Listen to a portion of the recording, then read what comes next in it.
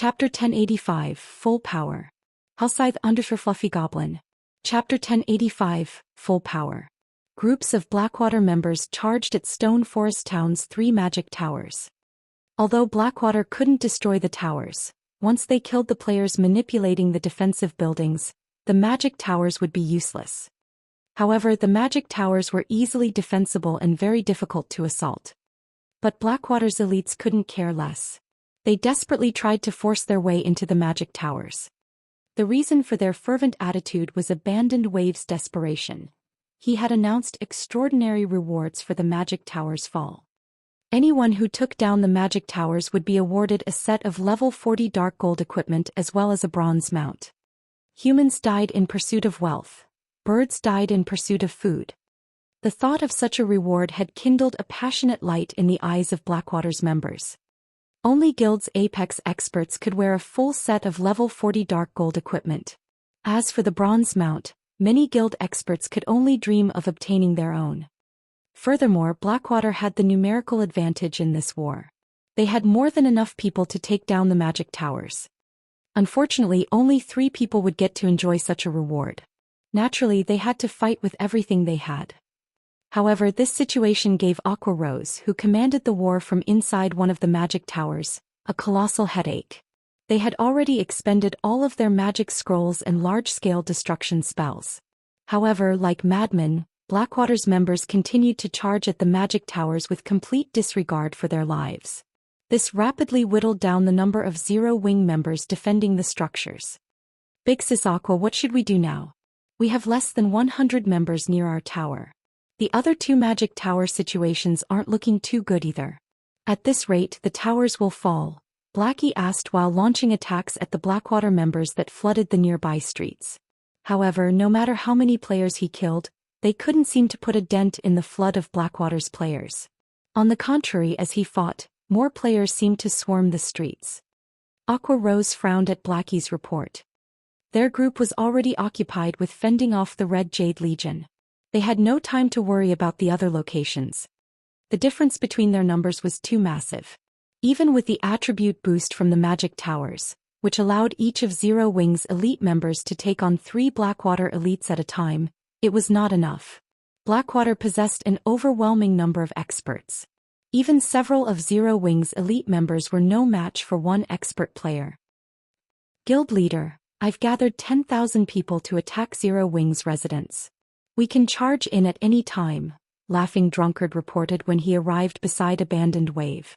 In addition, Heaven's Burial has dispatched an army of 50,000 elites to support us. It will take them roughly 10 minutes to reach Stone Forest Town. If we camp outside their resurrection temple, even if the Zero Wing members in Stone Forest Town revive, they'll only be able to watch as we secure the town. Very good. Go and destroy Zero Wing's residence, Abandoned Wave commanded.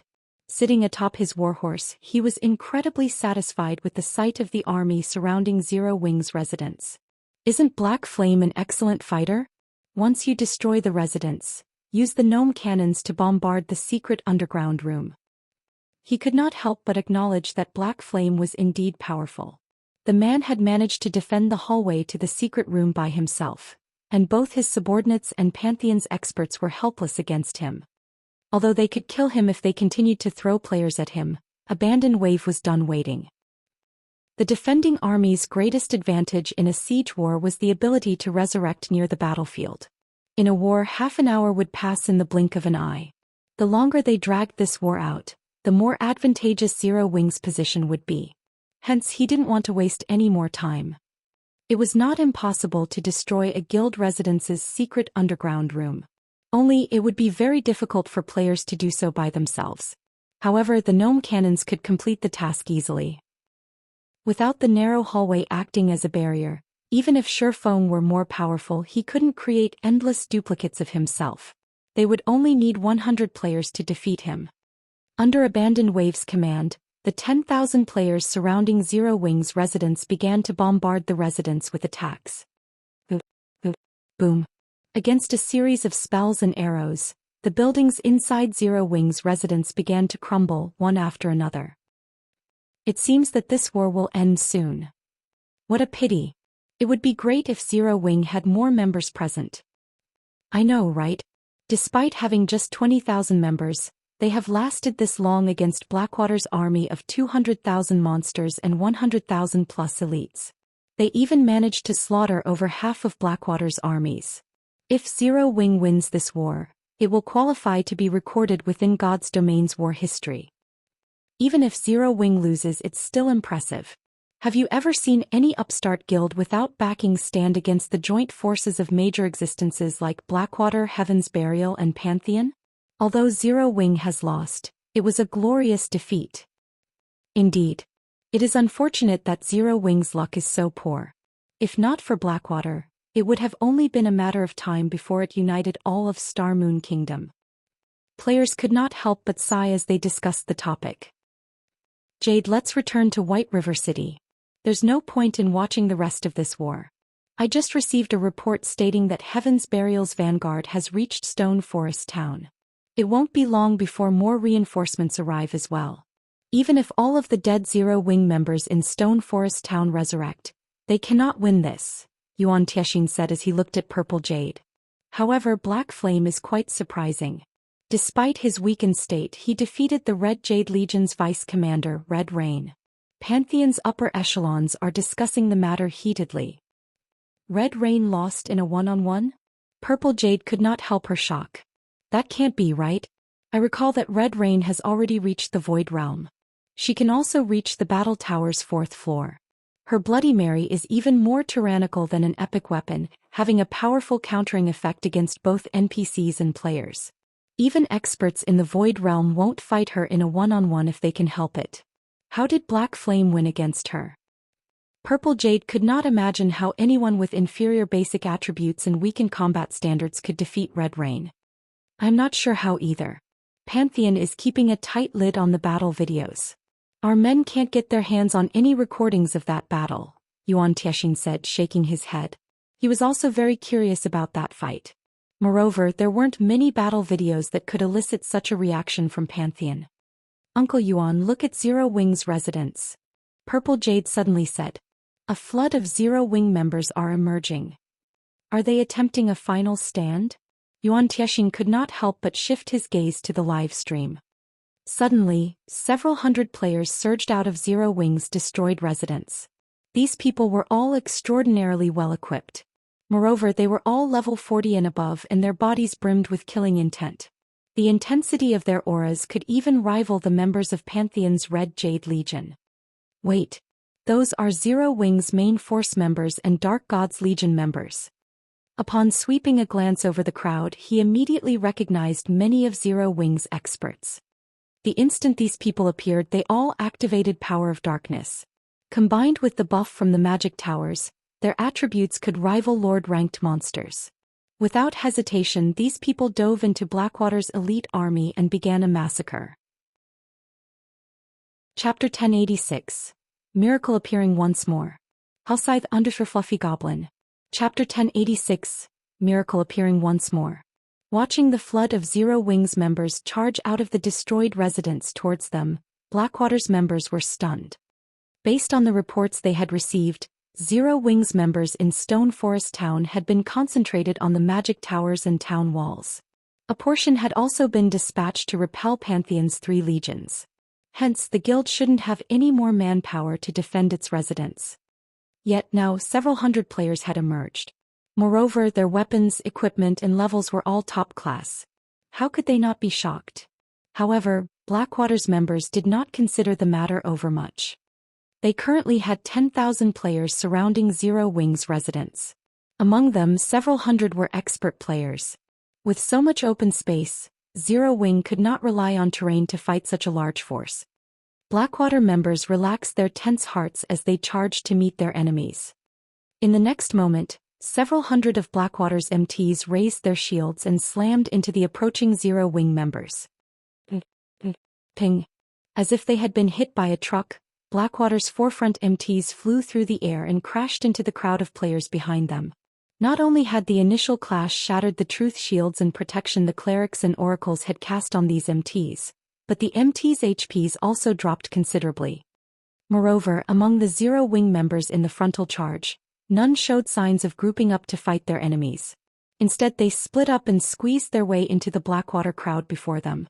This caused issues for Blackwater's ranged players.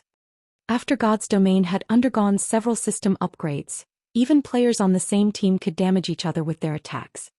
If the ranged players launched their spells and attacks into such a cramped area, there were only two possible outcomes: either they hit their mark or they harmed their allies. To make matters worse, the Blackwater melee players couldn't stop Zero Wing members from splitting up.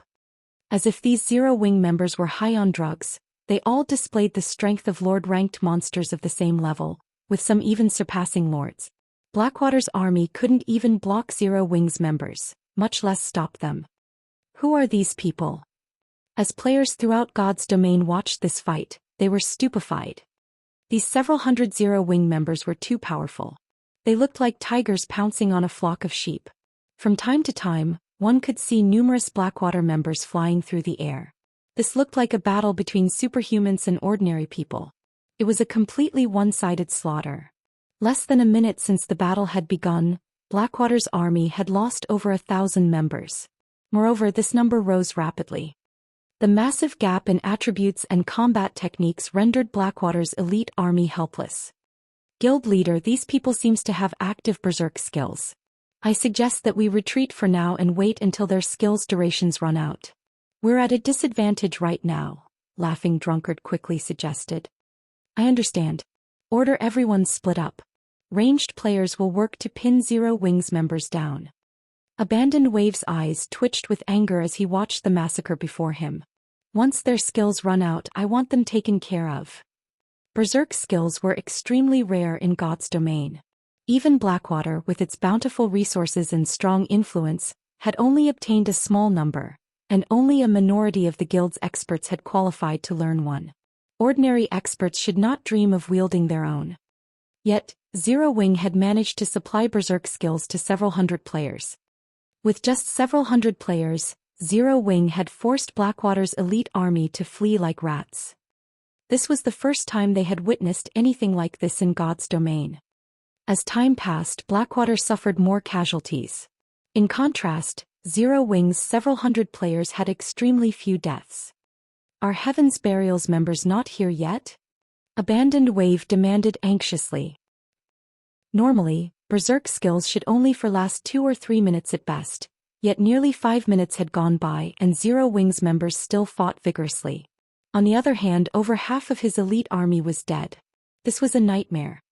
Guild leader, they've reached the town's entrance and are currently making their way here, laughing drunkard responded. Meanwhile, 3,000 players had gathered inside the underground first-floor hall of Zero Wing's residence. As time passed, more players joined them. Guild leader, Heaven's Burial's members have reached the town. Can we start now? That's right. If we let the main force continue their slaughter, they'll steal the war's contributions.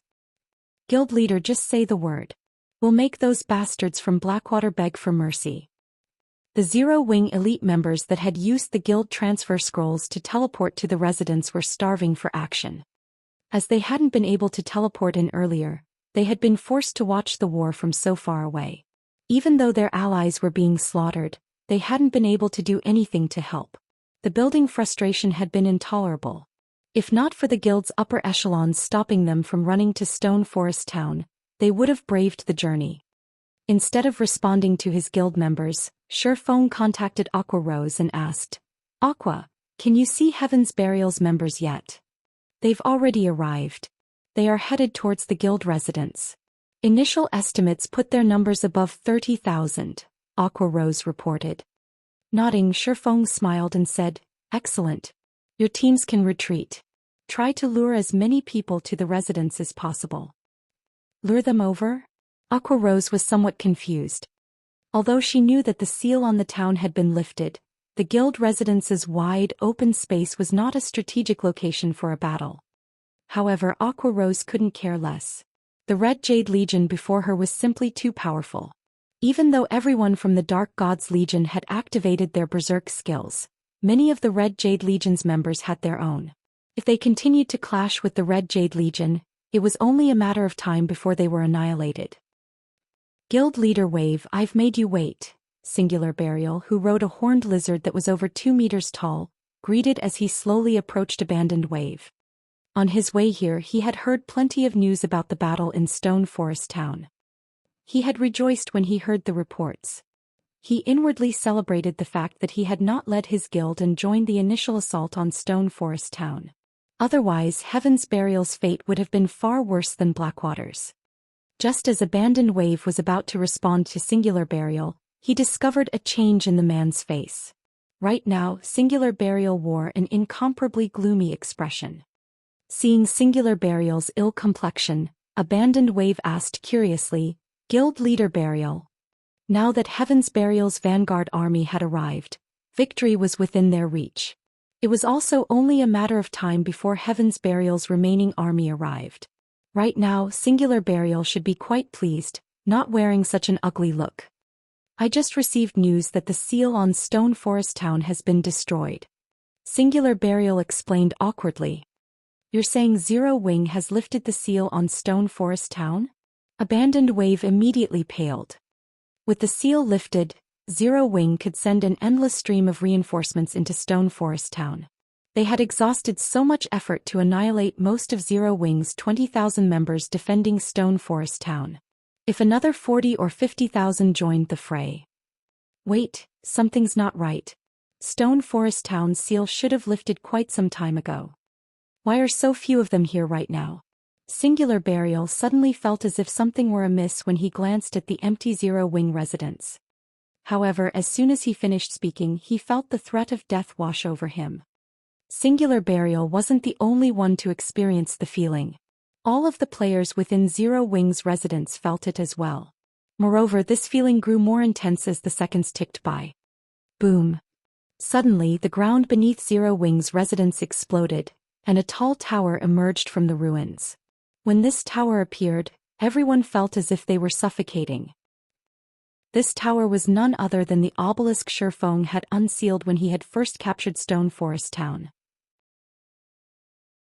Chapter 1087. Zero Wing's Strength. Hellscythe _ Fluffy Goblin.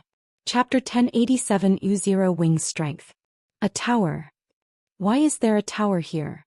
Everyone in Stone Forest Town stared incredulously at the obelisk that had suddenly emerged in the middle of Zero Wing's residence. The obelisk was several hundred meters tall. Even the Tier 4 mythic monsters looked no different than children before the obelisk. The instant the obelisk appeared, the cold hand of fear touched the hearts of all players within Stone Forest Town. Before anyone realized it, dark clouds covered the sky above the town. In the blink of an eye, elemental rain began to fall, scattering a mist over the town. This is elementalization. Magical class players who were familiar with elemental mana immediately recognized the mist's true identity, and they couldn't help their growing excitement. The town's players also felt their minds clear like never before. They felt their perspectives widen. If they could train in such a mana-dense environment, it wouldn't take long for them to improve by leaps and bounds. However, unlike the rest of the players, Abandoned Wave, Peerless, and Singular Burial did not show any excitement despite the thickening mist. Rather, they had noticed a 5-fold magic array looming in the sky, enveloping the town. The instant the 5-fold magic array appeared, the mana it gathered sent a shudder through every player's soul. Crap. This is a trap. Singular Burial could not help but recall Zero Wing's initial capture of Stone Forest Town, and the monstrous summoned NPC that destroyed the Star Alliance. Thinking up to this point, chills crawled down Singular Burial's spine. If that monster appeared once more, the consequences would be unimaginable. A trap? Originally, Abandoned Wave hadn't been sure about his guess. However, upon seeing Singular Burial's pale complexion, he was certain. Immediately, he turned to Singular Burial and asked, "Can you tell me what is going on?" Now that he was so close to obtaining Stone Forest Town, he could not give up. He had sacrificed too much to dominate Stone Forest Town.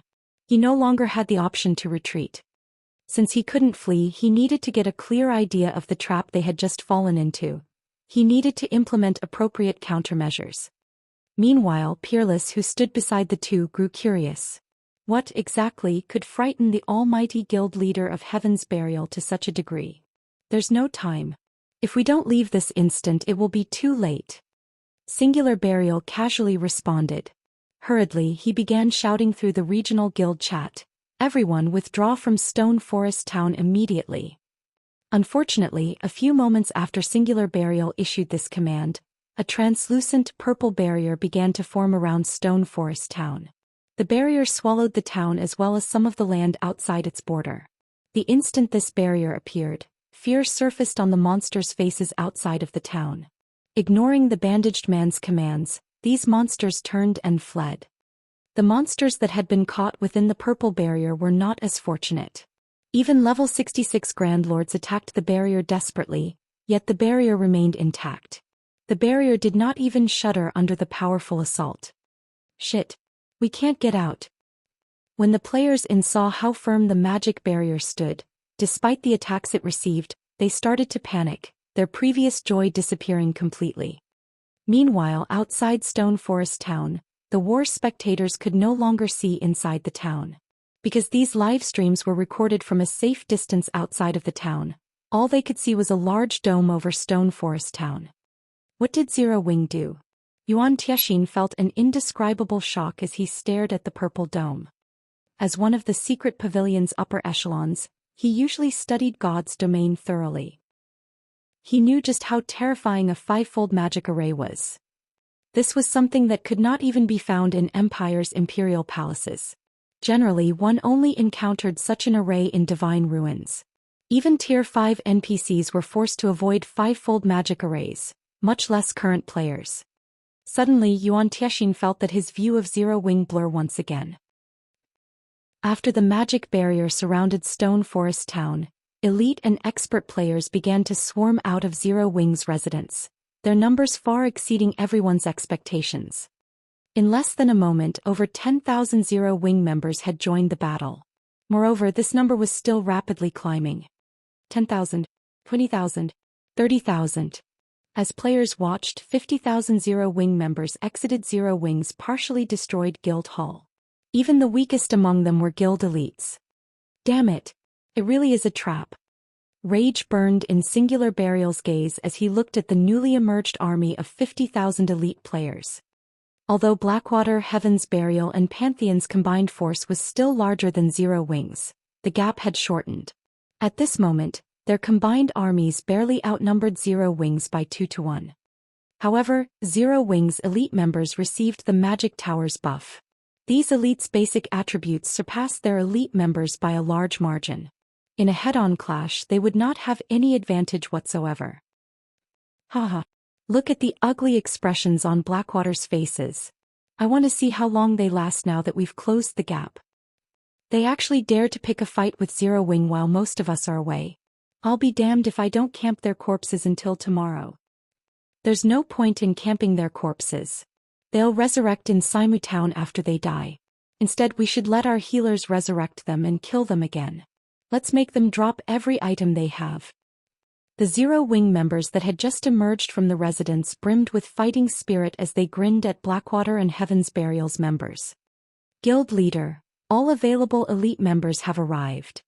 Blackie reported, pride growing in his heart as he watched the army of 50,000 elite players. It was hard to imagine that, in just a few months, Zero Wing had grown from an insignificant guild to contesting for the position of #1 guild in Starmoon Kingdom. Excitedly, Blackie said, "As long as you give the word, I'll lead our brothers to exterminate Blackwater and Heaven's Burial." "All right. It's about time we show them Zero Wing's true power," Shifeng said, nodding. Suddenly he shouted, "All units, listen up. Leave none of them alive." Upon hearing this, Zero Wing's members charged at Blackwater and Heaven's Burial's armies without any hesitation. The obelisk was the Awakened's prison. However, the crystal ball inside had more than its sealing ability. Only, the crystal ball's other abilities were considerably costly. For example, the five-fold magic array enveloping the town had cost a whopping 18 mana stones to activate. In addition, the magic array had an extremely long cooldown. Once used, it could only be used again after a full month. Meanwhile, the magic array only lasted 10 hours. During this period, people could only enter Stone Forest Town. Leaving the town would be impossible until the array's duration ended, or it was deactivated. as for destroying the magic barrier that was beyond current players. Meanwhile, the white mist in the town strengthened allies, granting them an extraordinary calm and helping them improve their skill completion rate. In contrast, enemy forces' senses were dulled. Enemy players' field of vision in particular would be greatly limited. If a player's field of vision were too narrow, they could easily fall prey to ambushes. As the battle began, Blackwater and Heaven's Burial's members were bombarded by various ranged attacks, yet when they tried to retaliate they couldn't locate their attackers. They could only stand there dumbfounded under the bombardment. In just the first wave of attacks, Blackwater and Heaven's Burial had suffered over 1,000 casualties. Against Zero Wing's elite members, even Blackwater and Heaven's Burial's experts had trouble in a one-on-one fight, not to mention the guild's elite members. Nobody could have imagined that the battle would become so one-sided. In less than 15 minutes, Blackwater and Heaven's Burial had lost over 10,000 members in total. On the other hand, Zero Wing had only lost several hundred. Moreover, these several hundred Zero Wing elites had traded their lives for the lives of Blackwater's and Heaven's Burial's experts. Watching Blackwater's members die in troves, Abandoned Wave sent Shifeng a hateful glare before reluctantly commanding through the guild chat, "We retreat." Defeated. He had been miserably defeated. He had never imagined that his long-cultivated plan would end like this. Chapter 1088. Legendary Existence. Hellscythe _ Fluffy Goblin. Chapter 1088. Legendary Existence. When Abandoned Wave issued the command, a powerless look graced his face. However, this command allowed the players fighting Zero Wing to release a sigh of relief. This wasn't a battle, it was simply a one-sided massacre. Not only were their basic attributes lower than Zero Wing's members, but their senses were also disrupted. Despite having more people on their side, they were helpless against Zero Wing. Guild leader, they're starting to withdraw to the north. Should we hunt them down? Aqua Rose also sighed with relief when she saw Blackwater's and Heaven's Burial's members retreat. This war hadn't been an easy one. It was definitely the most thrilling war she had participated in since she had started playing virtual reality games. If not for Shifeng's preparations, revealing one trump card after another to foil Blackwater's assault as well as dispatching Fire Dance to remove the seal over the town, Blackwater would have secured this war's victory.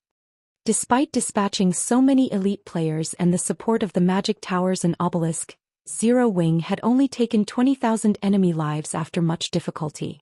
In exchange they had lost 3,000 lives. Blackwater and Heaven's Burial's power was obvious.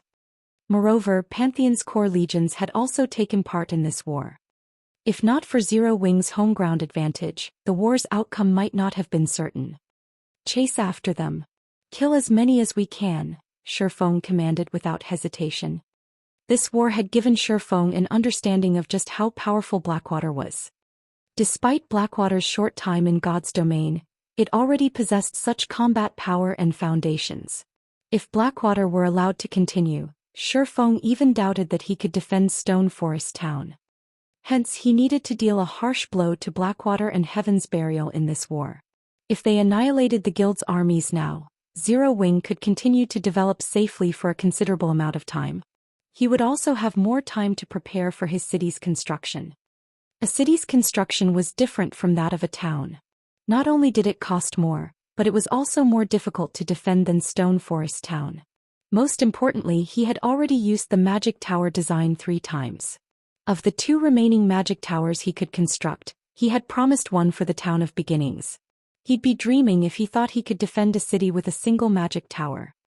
Upon hearing Shifeng's command, every member of Zero Wing charged at the scattering Blackwater's and Heaven's Burial members. This was a good opportunity to earn guild contribution points. Many of the systems and benefits Zero Wing offered required a certain amount of GCPs. Promotions also required GCPs. GCPs had become particularly important after Stone Forest Town's battle arena had appeared. One could normally only gain GCPs by completing quests or trading in good equipment or items. However, there was a limit to the GCPs that could be obtained through these methods. It was only during guild wars that GCPs could be earned without a limit. How could they pass up this opportunity? Zero Wing is despicable. We're already retreating, yet they're chasing us down. Singular Burial could not help but curse.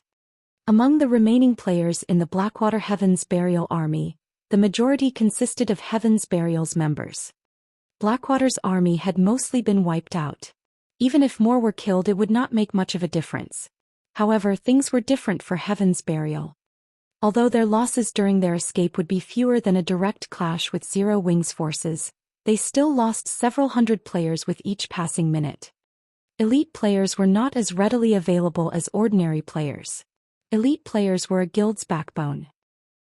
If Heaven's Burial lost so many of its elite players here, it would wound the guild's development. The guild may even stagnate. However, regardless of how many times Singular Burial cursed, Heaven's Burial's members died by the dozens. Very quickly, over half of Heaven's Burial's 50,000 elite army had been lost. As Zero Wing's members continued to massacre Blackwater and Heaven's Burial's members, Shifeng received a call request from an extremely familiar ID. Endless Scars. Shifeng's expression tensed when he saw this name. Why is she contacting me? We shouldn't have any connections. Endless Scars had been a rather mysterious female expert in Shifeng's previous life. Aside from her name and battle records, nobody knew anything about her. Many players had recognized her as a legend among independent players. Many super guilds had even tried to recruit the woman, offering her all sorts of astronomical prices. However, the latter ignored these offers, operating alone. Surprisingly, none of these super guilds tried to cause Endless Scars any trouble. Endless Scars had become a legend due to her battle records against one higher-tiered opponent after another. First, she fought Tier 4 opponents as a Tier 3 player. Afterward, she fought Tier 5 opponents as a Tier 4 player. One of her most impressive battle records was of a fight with a Tier 6 God-ranked expert as a Tier 5 player. Tier 6 was a massive turning point for players. Any expert that reached this rank had peaked in almost all aspects. Yet, Endless Scars had successfully defeated a Tier 6 God-ranked expert. After that battle, she became the #1 expert on the God's Domain experts list of the time. Everyone had assumed that this goddess would continue her legend in God's Domain. However, Endless Scars had suddenly disappeared from the public eye. Many throughout God's Domain had speculated about her disappearance. Shifeng had never imagined that such an existence would seek him out. Shifeng immediately accepted the call. Hello, my name is Endless Scars. You may also refer to me as Ling Jingxian. I am a representative of the Blackwater Corporation. Ling Jingxian introduced herself, her voice crisp and pleasing, which made her difficult to hate. Although he hadn't reacted visibly, Shifeng's heart pounded madly when he heard this introduction. To think that this legendary player would be a representative from the Blackwater Corporation. Shifeng finally understood why none of the various super guilds had issued sanctions against Endless Scars after she rejected their offers. With such a powerful backer, of course, the various super guilds wouldn't move against her. Seeing as Miss Jingxian has contacted me, are you perhaps trying to convince me to show mercy to Blackwater's people? Shifeng asked, laughing. As one of the Blackwater Corporation's representatives, Ling Jingxian would care about the Blackwater Guild's development. If all of the Blackwater Guild's elite members died here, the guild would undoubtedly stagnate. That's right. Doing so would benefit us both. Ling Jingxian did not bother to hide her intentions. Instead, she chuckled lightly, acting as if this matter wasn't important to her in the least. Miss Jingxian, I have received your message of goodwill. If there is nothing else, I'll end the call now, Shifeng said nonchalantly. If you continue to force Abandoned Wave into a corner, he might decide to take you down with him.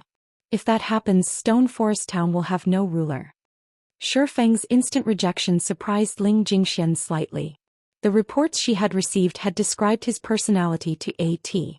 Immediately she explained, I am not saying this without basis. You know that Abandoned Wave is capable of controlling that monster army, right?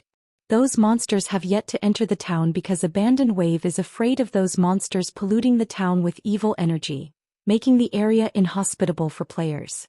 If you continue to pursue Blackwater's members, he might release the monster army into Stone Forest Town. If that happens, everyone will lose. Evil energy? Shifeng seemed to recall something similar. Any area that the evil god's evil energy polluted became uninhabitable for players. If players were in these polluted areas for long periods, the evil energy would infect them as well. If that happened, the consequences would be extremely severe.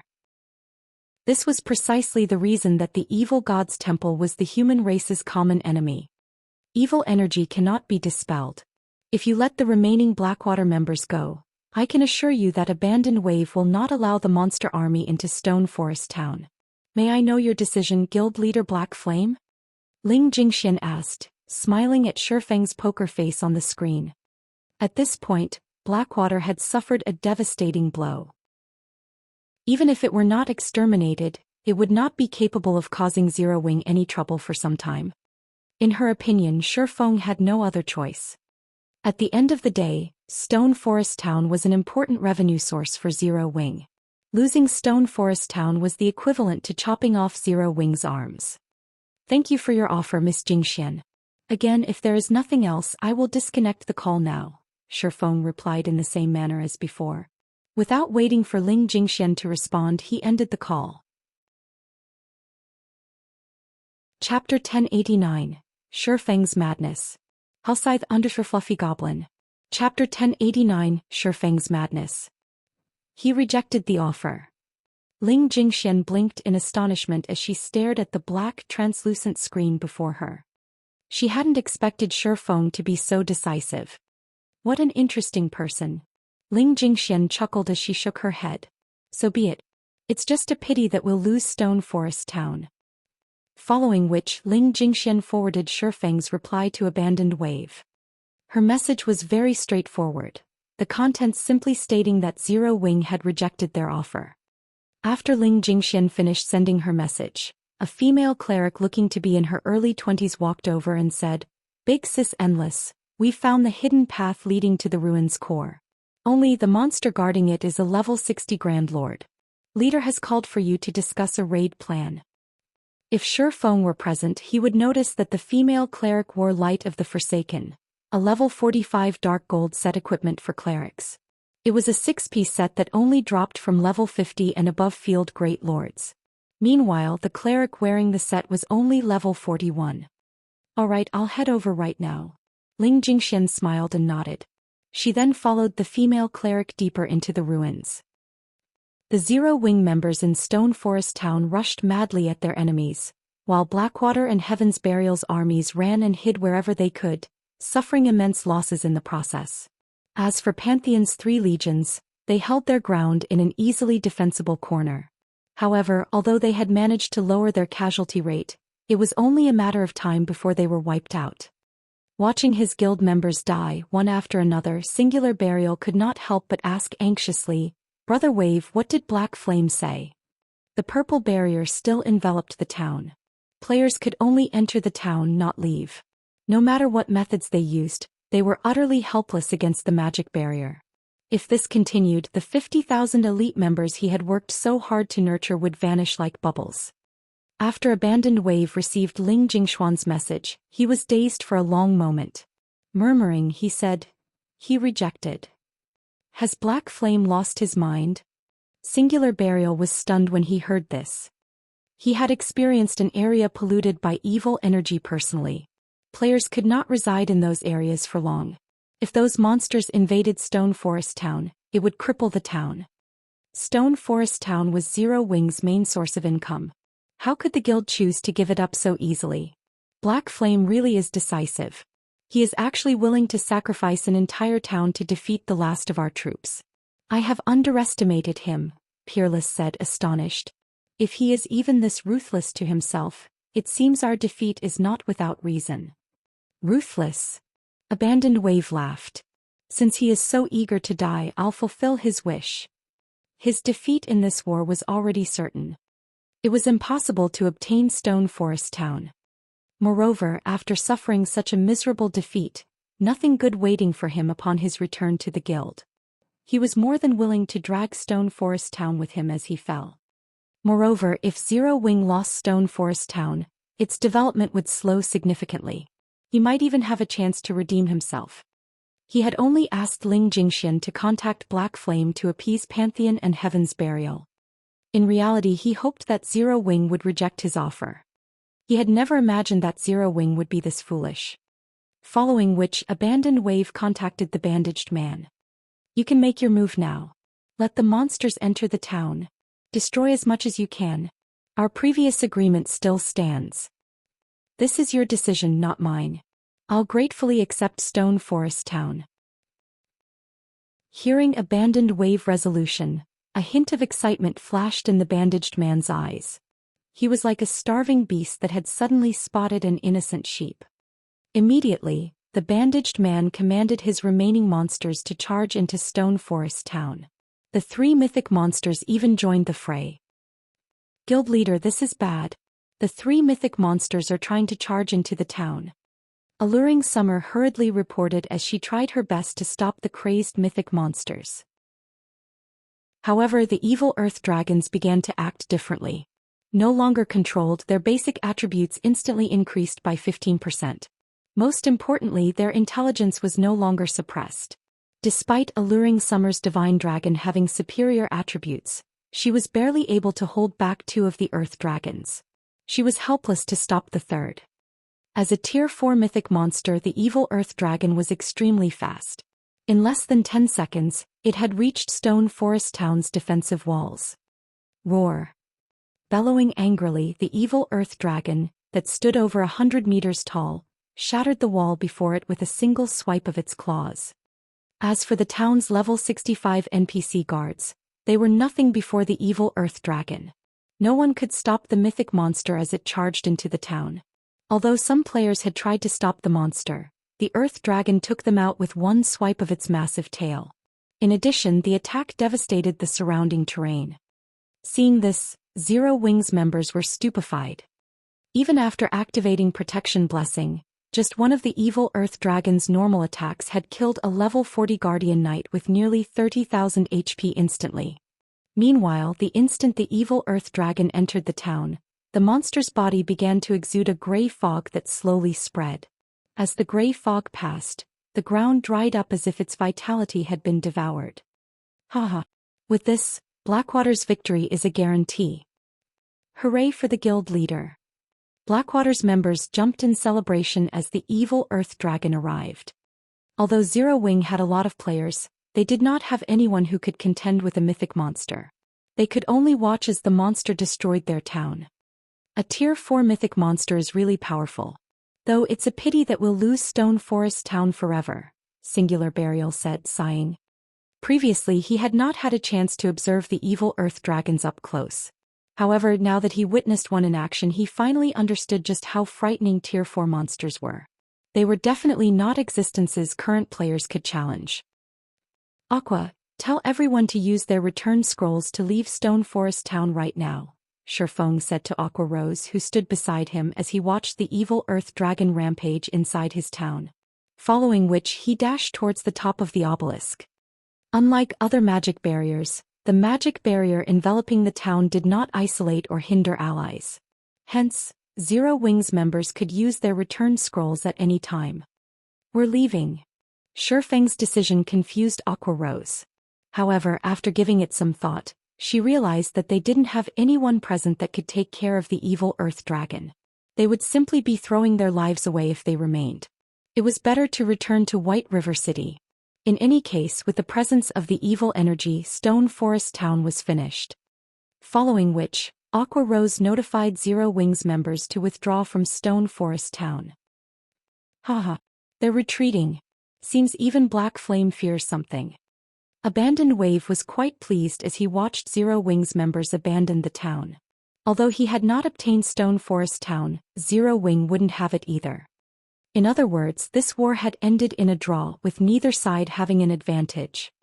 When the evil earth dragon reached the obelisk, it released a powerful roar as its eyes locked onto the only Zero Wing member left in Stone Forest Town, Shifeng. Meanwhile, Shifeng, who stood on the obelisk's peak, unsheathed Killing Ray and swung the sacred sword at the gigantic crystal before him. Ping! The crystal split in half on the spot. Immediately, black fog began to seep from the crystal's 2 halves, gradually forming into the figure of a person. A short moment later, an effeminate youth wearing long blood-red robes with hair scattered over his shoulders appeared. This youth was none other than the awakened the obelisk had imprisoned. Lancelot, awakened high elf. Level? HP? / No wonder he didn't die even after imprisoned for such a long time. So he's a high elf. Realization dawned as Shifeng looked at the effeminate youth. Elves had a much longer lifespan than humans. Moreover, they were naturally gifted with the ability to manipulate the magical elements. Spells in their hands could move as if they had a life of their own. If the current Lancelot were not in his soul form, he only needed to flick a finger to turn Stone Forest Town to ash. However, even the current Lancelot should be provoked. He was capable of taking over other NPCs' bodies. Moreover, he became more powerful with each time his seal was lifted. The NPC he took possession of would also become incredibly difficult to deal with. Shifeng hadn't wanted to release Lancelot. However, to exterminate Blackwater's remaining monsters, he had been forced to take this risk. Chapter 1090. Awakened vs. Evil Earth Dragons. Chapter 1090 Awakened vs. Evil Earth Dragons. As Lancelot appeared, Shifeng lost control of the magic barrier surrounding Stone Forest Town. Instead, the magic barrier automatically began to suppress Lancelot's soul. The mana flowing out of the magic barrier increased by numerous times. Even the mythic-ranked evil earth dragons started to fear the magic array as they unconsciously retreated. Shortly after, Lancelot glanced at Shifeng. However, at this point the mana from the magic barrier already suppressed him. Immediately, Lancelot vanished from Shifeng's view as he flew to occupy a Tier 1 NPC elementalist. I should leave now. Shifeng could not help but sigh with relief when Lancelot left. Although Lancelot was only a soul, the NPC possessed the power to damage and kill other living creatures. Lancelot would have no problem killing a weakened Tier 1 player like himself. If Lancelot had a physical body, he'd likely kill Shifeng instantly. Now that the seal had been broken, the magic barrier had begun to dissipate naturally. Players inside the barrier were no longer restricted and could leave the barrier anytime they wanted. Without hesitation, Shifeng activated space movement and distanced himself from Stone Forest Town. Meanwhile, the independent players watching the war from outside of Stone Forest Town could finally see the situation inside. Is that Stone Forest Town? Everyone's jaws dropped when they saw the town's current state. Instead of a thriving town, they saw a wasteland. Collapsed buildings littered the town. Potholes and cracks covered its streets. However, the player corpses that filled the streets shocked the spectators the most. This was the first time they had seen anything so tragic. The magic barrier is gone. Singular Burial's frown relaxed as he watched the magic barrier vanish. However, after recalling the current state of his army, his hatred for Zero Wing intensified. Based on his current estimates, his elite army's death toll exceeded 35,000. Of his 50,000-strong elite army, less than 15,000 people remained. After losing so many elite players, Heaven's Burial's development would undoubtedly stagnate for a time. The most abhorrent thing was that, even after losing so many troops, he had obtained nothing whatsoever. Moreover, Zero Wing's opportunistic members had looted over half of weapons and equipment Heaven's Burial and Blackwater's members had dropped. Not only hadn't they profited from this war, but they had also lost far more than expected. Damn it! Why is Black Flame so willing to part with his town?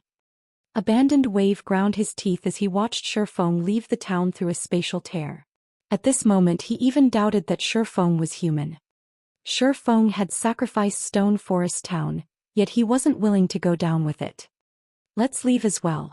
The evil energy here is growing denser. Peerless also could not help but sigh when he saw Shifeng disappear. He then commanded the members of Pantheon's 3 core legions to leave Stone Forest Town. However, as everyone began to activate their return scrolls, a figure appeared in the sky, chanting an incantation. Immediately, a 3-fold magic array slowly formed above Stone Forest Town.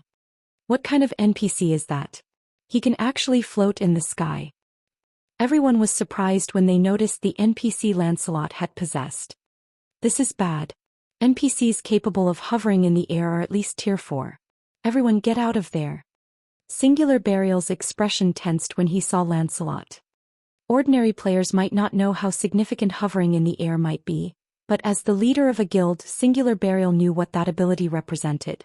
This signified that Lancelot was a Tier 4 NPC at the very minimum. Otherwise, he had no way of learning the super-rare Tier 4 spell Hover. If the enemy were simply a Tier 4 mythic monster, he would not be particularly worried. However, the new opponent was a magical class NPC.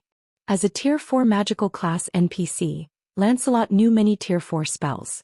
Among them, there were definitely Tier 4 large-scale destruction spells. If he used those spells, slaughtering these players would be child's play. Peerless had also begun to notify his men, instructing them to escape Stone Forest Town quickly. "Foolish ants, cease your resistance and let me devour you."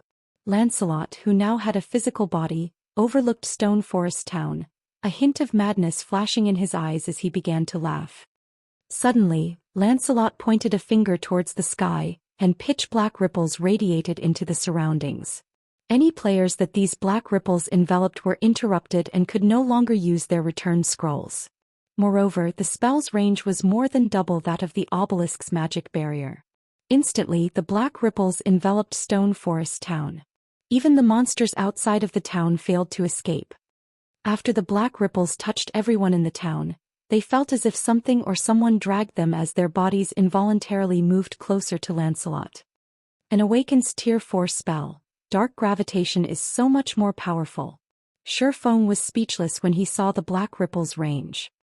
Fortunately, he had traveled far enough from Stone Forest Town. Otherwise, he would be among those being dragged towards Lancelot right now. Although awakened NPCs and mutants were somewhat similar, the former was unmatched in skill and spell utilization. Hence, awakened NPCs were invincible among those of the same tier and level. They were even capable of challenging opponents of a higher tier. Even a Tier 6 god couldn't kill a Tier 5 awakened like Lancelot, and in the end, could only imprison the latter and pray that time would wear the high elf down. What did Black Flame do? Fear surfaced on Abandoned Wave's expression. Even if he were a fool, he could tell that Sherfone was related to this situation. However, no matter how hard he struggled, he couldn't break free from the power pulling his body. He could only watch as he gravitated towards Lancelot. "This won't do. We can't resist this spell at all. We need the evil earth dragons to get rid of that NPC." Peerless hurriedly told Abandoned Wave. Even after activating his berserk skill, he was dragged towards Lancelot. Current players couldn't contend with a Tier 4 NPC. The 3 evil earth dragons were their only hope. As they were also Tier 4, even if the evil earth dragons were slightly weaker than the NPC, there were 3 of them. Combined with players and the other Tier 3 monsters' attacks, it might be possible to kill the Tier 4 NPC. If they could kill such a powerful Tier 4 NPC, based on God's domain settings, they might obtain some powerful items that could make up for the losses they had suffered. Upon Peerless' reminder, Abandoned Wave hurriedly contacted the bandaged man. The evil earth dragons were level 65, and after using an advanced identification skill, Abandoned Wave discovered that Lancelot was only level 70. To Tier 4 monsters, a difference of 5 levels was practically negligible. Lancelot, Awakened High Elf Great Wizard, level 70 HP 73, 000, 000/73, 000,000. In terms of HP, Lancelot definitely surpassed NPCs of the same tier and level. However, he didn't have as much as the level 65 evil earth dragons. "Kill that NPC," Abandoned Wave commanded. Immediately, with the 3 evil earth dragons taking the lead, both monster and player armies began desperately attacking Lancelot. Chapter 1091. Taking Advantage of Others' Misfortune. Chapter 1091. Taking Advantage of Others' Misfortune. Lancelot looked like an ant before the 3 evil earth dragons. It seemed as if a single slap was more than enough to take his life. Roar. The 3 evil earth dragons activated their evil roar skills simultaneously, firing 3 gray beams at Lancelot. As the evil earth dragon's specialty skill, their evil roars had a very wide range. If struck, even mythic monsters of the same level would receive significant damage. Their combat powers might even weaken. The players watching from a distance felt chills crawl down their spines when they saw the 3 gray beams. They finally understood why the tens of thousands of players that had attempted to raid Black Ridge Town had suffered such a miserable defeat. It wouldn't matter how many players attacked the town. Against such a skill, all would die instantly. Boom. The three beams of light converged into a single point, creating a deafening explosion. Despite the explosion occurring in the air, the resulting shockwave nearly sent the players inside the town flying. Black Flame, do you think a single Tier 4 NPC can defeat us? Abandoned Wave gleefully demanded. Although they had lost Stone Forest Town and their war with Zero Wing ended in a draw, every player throughout Starmoon Kingdom would know of Blackwater now that it had displayed its power. The guild would have no issues recruiting elite and expert players in the future. Blackwater would quickly recover its losses. But what about Zero Wing? Without Stone Forest Town, the Candlelight Trading Firm would be Zero Wing's only source of income. The trading firm's meager profits could never sustain a guild of Zero Wing's size. Moreover, Zero Wing could only operate around White River City. How could its development speed possibly compete with Blackwater's? The Dragon Phoenix Pavilion had also suppressed Zero Wing's expansion into the Black Dragon Empire. Hence, it was only a matter of time before Blackwater surpassed Zero Wing. By then he would remove Zero Wing's name from Starmoon Kingdom permanently. Guild leader, look. Just as Abandoned Wave's hope rekindled, Laughing Drunkard's eyes widened as he looked towards the sky, shock flashing in his gaze. Still hovering in the air, Lancelot was unharmed. A 5-layer ice barrier shattered and fell to the ground piece by piece. He's unharmed. How is he so powerful? Is this a Tier 4 NPC? The spectating crowd gasped when they saw this, their hearts nearly skipping a beat. A single evil roar could easily wipe out thousands of players or heavily injure a Grand Lord of the same level, yet Lancelot emerged unscathed after taking 3 of these attacks. Everyone was confused. Why was there such a huge disparity in strength between these Tier 4 existences? Continue the attacks. He must have used a life-saving skill. He won't be able to use it repeatedly. The outcome also surprised Abandoned Wave. However, he had a more complete view of the situation. The greatest difference between NPCs and monsters was their skill strength. Otherwise, how could NPCs challenge monsters of the same tier? As Abandoned Wave had guessed, the 5-layered ice mirror was a Tier 4 Great Wizard's life-saving skill. The skill could not be used again within a short time. Moreover, the skill had a very short duration of only 10 seconds. Immediately, tens of thousands of spells and arrows flew towards Lancelot.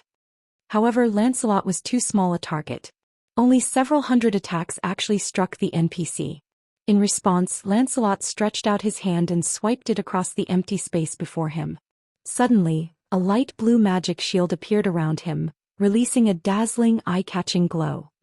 When the spells and arrows met the magic shield, it was as if they had crashed into adamantite.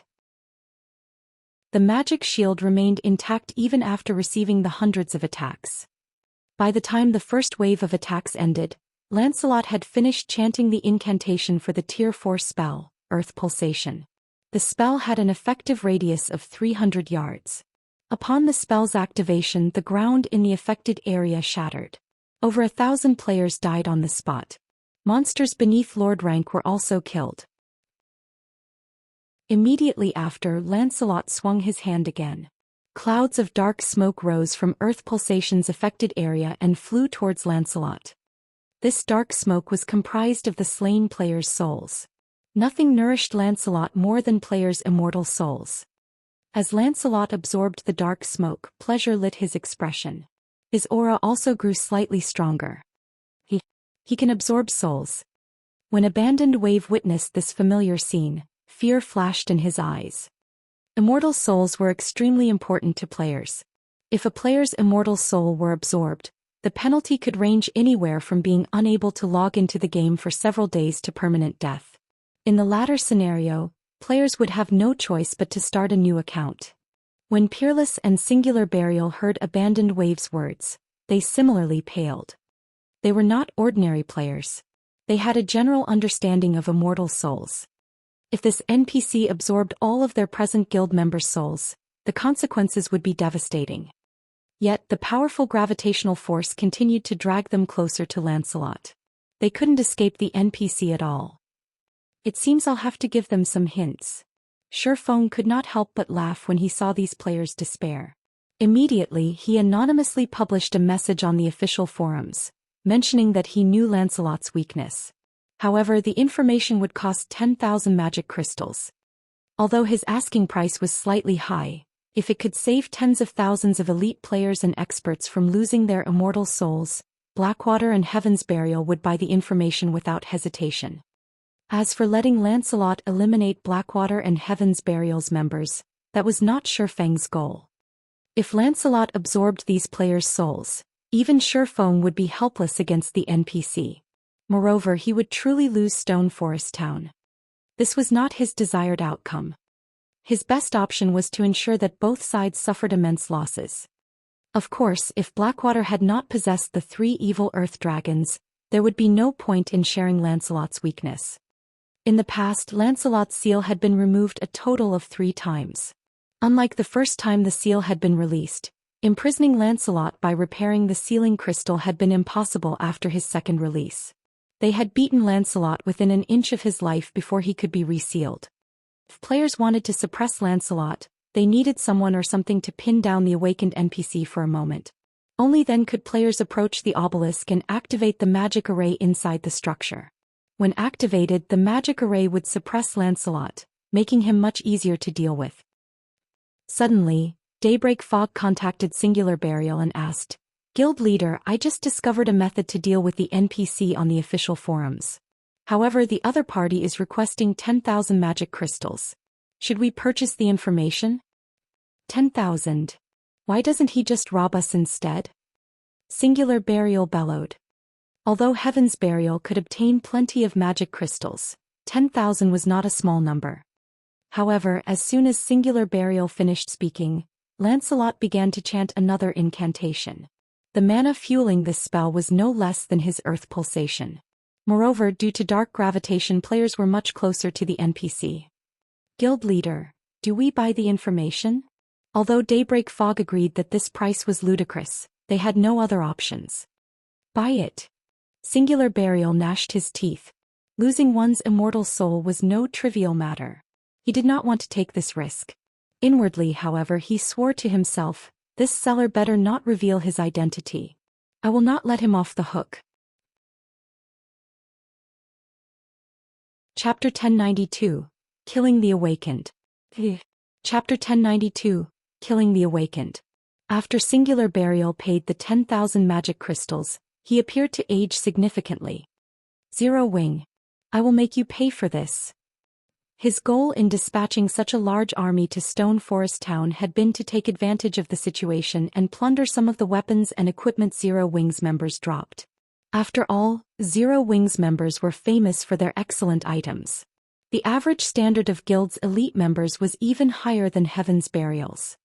However, not only hadn't he gained anything, but he had also lost over 30,000 elite members and 10,000 magic crystals.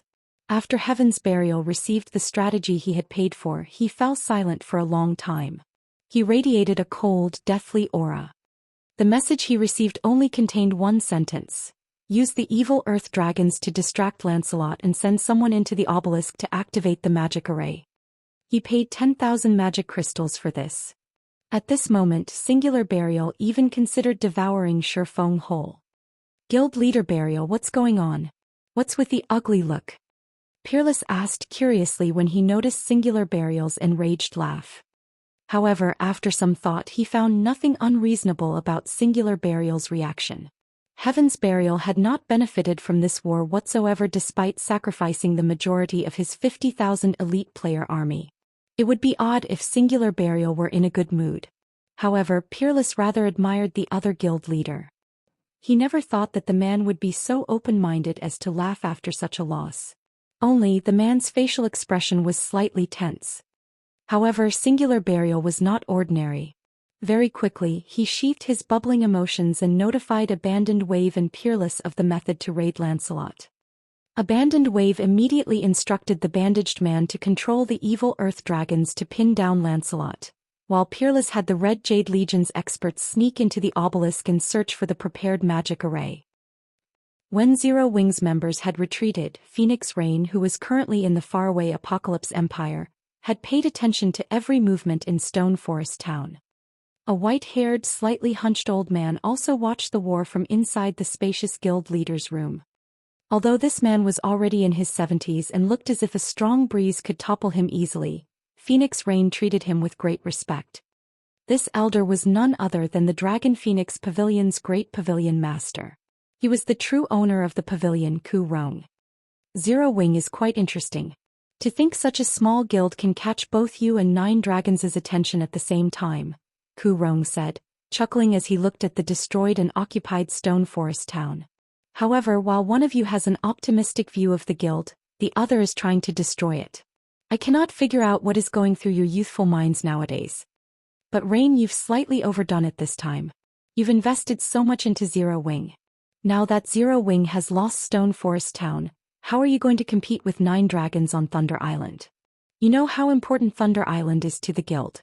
Moreover, I've already stated that whoever takes control of Thunder Island will succeed me in the future. I have always had a favorable opinion of you. I hope you do not disappoint me. When Phoenix Rain heard Ku Rong's words, her chest tightened. In reality, she had always wondered if she had made the right decision to invest so much into Zero Wing. The Dragon Phoenix Pavilion had only discovered Thunder Island by chance while exploring a dangerous zone out at sea. However, upon reaching Thunder Island, the pavilion had discovered certain information which the upper echelons greatly valued. Even Ku Rong, the great pavilion master who usually did not show himself in the guild, made an appearance. However, news about Thunder Island had quickly leaked, which attracted the attention of many super guilds. Several super guilds had already dispatched their capable forces to contest for the island.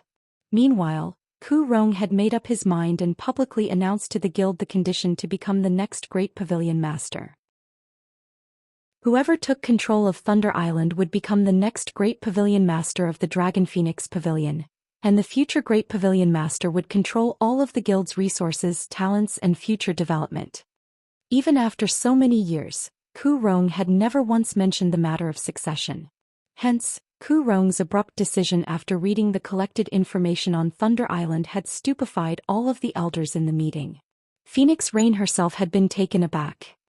However, wresting control of Thunder Island from 9 Dragons Emperor and the various super guilds was easier said than done. It would likely require far more resources than she could imagine. Moreover, even if she collected enough funds, her chances of taking control of Thunder Island were very small.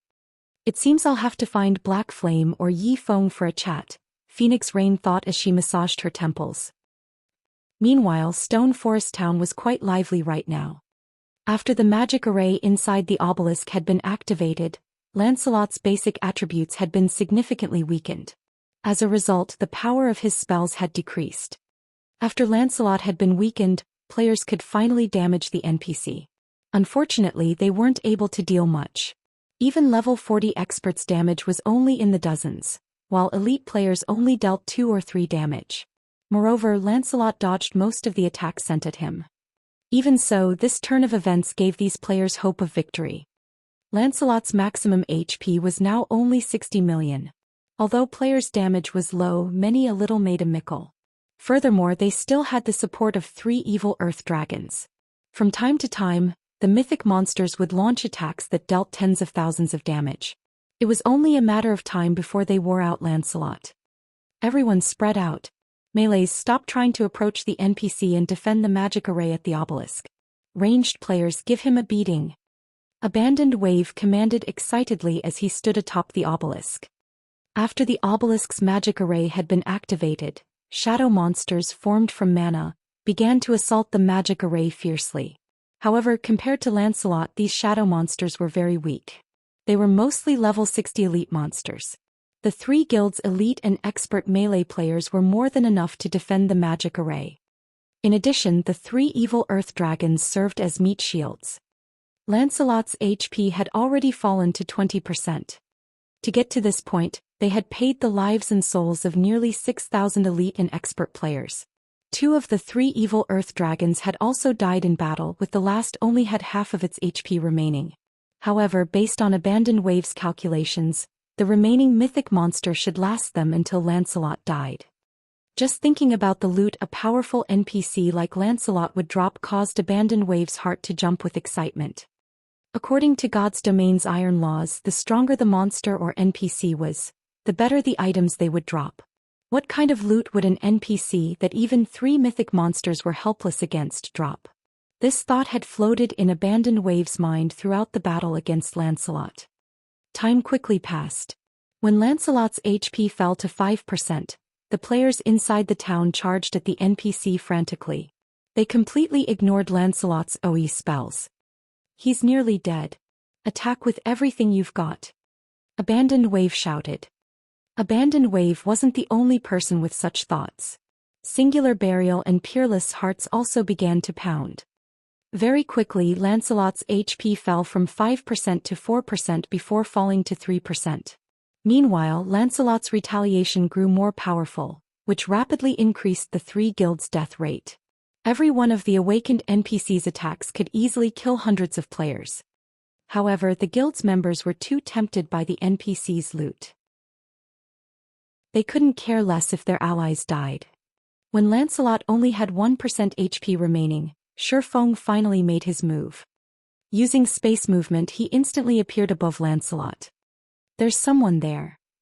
Someone actually dares to try to steal our loot. Kill him. Although everyone was absorbed in the battle, they were not so blind as to fail to notice an outsider. Kill-stealing was common in God's domain. Even they often practiced the act. Hence they were naturally wary of kill-steals. The instant Shifeng appeared, everyone instinctively shifted their attention to him. Wait, that's Black Flame. Some expert players with good eyesight quickly recognized the intruder. Black Flame. I never expected even you to make such a fatal mistake. Abandoned Wave could not help but laugh at Shifeng's foolish behavior. Immediately he commanded, everyone stop attacking the boss. Focus on Black Flame. Although Lancelot only had 1% HP remaining, 1% of 60 million was still 600,000. It was impossible for Shifeng to kill Lancelot by himself. Chapter 1093, Epic Legacy Skill. Hellscythe Underserve Empire. Chapter 1093, Epic Legacy Skill. Kill him. Show him the consequences of trying to steal our boss. Hearing Abandoned Wave's command, all the ranged players focused their fire on Shifeng. Immediately, a barrage of spells and arrows flew at Shifeng, who was still in midair. With Shifeng caught in freefall, ranged players could easily predict his trajectory and aim their attacks accordingly. Die. Singular Burial hated Shifeng down to the bones right now. If not for Shifeng releasing Lancelot, Heaven's Burial would not have suffered such a tragic loss. Now that Shifeng had taken the initiative to come looking for a beating, how could Singular Burial possibly let the man get away? Immediately, Singular Burial unslung the white feather double-string longbow from his back. He then knocked 5 silver arrows carved with magic patterns and shot them at Shifeng. After he loosed the arrows, they merged into one and flew at Shifeng like a meteor. Singular Burial had just used the Tier 1 taboo skill Flying Meteor. The power of this taboo skill rivaled that of a Tier 2 skill. Even a Tier 2 lord would be heavily injured and become temporarily paralyzed if they received it directly. Aside from Singular Burial, other ranged experts had also used their specialties. Instantly, over 100 attacks locked on Shifeng's landing spot. Faced with such an onslaught, even if Shifeng were on the ground right now, he would find it impossible to dodge them all, not to mention that he was still in midair. However, just when he was about to enter the line of fire, his body suddenly stopped descending. Consequently, all the attacks simply streaked past underfoot. Immediately after, Shifeng, who had activated Wind Rider, flew towards Lancelot. He's flying. How can he be flying? Everyone was stupefied when they witnessed this scene. As for Singular Burial, who was somewhat familiar with Shifeng, the fact that during the war at the Stoneclaw Mountains, Shifeng had once flown for a short time popped into his head. This is bad. He lured us away from the boss. Quick, stop the evil earth dragon from attacking the NPC. Noticing that Lancelot was moving farther and farther away, Singular Burial suddenly understood why Shifeng had not used his flying skill right off. At this moment, aside from the last remaining evil earth dragon, everyone else had stopped attacking Lancelot. Regardless, the damage of the mythic monster was still much higher than the combined damage of all the players present. Even if it did not use any powerful attacks against Lancelot, it would shave off the NPC's remaining 600,000 HP before long. With Shi Feng's accurate judgment towards damage and timing, he could easily time his attack and land the finishing blow on Lancelot. In addition, Blackwater's members had previously taken the initiative to lure Lancelot away from the main army. With the distance created, Shi Feng would have more than enough time to steal all the loot before the main army could catch up. This was a perfect plan that killed two birds with one stone. Hearing Singular Burial's words, Abandoned Wave also realized what was going on. Hurriedly, he had the bandaged man stop holding back the evil earth dragon and let it attack Lancelot with its full power. This Singular Burial sure reacted quickly. Shi Feng frowned. Just as Shi Feng was about to arrive before Lancelot, Abandoned Wave finally made a move himself. Taking out an extremely exquisite dark green crystal ball from his bag, he began chanting the incantation to activate it. With a sinister smile on his face, Abandoned Wave squeezed the crystal ball and shattered it. When the crystal ball shattered, a stream of black smoke flew to Shi Feng. This crystal ball was an extremely precious sealing crystal that the bandaged man had given him. When activated, the crystal ball could silence any single player within a radius of 100 yards for 10 minutes. Shi Feng's Wind Rider skill instantly vanished, and his body plummeted towards the ground. All melees surround him. Do not let him get away no matter what. Abandoned Wave shouted. Leave it to me, guild leader. Laughing Drunkard, who was charging at the forefront, licked his lips when he saw Shi Feng falling. He was already prepared to land a fatal blow on Shi Feng. The reason why players were strong was their ability to use numerous skills and spells. However, when they were silenced, they could only resort to normal attacks. Needless to say, a silenced player would have their combat power reduced significantly. Not to mention Shi Feng was still in a weakened state right now. Aside from Laughing Drunkard, over a dozen other level 40+ melee experts were dashing towards Shi Feng. As soon as Shi Feng landed, they would use their control skills to restrict him and butcher him. In response, however, Shi Feng took out a scroll from his bag leisurely. Summon Guard. Immediately, Kite's tall and muscular figure appeared before Shi Feng in midair. The Dark Gold Guard then executed the Tier 2 skill Storm Blade. In the next moment, dozens of invisible wind blades struck at Laughing Drunkard and the others. Damn it! Laughing Drunkard immediately withdrew when he failed to read what kind of attack Kite had just executed. However, everyone else was not as fortunate. Anyone who attempted to defend against the descending wind blades ended up falling on their backs. Immediately after, several more wind blades reaped their lives. By the time Kite and Shi Feng alighted safely, all the players, aside from Laughing Drunkard, who had been within 15 yards of them, had died to the Dark Gold Guard's attack. Kite's power caused the players who initially planned to rush at Shi Feng to freeze up, putting an abrupt end to the footwork to execute charge. Black Flame, you will die here today. Don't think that a single NPC can save your life. Although Laughing Drunkard feared Kite, Shi Feng himself was unable to use a single skill. As long as they distracted Kite, killing Shi Feng would be a piece of cake. What if I have to? Shi Feng laughed as he proceeded to summon Anna. With the Dark Gold ranked Kite protecting him and the Epic ranked Anna on the offensive, the difficulty of killing him would most likely be even greater than if he were at his peak. The reason why guards were called guards in the first place was their very powerful ability to protect players. Without even waiting for Shi Feng's command, Anna sprang into action as soon as she appeared. 10 stone guards abruptly appeared before her, forming a wall that blocked off all attacks from the front. The attacks of players could not even scratch the stone guards. In contrast, the stone guards sent numerous MTs flying with only a single attack. This situation rendered the surrounding players utterly helpless against Shi Feng. As a result, Shi Feng could stroll up to Lancelot. Crap. What kind of personal guards are they? They can actually cleave through an army of players so easily. My guess is that they're secret silver rank at the very least. They might even be the rumored fine gold guards. The spectating players were shocked when they saw how strong Kite and Anna were. Although the two NPCs had displayed frightening strength before, their performance right now was even more splendorous.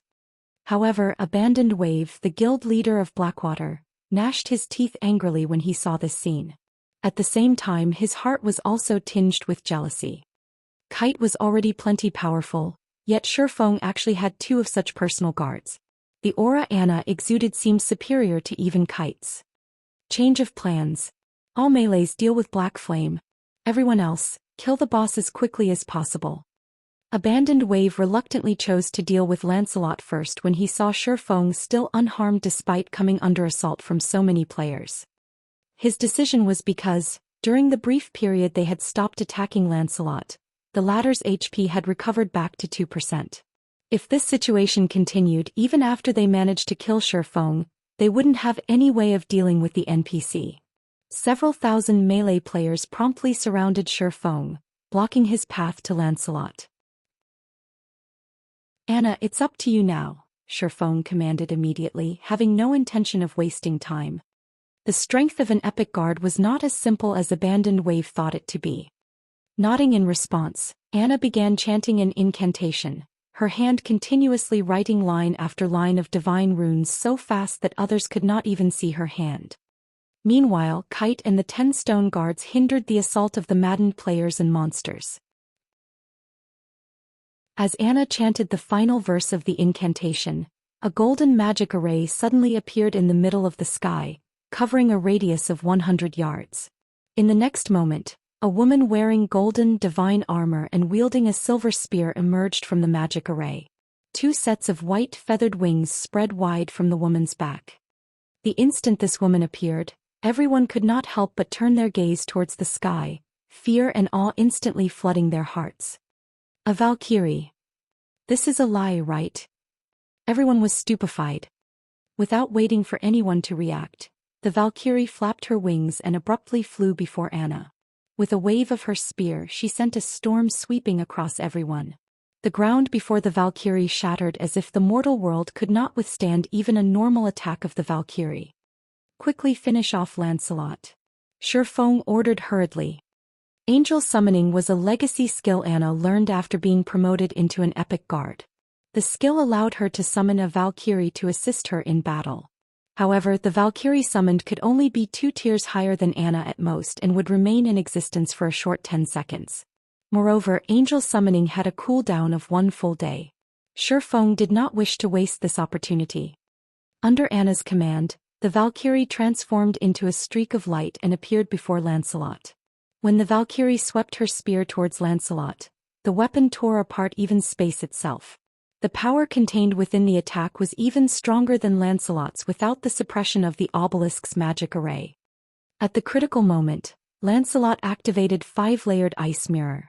However, when the layers of ice came into contact with the Valkyrie's spear, they immediately shattered into oblivion. Furthermore, the spear's power did not decrease even in the slightest as it landed on Lancelot's body. Boom!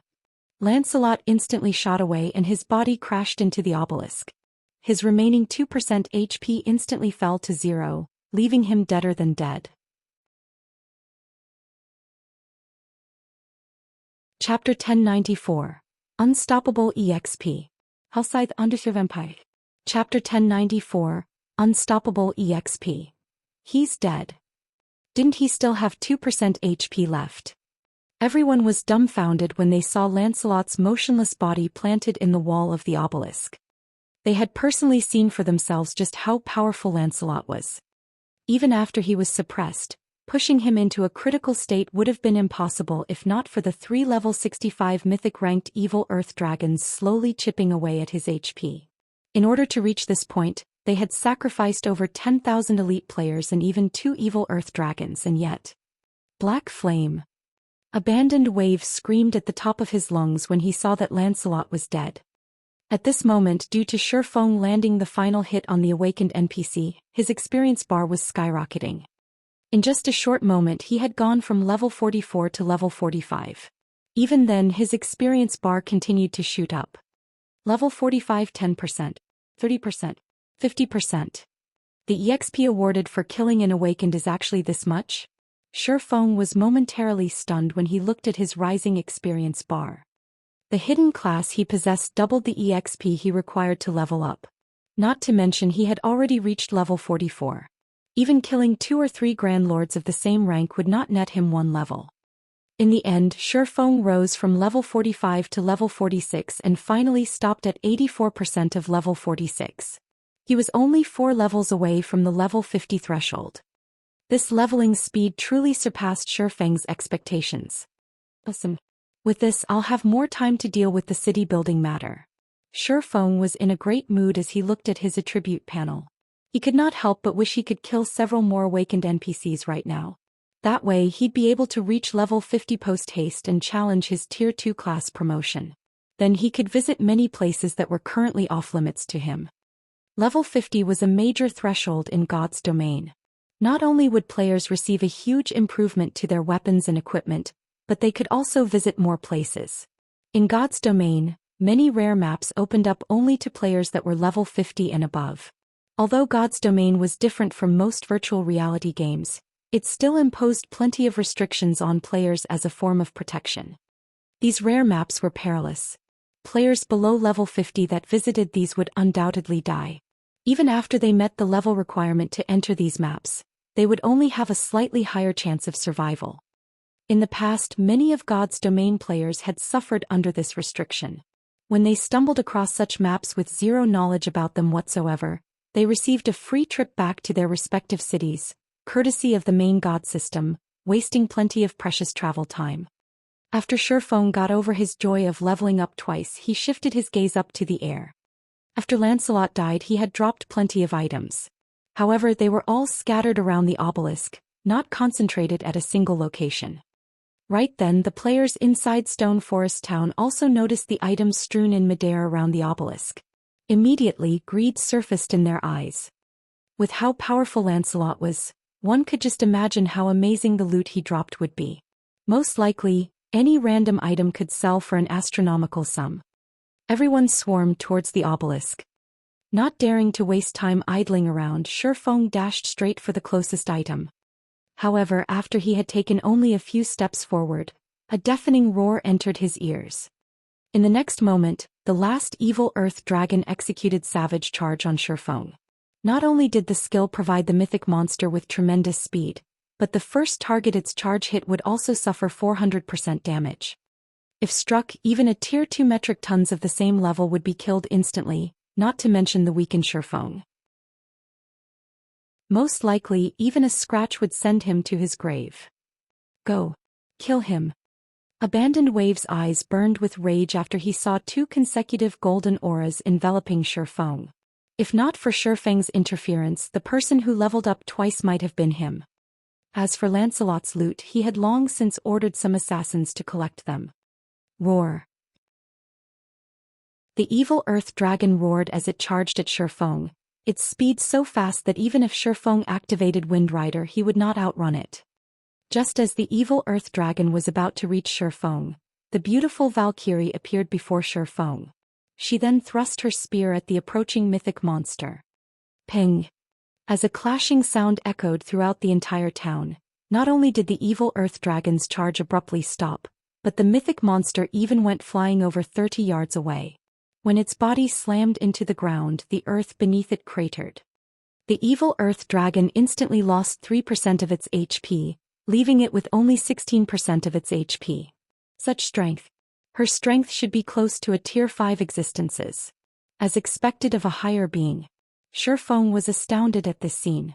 The evil earth dragon was bleeding profusely from the wound on its chest right now, and even the claw it used to block the Valkyrie's spear was bent at an unnatural angle. This was the difference brought about by life rating. Despite both being tier 4 existences, the level 69 Valkyrie's strength completely eclipsed the evil earth dragon's. By the time the evil earth dragon stood back up, the Valkyrie was already before it. Hovering in midair, the Valkyrie gently flapped her wings as she silently looked down on the evil earth dragon. Just when the mythic monster tried to do something, the Valkyrie sent another stab at it. Boom! The evil earth dragon got planted into the ground once again. This time only half its body was above ground. Meanwhile, its HP fell by another 3%. Everyone else inside the town felt a violent tremor that nearly caused them to lose their balance. After receiving a series of rapid attacks from the Valkyrie, the evil earth dragon was thoroughly embedded into the ground, with only its cranium, which was about to be flattened, above the surface. At this moment, the mythic monster had only 4% of its HP remaining. Then the Valkyrie chanted an incantation. A massive, glowing sword manifested in the sky and plunged towards the evil earth dragon. When the sword crashed into the mythic monster's exposed head, it took away the monster's last strand of HP. After witnessing the Valkyrie's series of attacks, everyone was thoroughly stupefied. Before the Valkyrie, a Tier 4 mythic monster was no different from a common monster.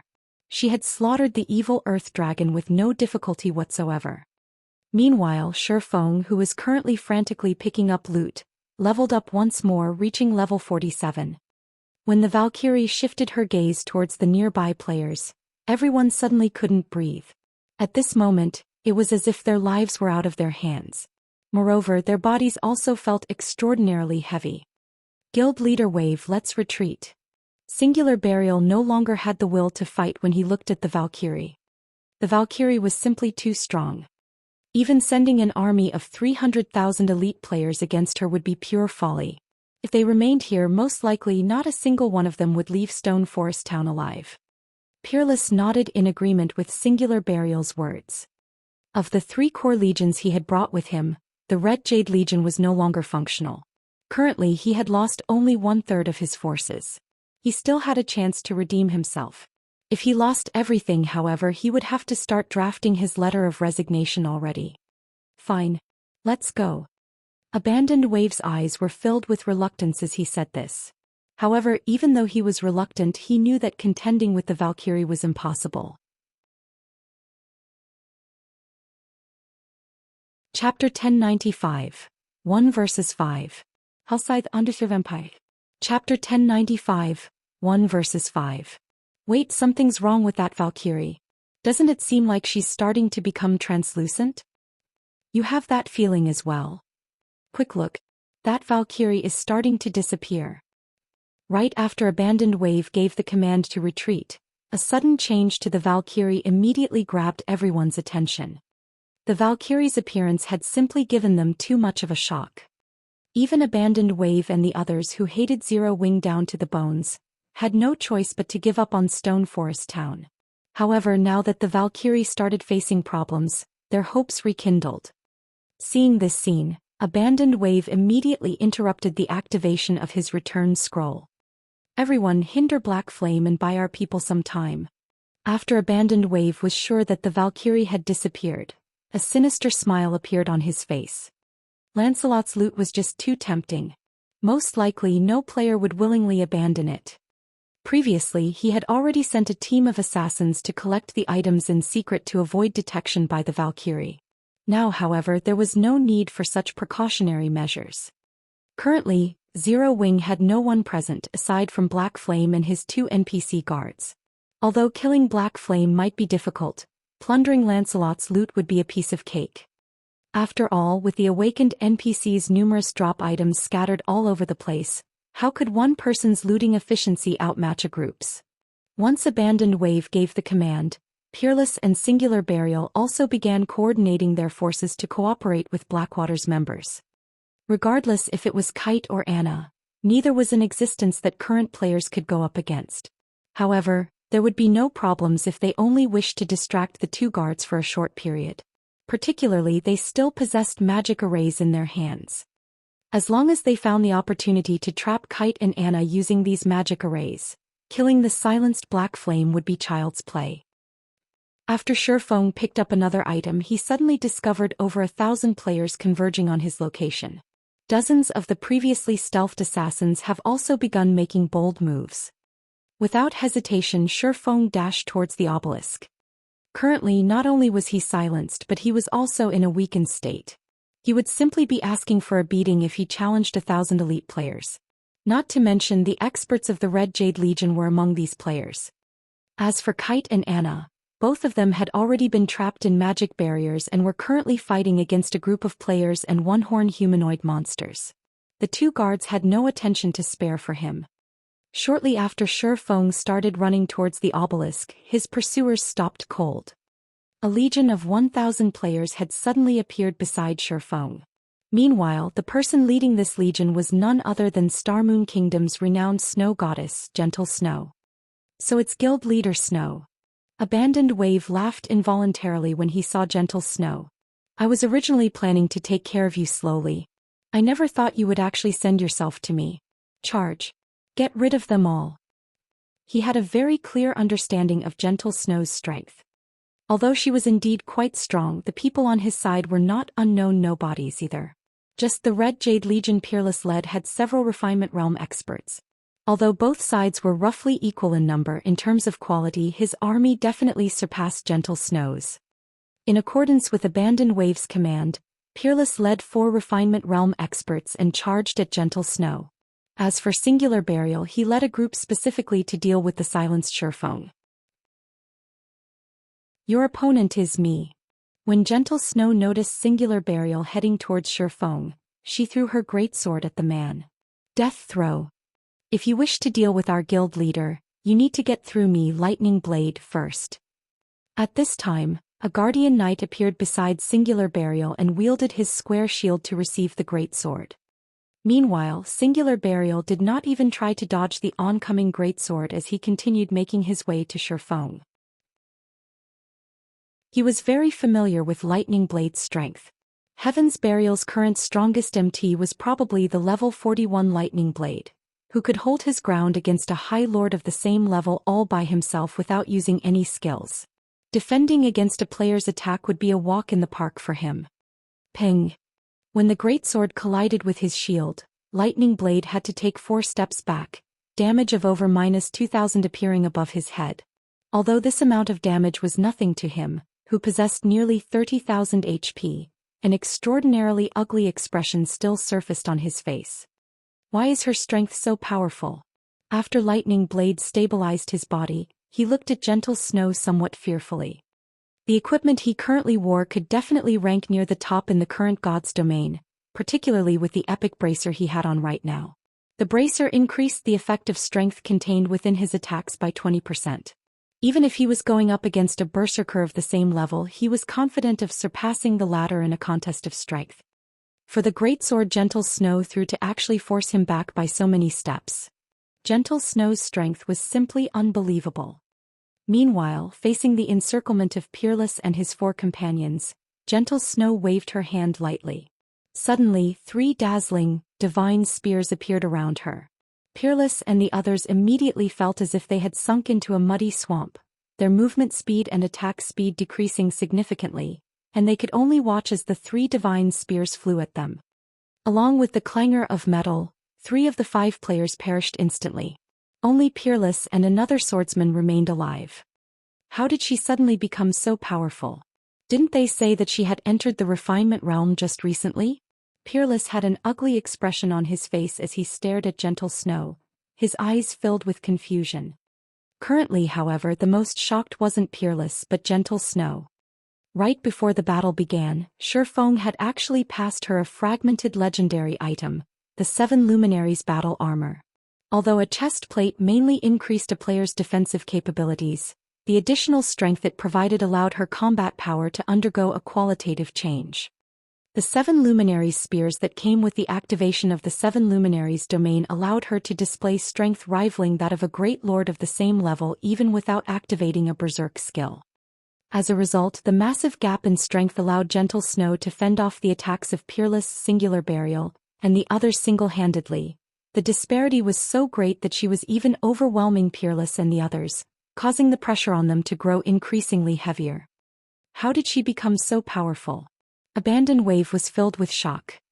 Before, Gentle Snow's true strength only allowed her to go up against 1 refinement realm expert. Going up against 2 at the same time was definitely beyond her. Yet, after vanishing from the public eye for just a short time, she was now actually capable of going up against 5 refinement realm experts at the same time. She had even managed to kill 3 instantly. This feat was utterly inconceivable. Just as everyone was stunned by Gentle Snow's performance, Shifeng finally arrived before the massive crystal ball atop the obelisk. System, do you wish to use 10,000 magic crystals to repair the seal? Without hesitation, Shifeng clicked yes. The 10,000 magic crystals he obtained from Heaven's Burial immediately disappeared. The massive amount of mana contained within the magic crystals then began returning the sealing crystal ball to its original state rapidly. At the same time, the purple barrier that had previously disappeared also enveloped Stone Forest Town once again. Chapter 1096. Wildly Arrogant. Hellscythe Undershiv Empire. Chapter 1096. Wildly Arrogant. When the purple barrier appeared around Stone Forest Town once more, the excited members of Blackwater could not help but stare at their surroundings. The magic barrier didn't just reduce their combat power. Most importantly, it prevented them from leaving Stone Forest Town. On the other hand, Zero Wing could send in reinforcements continuously to whittle down their forces. At this moment, Abandoned Wave's complexion also turned extremely pale as he stared at the disguised Shifeng, who was standing at the top of the obelisk. As long as the magic barrier existed, none of his forces could leave the town. Moreover, Lancelot's loot would remain in an ownerless state for 2 hours after the items first appeared. As long as the players holding those items died, the looted item would drop from their corpses. 2 hours were more than enough for Zero Wing's reinforcements to arrive and wipe them out. What a devious plan. Yuan Tiexin, who was observing the battle from Saimu Town, felt a hint of fear towards Shifeng after witnessing this scene. With this, Blackwater, Heaven's Burial and Pantheon are truly finished. Thinking about it now, Shifeng was truly a terrifying existence. Not only did he possess extraordinary strength, but he was also an incredible strategist. Despite going up against Blackwater's powerful army, Shifeng had actually managed to wear it down bit by bit, weakening it to such a state. Even a veteran like Yuan Tiexin, who had fought plenty of wars before, was horrified by Shifeng's capabilities. From beginning to end, this war had been under Shifeng's control. By the time Blackwater's members realized this, everything was already too late. Currently, Blackwater no longer had a numerical advantage. Neither did it possess experts of superior quality. It didn't even hold a terrain advantage. Uncle Yuan, now that Zero Wing has already won this war, are we still going to look for Black Flame? Purple Jade asked. She was not interested in this war in the slightest. However, through this war her need to challenge Black Flame to a fight had further solidified. Of course we're still going. Or to put it in another way, because Zero Wing has won, we have even more reason to visit him, Yuan Tiexin replied, laughing. Although Zero Wing had won this war, Stone Forest Town was in ruins. Zero Wing could not sustain itself with just the income of the candlelight trading firm. Right now the guild was in dire need of a new source of income for coins. Otherwise it would very quickly fall into stagnation, something it could not afford to happen, particularly during this period when the experts of the various large guilds were reaching level 41 after another. If Zero Wing did not have the financial strength to supply its guild members with mounts, it would definitely fall behind the other guilds. Meanwhile, the secret pavilion could provide Zero Wing with cities and markets to develop in. Yuan Tiexin was not worried about not being able to obtain the magic tower design at all. Time passed quickly.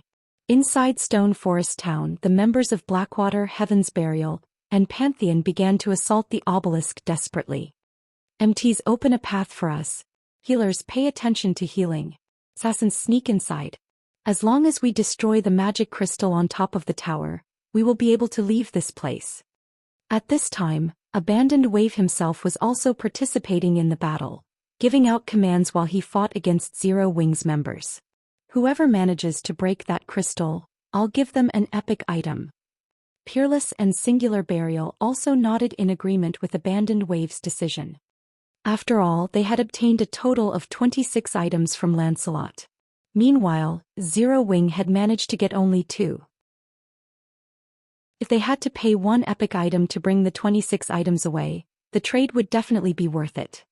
Hearing this, everyone immediately started fighting with even greater desperation. In the current God's domain, the higher the level 1 reached, the more difficult it was to obtain high-quality weapons and equipment. Ordinary players already treated dark gold items as godly items, not to mention epic items. As elite members of their respective guilds, obtaining an epic item was practically a dream. In God's domain, be it dungeons or ancient ruins, the more dangerous a place was, the easier it was to obtain good weapons and equipment. However, the requirement in individual combat standards and basic attributes for entering these locations were considerably high. Dark gold items were not comparable to epic items. To elite players like them, an epic item could provide them with significant improvements. It was their ticket to the world of experts. The expert players present had mostly reacted in the same manner. After all, even super guilds had obtained only a limited number of epic items, which were then provided to an extremely small number of qualified apex experts. What suicidal maniacs! Even gentle Snow felt somewhat pressured as she fought off the oncoming horde of players. The enemy was fully intent on trading blow for blow. If not for the healers providing sufficient healing, she would have long since drowned in the sea of players. However, this kind of attack method had also opened a path to the obelisk. Leading hundreds of elite players, Abandoned Wave, Peerless and Singular Burial charged into the obelisk. The interior of the obelisk consisted of a spiraling staircase that continued all the way to the top of the structure. Just as everyone was about to reach the top of the tower, a figure in black suddenly appeared before them, blocking their path forward. The instant this figure appeared, Abandoned Wave and the others involuntarily stopped their advance, their eyes filled with fear as they looked at this figure. This figure was none other than the guild leader of Zero Wing, Black Flame, the man also known as the Sword King, who was the #1 expert of Starmoon Kingdom. If it were before this war, everyone present would only feel some reverence towards Black Flame. They definitely would not fear him. However, after witnessing Black Flame's frightening performance in this war, even if one did not try to recall those scenes, their hearts would immediately palpitate in fear at the sight of the blue longsword in Black Flame's hand. Black Flame, do you think you can hold off so many people just by yourself? Although Abandoned Wave similarly felt fearful, the current situation was different from before. Not only was Black Flame in a weakened state right now, but Abandoned Wave had even silenced him just a while ago. Most importantly, the staircase they were standing on provided much more space than the narrow hallway before the underground secret room. They had enough room for over a dozen players to attack Black Flame at the same time. Looking at the tense expressions his opponents were making, Shifeng simply shrugged and chuckled as he said, "How will I know if I don't give it a try?" Arrogance. Peerless abruptly executed charge on Shifeng, lifting his shield as he rushed at Shifeng. The other melee players in the group also began circling around Shifeng, intent on surrounding him. Immediately after, Singular Burial also shot out numerous arrows to prevent Shifeng from dodging sideways. If Shifeng was not weakened and silenced, they might have to be wary of him. Now, however, they had no reason to fear him whatsoever. Without even trying to evade the rapidly approaching shield warrior, Shifeng chose to clash directly with Peerless. Ping! Along with the sound of metal clashing, Peerless felt as if he had just collided with a truck, his body, which was as huge as a bear, involuntarily taking a few steps backward. Everyone could not help but be dumbfounded. Peerless was one of Pantheon's apex shield warriors, yet a swordsman who was both weakened and silenced, actually forced him back. Peerless was inwardly dismayed as well. Others might not know how powerful Shifeng's attack was, but Peerless knew very clearly. Unless Shifeng possessed strength rivaling a High Lord's of the same level, it was practically impossible for him to achieve such an outcome. Yet how could a weakened player possibly have strength rivaling a High Lord's of the same level? Chapter 1097, Might of the Sword King. Hellscythe Underservampire. Chapter 1097, Might of the Sword King. Although Peerless was dismayed, he very quickly regained his calm. He might not be a match for Shifeng in a frontal confrontation, but he wasn't alone. Right now, over a dozen level 40 experts had already surrounded Shifeng. Even if Shifeng's strength was great, he was not invincible. As long as Peerless continued distracting Shifeng, the others would have an opportunity to take advantage of the weak points Shifeng exposed. In addition, unlike the time at the hallway before the secret room, Shifeng did not have any healers supporting him this time. I'll figure out a way to block his attacks. You guys find an opportunity to attack from his blind spot. Peerless commanded secretly through the team chat. The 15 melee experts nodded silently in response, and they began watching Shifeng's every move. Once Shifeng launched another attack against Peerless, they would take action at the same time. Then even if Shifeng had 6 arms and 3 heads, he wouldn't be able to defend against them. Moreover, aside from melee players like themselves, Singular Burial was also looking for an opening from a distance. At this moment, Singular Burial carefully retrieved a black arrow from his bag. The instant this black arrow appeared, Abandoned Wave, who stood beside him, felt like death was imminent. Black Flame, you should feel proud that you forced me to use this black arrow. Singular Burial's eyes were filled with reluctance as he looked at the black arrow in his hand. He had obtained 5 of such arrows from some ruins and had used 2 of them recently to deal with a field Grand Lord. He had never imagined that he would use one of the remaining 3 arrows on Black Flame. However, he still considered this to be a worthwhile trade. Time was of the essence right now. If they did not kill Black Flame soon, the other Zero Wing members would be able to catch up quickly. Singular Burial knocked the arrow and drew his longbow into a full moon. The black arrow locked on Black Flame's body. After everyone was ready, Peerless activated Shield Wall and dashed at Shifeng. Not only could the Tier 1 Shield Wall skill reduce the damage taken by its user, but it also possessed the ability to resist impact forces.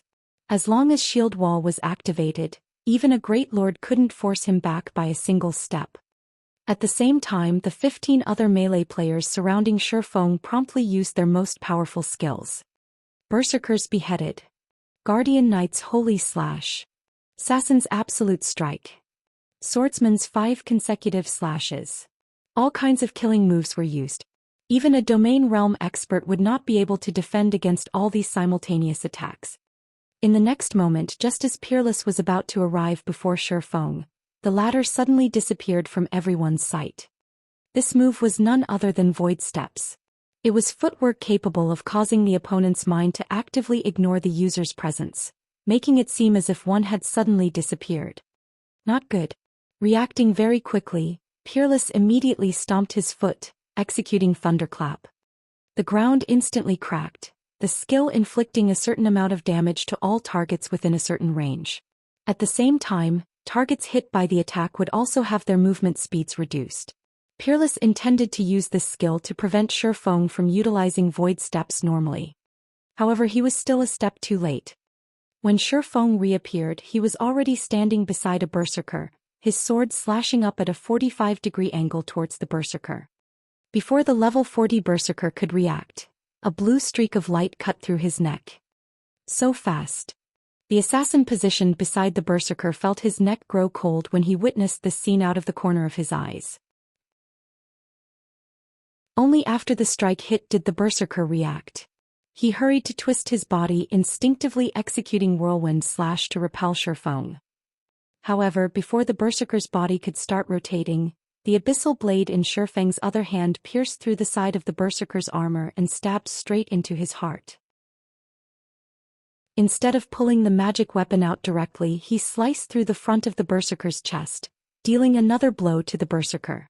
Immediately after, Shifeng spun around to the berserker's back. Killing Ray described an arc, and just as Shifeng arrived behind the berserker, the sacred sword also stabbed into the berserker's back and again hit his heart. Minus 13,976. Minus 5,738. Minus 6,417. Minus 17,233. Everyone only saw 4 sword lights passing through the berserker's body before the berserker, who had over 20,000 HP, collapsed to the ground. Combat Technique 4 Moon Lotus. This was a basic combat technique that all swordsmen needed to learn. In God's domain, the silence debuff was something players commonly encountered. Although a silence state was a nightmare for ordinary and elite players, it hampered the combat prowess of an expert player only slightly. This was because they could utilize combat techniques to make up for the loss of their skills, although combat techniques placed a much greater burden on a player's stamina and concentration. In terms of pure power, while combat techniques were inferior to in-game skills, the former was not subject to cooldown. Combat techniques could also be used while silenced. Hence, so long as one was an expert, they would generally have a few combat techniques under their belts. Not only could combat techniques be used to make up for one's lack of combat power when their skills were on cooldown, but combat techniques could also be used to add variation to one's attacks. Due to this flexibility, even an expert with average equipment could easily beat an elite player with superior equipment senseless. The instant the berserker died, everyone felt a chill crawling down their backs. This gorgeous attack was simply an eye-opener for everyone. However, the truly shocking thing was the damage Shifeng dealt the level 40 berserker. "Be careful. He's no longer in a weakened state," Peerless shouted. Previously he had been wondering why Shifeng possessed such strength despite being in a weakened state. Initially he ascribed it to a special effective equipment that multiplied his strength. However, after seeing the movement speed and attack speed Shifeng displayed, in addition to the damage he dealt, Peerless became certain that the current Shifeng was already back to his peak state. At Peerless' warning, ugly expressions appeared on everyone's faces. The reason they had joined the vanguard was their belief that Shifeng's attributes had been reduced, and that they could utilize their advantage and attributes to offset the gap in techniques. However, now that Shifeng had already recovered his attributes. In reality, Shifeng himself had been surprised when he noticed that his weakened state was lifted so soon. Unexpectedly, the life essences actually served to hasten one's recovery from a weakened state. Otherwise he would not have dared to come and stop Abandoned Wave and the others so casually. However, he did not give his opponents much time to think, immediately executing void steps and charging towards another player.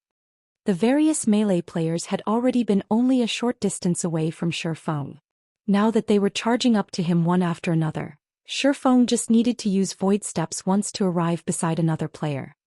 Without utilizing any skills, Shifeng succeeded in reaping another person's life using only void steps and 4 moon lotus.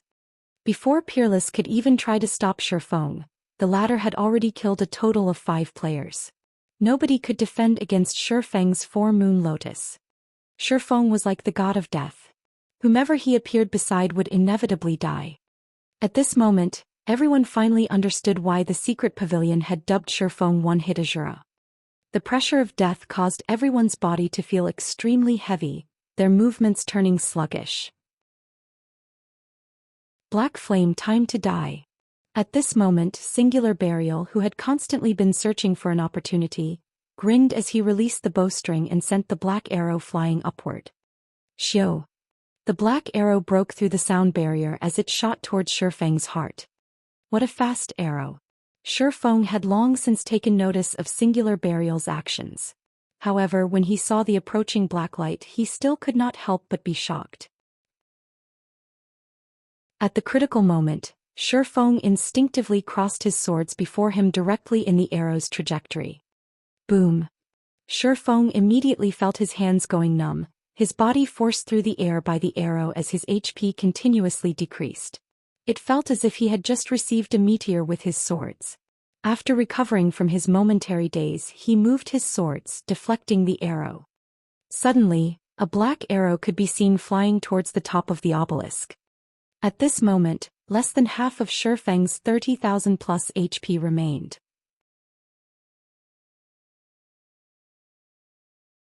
Chapter 1098. Extravagant Combat Method. Hellscythe Underserve Empire. Chapter 1098. Extravagant Combat Method. The black arrow shot straight upwards and stopped only after it hit the ceiling of the obelisk. The arrow then transformed into particles of light and disappeared. That was close. The sight of the arrow prompted a thought to pop into Shifeng's head. The black arrow, is it? The black arrow was an item left behind in ancient ruins. It was somewhat similar to magic scrolls, and when used, it could display extraordinary destructive power. This destructive power corresponded to the player's own strength. However, the black arrow's power could go up to tier 4 at most. But even when used against tier 4 mythic monsters, the black arrow could still heavily injure them. As it was an item that could be found only in ancient ruins, the black arrow was still considerably rare in God's domain. In the past, each black arrow sold for a minimum of 300 gold on the market. It was a treasure that many expert teams dearly wished to possess. After all, mythic monsters were simply too powerful. If they could heavily injure such a monster and reduce its combat power slightly, they would have a much easier time dealing with it. Using a black arrow was equivalent to paying 300 gold in exchange for the life of a mythic monster. Such a trade was sure profit. Of course, even if a mythic monster were heavily injured, it still would not be easily killed. Its combat power would definitely remain above a Grand Lord. Hence, teams still needed to have a certain amount of strength.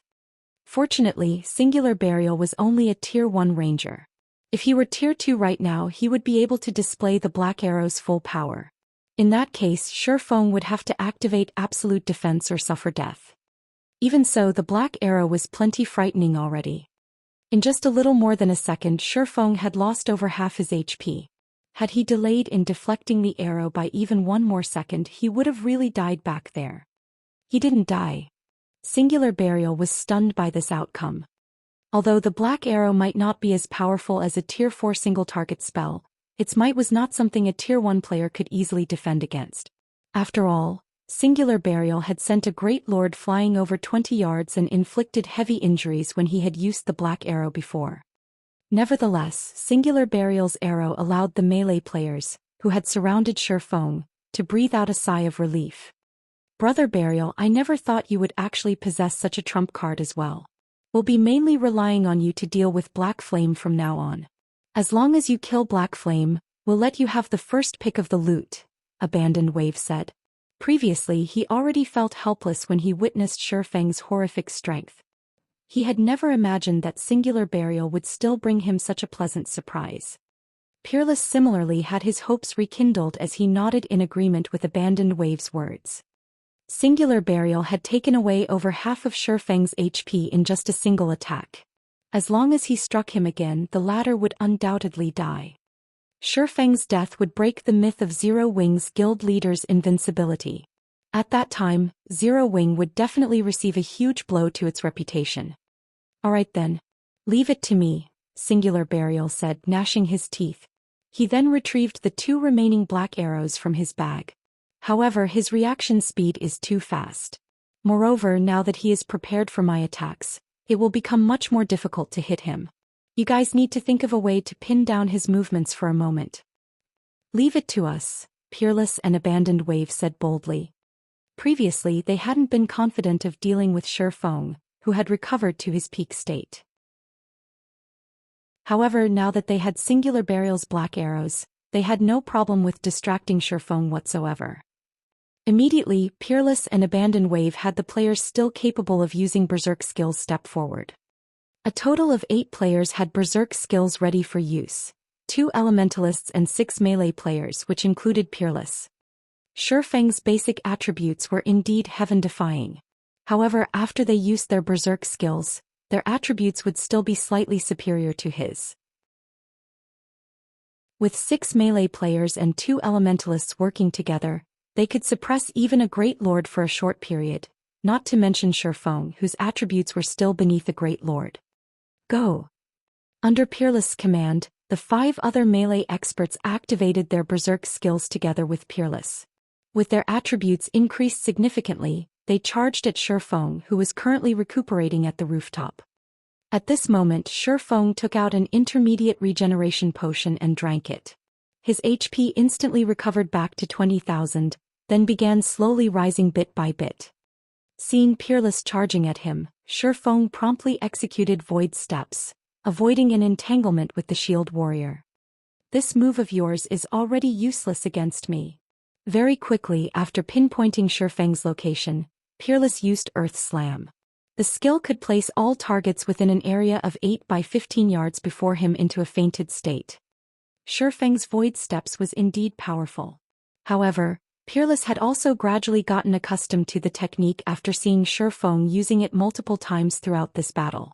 Although he was only able to catch a blurry view of the swordsman, he could more or less still perceive the direction of Shifeng's movements. In the next moment, Shifeng became visible within the range of Earth Slam. Immediately, the other 5 melee experts executed their own control skills one after another. The 2 Elementalists standing at the rear also summoned ice walls to surround Shifeng completely. If Shifeng wanted to retreat, he would have to spend a moment shattering the ice walls. This brief period would be more than enough for the 5 remaining melee players to land their attacks on the swordsman. As long as even a single control skill struck Shifeng, his death would be certain. This was also one of the strong points of in-game skills. If an expert player did not possess any control removal skills or they were silenced, just a handful of elite players working together could defeat them. Right when the 5 melee players were about to reach Shifeng, they suddenly stopped moving.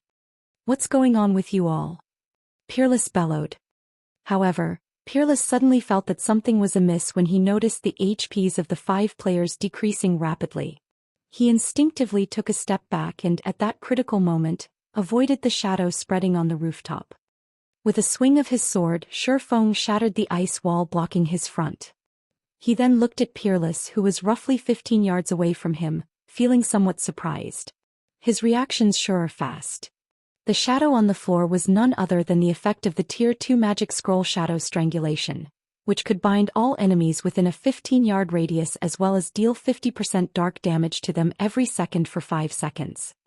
By the time the 5 melee experts reacted and were about to use their control removal skills, Shifeng was already unfurling another Tier 2 magic scroll, Spears of Judgment. Immediately, 36 holy spears appeared around him, each one capable of 80% holy damage with 100% strength effect. Moreover, they also ignored defense and dealt double damage to dark creatures. Shio. The 36 spears shot straight at the 5 melee players. Despite all 5 of them being experts, with the spears under Shifeng's control and fired at such a short distance, each melee player managed to block only 2 or 3 spears at most, with the remaining spears hitting their bodies. All 5 melee players transformed into particles of light and disappeared on the spot. Everyone stared, stupefied at this situation. They never thought that Shifeng would actually use magic scrolls to make up for his silent state. Magic scrolls were extremely precious, not to mention Tier 2 magic scrolls. Each one was easily worth a piece of dark gold equipment. Normally, it would be considered a luxury to use Tier 2 magic scrolls against ordinary bosses. Nobody would be willing to waste them on just a few players. Nevertheless, Shifeng really was using them one after another. Moreover, each one was more valuable than the last. Die. At this moment, Singular Burial finally found an opportunity to attack. He immediately loosed the 2 knocked black arrows. The black arrows instantly transformed into 2 streaks of black light as they flew towards Shifeng. With how fast the black arrows were, Shifeng did not have time to use another magic scroll to defend himself. Just when the arrows were less than 10 yards away from him, Shifeng began executing Sword's Orbit, surrounding himself in starlight. Ping, ping. 2 clear sounds of metal clashing rang out. Shifeng went flying backwards by over 10 yards, his hands nearly losing their grip on his swords. His HP began rapidly decreasing as well, only stabilizing after falling to slightly below 7,000. The 2 black arrows had their trajectories forcefully altered and, as a result, simply flew by Shifeng's sides. Impossible. Isn't he still silenced? Singular Burial could not believe what he was seeing was true. Shifeng was actually still alive.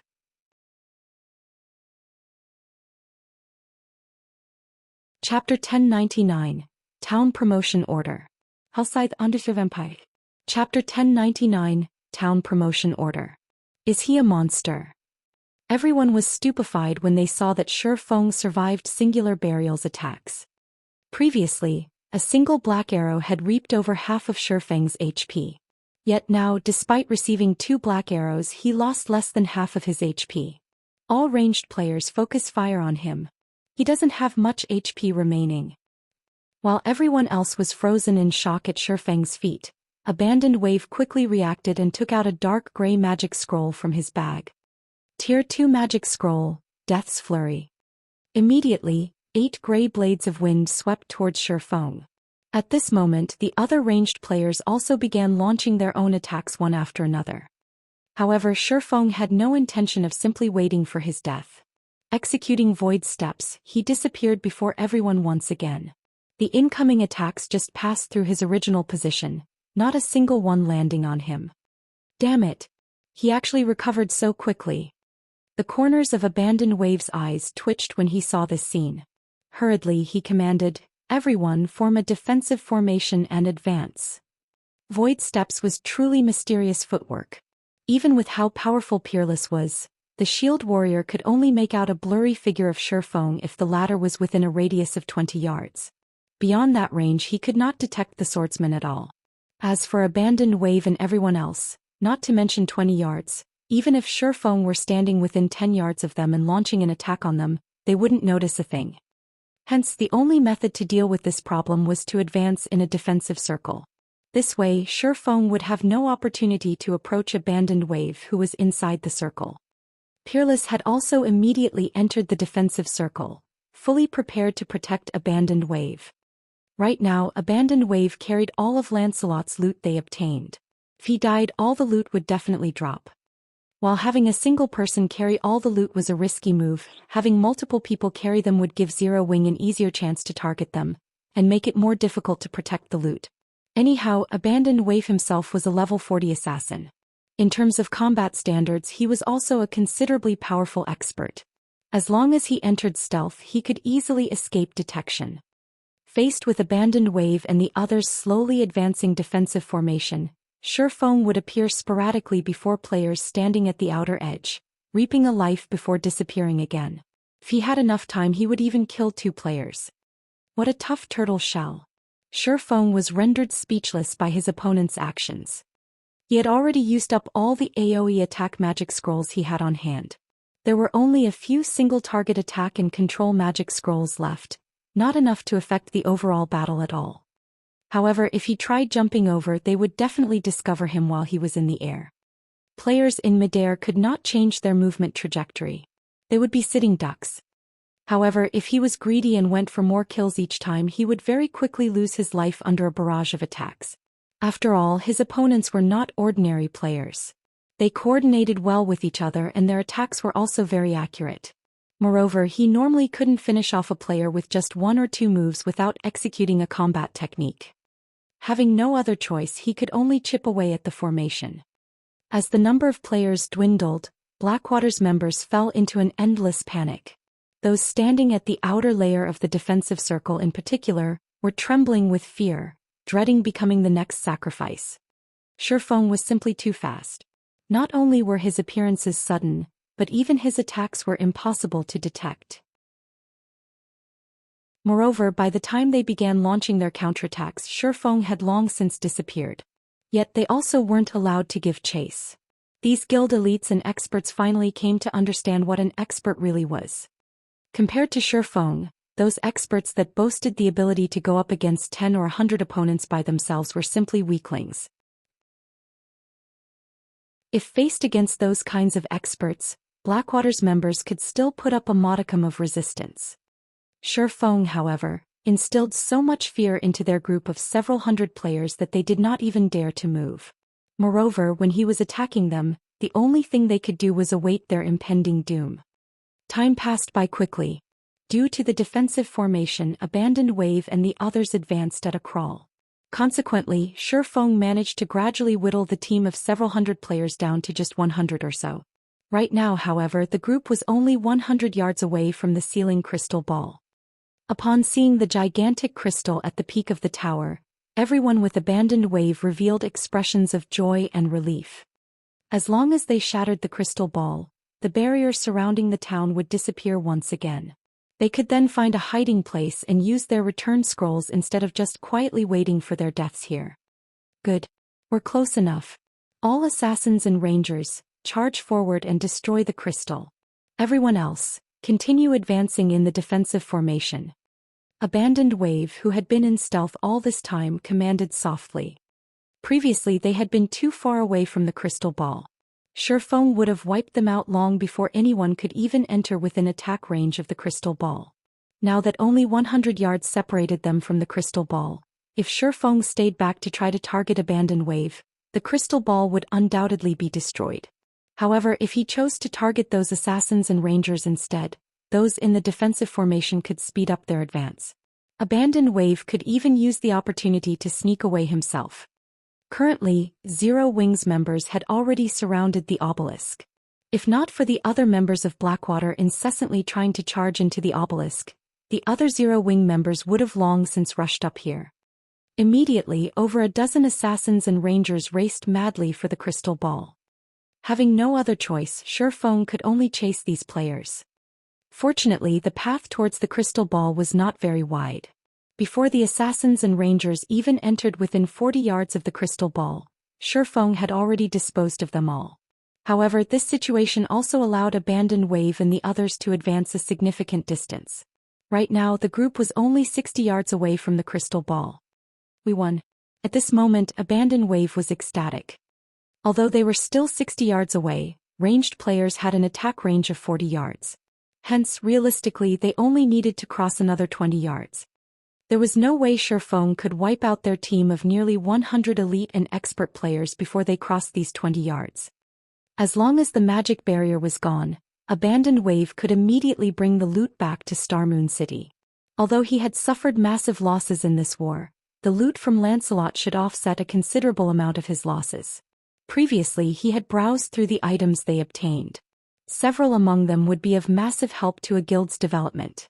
At the very least, Blackwater would be much better off than Zero Wing. After all, the latter had lost Stone Forest Town. However, just as Abandoned Wave was jubilating, divine swords suddenly began raining down on his group, damage of over -10,000 appearing above everyone's heads.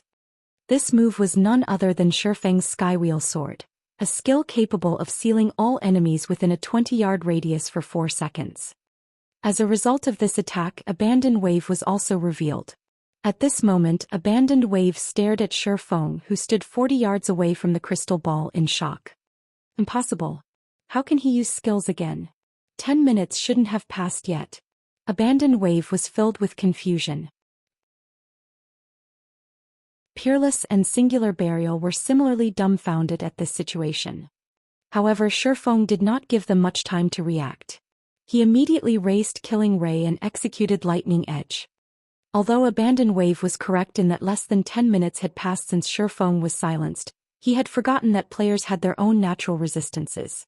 Shifeng's magic resistance could give even magical class NPCs a headache. Magical resistance not only reduced the magic damage players received but also weakened the side effects of magic. In reality, while Abandoned Wave was focused on figuring out how to destroy the sealing crystal, Shifeng was buying time for himself. In the end, Shifeng made it at the last moment. One wave came after another, countless lightning bolts devouring everyone. Despite Abandoned Wave activating Wind Steps and Vanish, he still could not last through the 5-second duration of Lightning Edge. By the time the skill ended, only Shifeng and a pile of loot remained on the rooftop of the obelisk. Word of Abandoned Wave's and the others' deaths quickly spread to everyone fighting desperately inside Stone Forest Town. The death of the commander would affect a guild's performance considerably. This situation also wiped out the last hope Blackwater's members held. Their morale plummeted, making them much easier to deal with. Meanwhile, Shifeng himself had collected all the loot Abandoned Wave's group had dropped and began arranging them one by one. Midway, however, he noticed an item in his bag that captured his attention. The item was a square silver token engraved with the image of a lion. There were also a few words written on it. Town Promotion Order.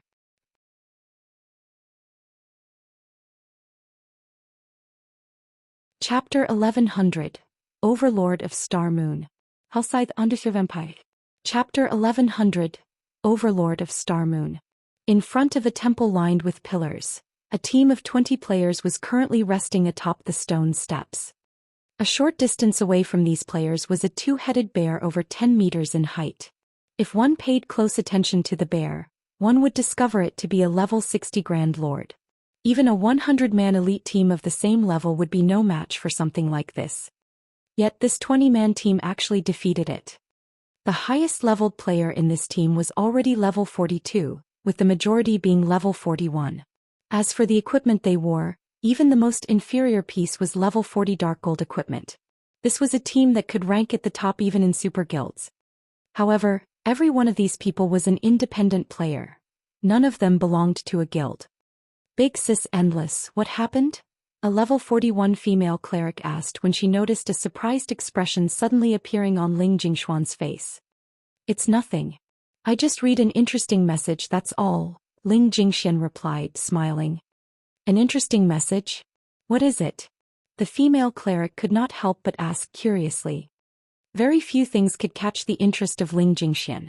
Generally, anything that could do so was a considerably amazing matter. Blackwater has just been annihilated by Zero Wing. Most likely news of this matter will quickly spread throughout God's domain, Ling Jingxian answered. The way she spoke made it seem as if this matter was none of her business. Annihilated. At this time, a level 42 guardian knight carrying a snow-white round shield on his back joined in on the conversation. Surprised, he continued, there must be a mistake, right? I heard that the Blackwater Guild is considerably powerful. It even has the Blackwater Corporation backing it. How can it possibly lose so miserably? The term annihilated was very rarely used for guild wars.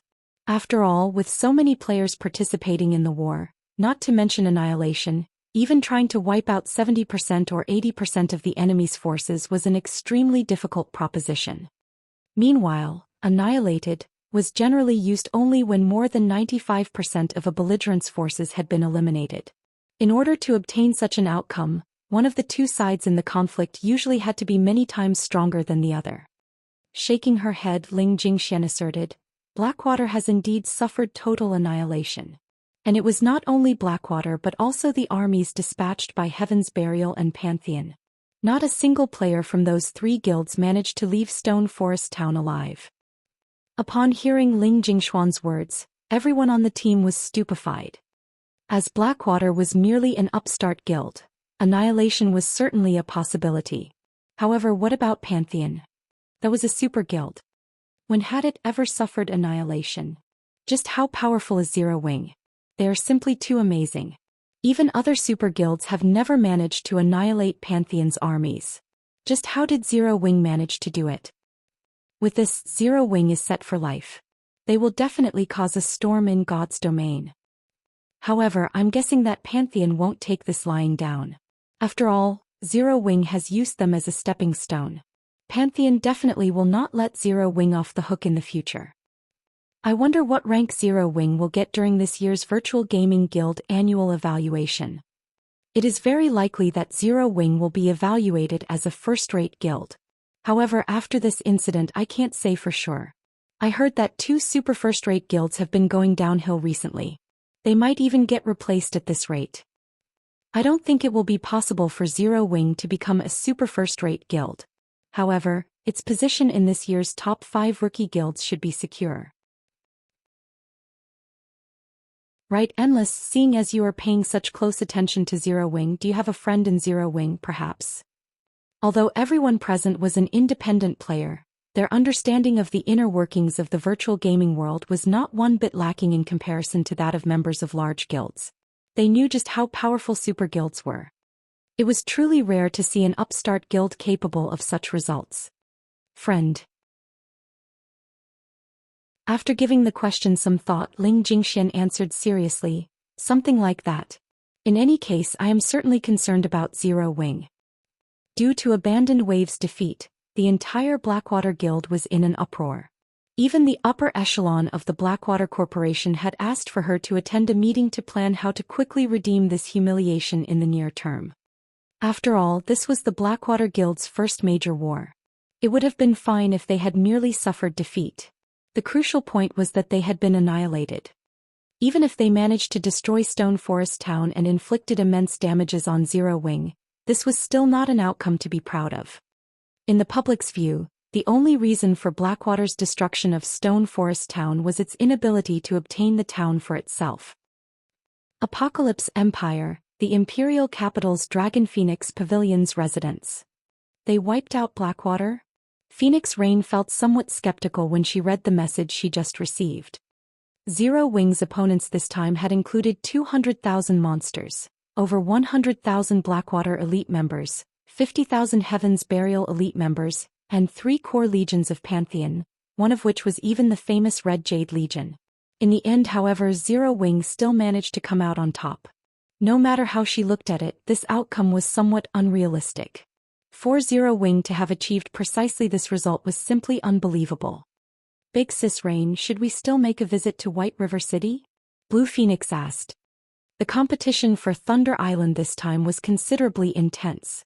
Let alone the power of just the Phoenix Pavilion, even if they used the full power of the Dragon Phoenix Pavilion, their chances of obtaining the rights to the island would still be slim. Moreover, compared to the Town of Beginnings which they controlled, Thunder Island was much more important. Of course we're going. The more Phoenix Rain read the report in her hands, the more joyous she felt. Originally, she had not been that confident about the matter of Thunder Island. However, after seeing Zero Wing's information, they might have a chance at victory after all. Meanwhile, in Star Moon Kingdom, all the official forums had long since exploded. Practically every player in the kingdom was discussing the war. Blackwater and Heaven's Burial had lost miserably this time. This was especially true for Blackwater. Many guild members were already expressing their dissatisfaction with the leadership in the war. Within just 10 minutes of the war's end, over 10,000 players had withdrawn from the guild, many of them elite players. In addition, the fall of Blackwater and Heaven's Burial allowed the Star Alliance, which had been suppressed all this time, to rise up once again. Meanwhile, on Zero Wing's side, due to its massive victory, many large guilds that initially had designs on the guild gave up entirely.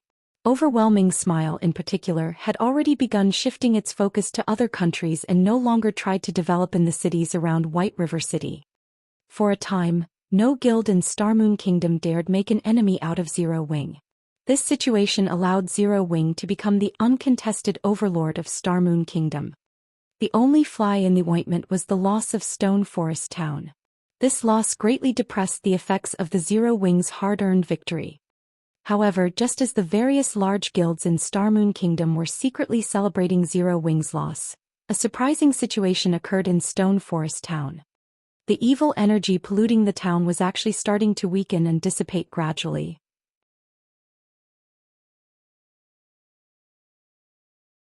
Chapter 1101. Benefits After a Great War. Hellscythe Underservampire. Chapter 1101. Benefits After a Great War. The dissipation of the evil energy quickly attracted the attention of the independent players outside Stone Forest Town. What? Didn't they say that evil energy won't ever dissipate? Based on the information I found, in order to remove evil energy, one needs to sever the source. Could Zero Wing have secretly dealt with the source already? That's not right. The evil energy this time should have originated from Black Ridge Town. However, Black Ridge Town is still the same right now. How did Zero Wing do it, then? Everyone was discussing this development. Very quickly, word of this situation spread throughout the entire Star Moon Kingdom. Star Moon City, Blackwater's residence. Impossible. How did they manage to remove the evil energy? Abandoned Waif practically screamed when he read the report he just received shortly after resurrecting. Zero Wing must be faking this information. I can guarantee that the evil energy is impossible to remove. Unlike curses, evil energy could not be cleansed. It was a kind of chaotic energy. Like a contagious virus, it would automatically transform other forms of energy into evil energy. Without eliminating the source, removing the evil energy polluting Stone Forest Town was simply impossible. However, removing the source was easier said than done. Even he did not know the source's exact location. If it was really located in Black Ridge Town, the monster-infested town was not a place current players could approach. Moreover, evil energy was extremely harmful to players. If players immersed themselves in evil energy for long periods, they would get infected and fall into a weakened state. Players exposed to evil energy for too long would even turn into monsters. If that happened, they would be barred from logging into God's domain for a considerable amount of time. Due to these dire consequences, cleaning out the monsters in Black Ridge Town was extremely difficult. Hence, he firmly believed that Zero Wing could not remove the evil energy polluting Stone Forest Town. The only possibility was that Zero Wing was releasing fake news. After all, Zero Wing had previously registered plenty of members at the battle arena they constructed, collecting a hefty sum in membership fees. If the battle arena was gone, those members could seek compensation for their losses. Therefore, the intention behind the release of this fake news was undoubtedly the appeasement of those members. Guild leader, it's true. Our spies in Zero Wing have already confirmed this fact. The evil energy inside the town is indeed gradually dissipating. At this rate, it will take less than 5 days for all the evil energy in the town to disappear completely. By then, Stone Forest Town will be able to resume its operations, Qin Miyun said, an ugly expression on her face as she took out another document. Not only had the Blackwater Guild lost a considerable number of elite members, but the guild's prestige in Starmoon Kingdom had also fallen to rock bottom. Members were withdrawing from the guild every minute. Most likely they would have to recuperate for a long time in order to return to their previous state.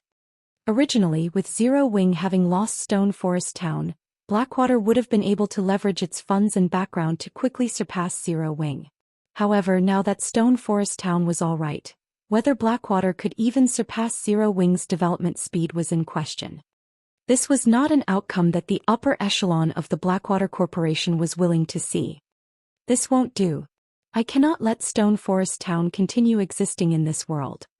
Although Abandoned Wave was unwilling to accept the truth of this matter, the facts were already before him. In that case, he needed to take action right away.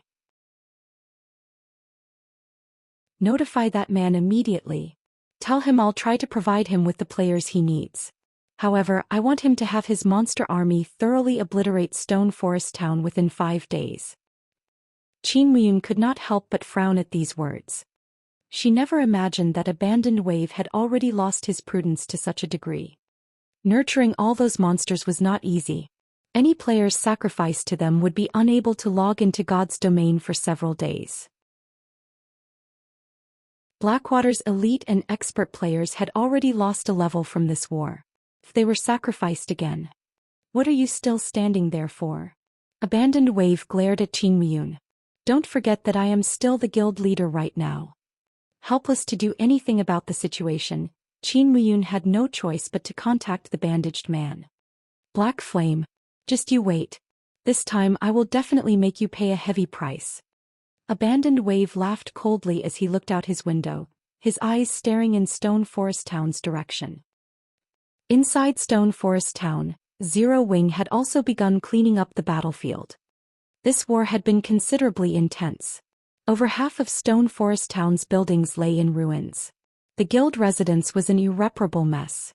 Even the battle arena had received significant damages and would take a considerable sum of money to repair. However, their gains far exceeded their losses. Although the army of 200,000 monsters had not dropped any weapons or equipment, they had dropped plenty of monster materials. The drops from Lord rank monsters were rare materials that could be used to make weapons and equipment. In addition, monsters at the chieftain rank or above had a fixed chance of dropping a kind of gray crystal called the evil energy crystal. To ordinary players, this item would be garbage that they would sell to NPC merchants for spare change. However, Shifeng knew the real use of the evil energy crystals. This was something a master forger had discovered in the past. If one added evil energy crystals or magic crystals during the forging of weapons or equipment, there was a certain probability these crystals would give rise to magic patterns on the items produced. However, the enhancement effect was random. The enhancement might be to the item's basic attributes, its attack power or defense, or even its hidden attributes or additional skills. Hence, the evil energy crystal was highly sought after by forgers in the past. In Shifeng's previous life, there was even a case where a dark gold weapon produced using evil energy crystals received attributes nearly rivaling that of epic weapons. Compared to epic items, dark gold items were much easier to produce. Hence, in the past, a single evil energy crystal could easily sell for 10 gold coins. Even at this price, obtaining one was extremely difficult because after reaching the mid-late stage of the game, many players no longer equipped the weapons and equipment they got from monsters.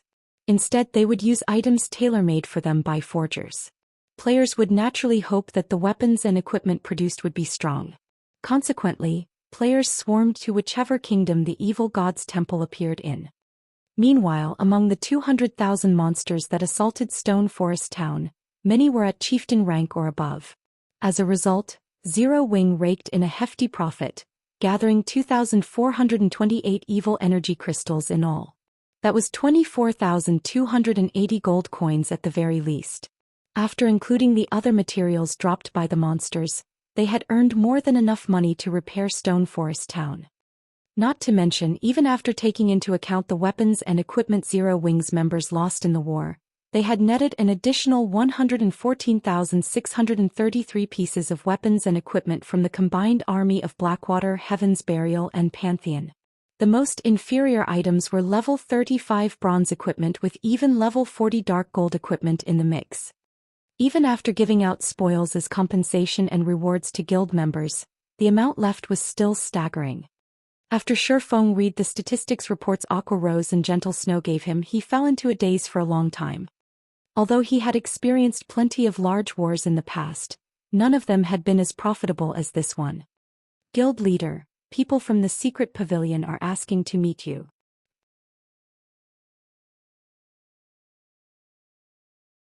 Chapter 1102. Constructing a Holy Land. Outside Underservampire. Chapter 1102. Constructing a Holy Land. They're looking for me? Shifeng could not help but recall the offer Yuan Tiexin had made him before. He then continued, have them wait at Candlelight's main headquarters for now. I'll head over shortly. This war had damaged Stone Forest Town beyond recognition. Most likely, the town would not be able to resume normal operations for a considerable amount of time. In other words, Zero Wing would lose a major source of income. Meanwhile, reconstruction would cost a lot of coins. However, selling the evil energy crystals would undoubtedly be a very foolish move. Moreover, the function of the crystals was still unknown to everyone but himself. How could he possibly reveal it to others? Yet, just the income from the Candlelight trading firm was not enough to fund the reconstruction. Not to mention he also required money to build his city. There was indeed a need to have a proper chat with the secret pavilion. Among the superpowers in God's domain, the secret pavilion was undoubtedly the richest. Just the income from the expert lists it released every week was an astronomical amount. There were also the consultation fees it earned from selling information. It would be foolish of him not to take advantage of the situation when such a wealthy client delivered themselves up to his doorstep. Just as Aqua Rose was notifying the secret pavilion about the meeting place, Gentle Snow walked over and reported, Guild leader, many independent players are currently voicing their wishes for us to reopen Stone Forest Town right away, particularly the players that are members of the battle arena. They are asking for us to immediately reopen the town's battle arena. Otherwise, they are going to ask for their magic crystals back. Should we prioritize the repairs of the battle arena first to appease these members? If they continue making a fuss, there will most likely be many players seeking to withdraw their membership. As the vice guild leader of Zero Wing, Gentle Snow had some detailed information regarding Zero Wing. So she was very clear just how poor Zero Wing currently was. In the past she had always thought that Zero Wing was definitely the wealthiest guild in Starmoon Kingdom. After all, it had the Candlelight trading firm and Stone Forest Town providing it with income. The amount of coins these two places raked in each day could make even the guild leaders of first-rate guilds envious. However, when she took a look at Zero Wing's accounts, they might as well be a blank sheet of paper. It really made her wonder just where the money Zero Wing earned was going. Gentle Snow had no idea that while Zero Wing was indeed earning a lot of coins, it was spending even more. The expenditure of gold coins was in the tens of thousands. Are they in such a hurry? After giving the situation some thought, Shifeng chuckled and said, all right then. Tell them that they may withdraw if they want to. However, once the town is reconstructed, the membership fee for the battle arena will be increased to 1,200 magic crystals. Moreover, rental for the combat rooms will be doubled. If they wish to withdraw their membership, I very much welcome them to do so. This, Gentle Snow could not help but stare at Shifeng, stunned. They would practically be chasing away their customers if they did so. Previously, the membership they charged was already out of reach for most independent players. Only a fool would be willing to pay 1,200 magic crystals. Not to mention if they doubled the rent of the combat rooms, it might even affect business at the battle arena. Relax. Just tell them as is. Shifeng waved his hand, not bothering with additional explanations.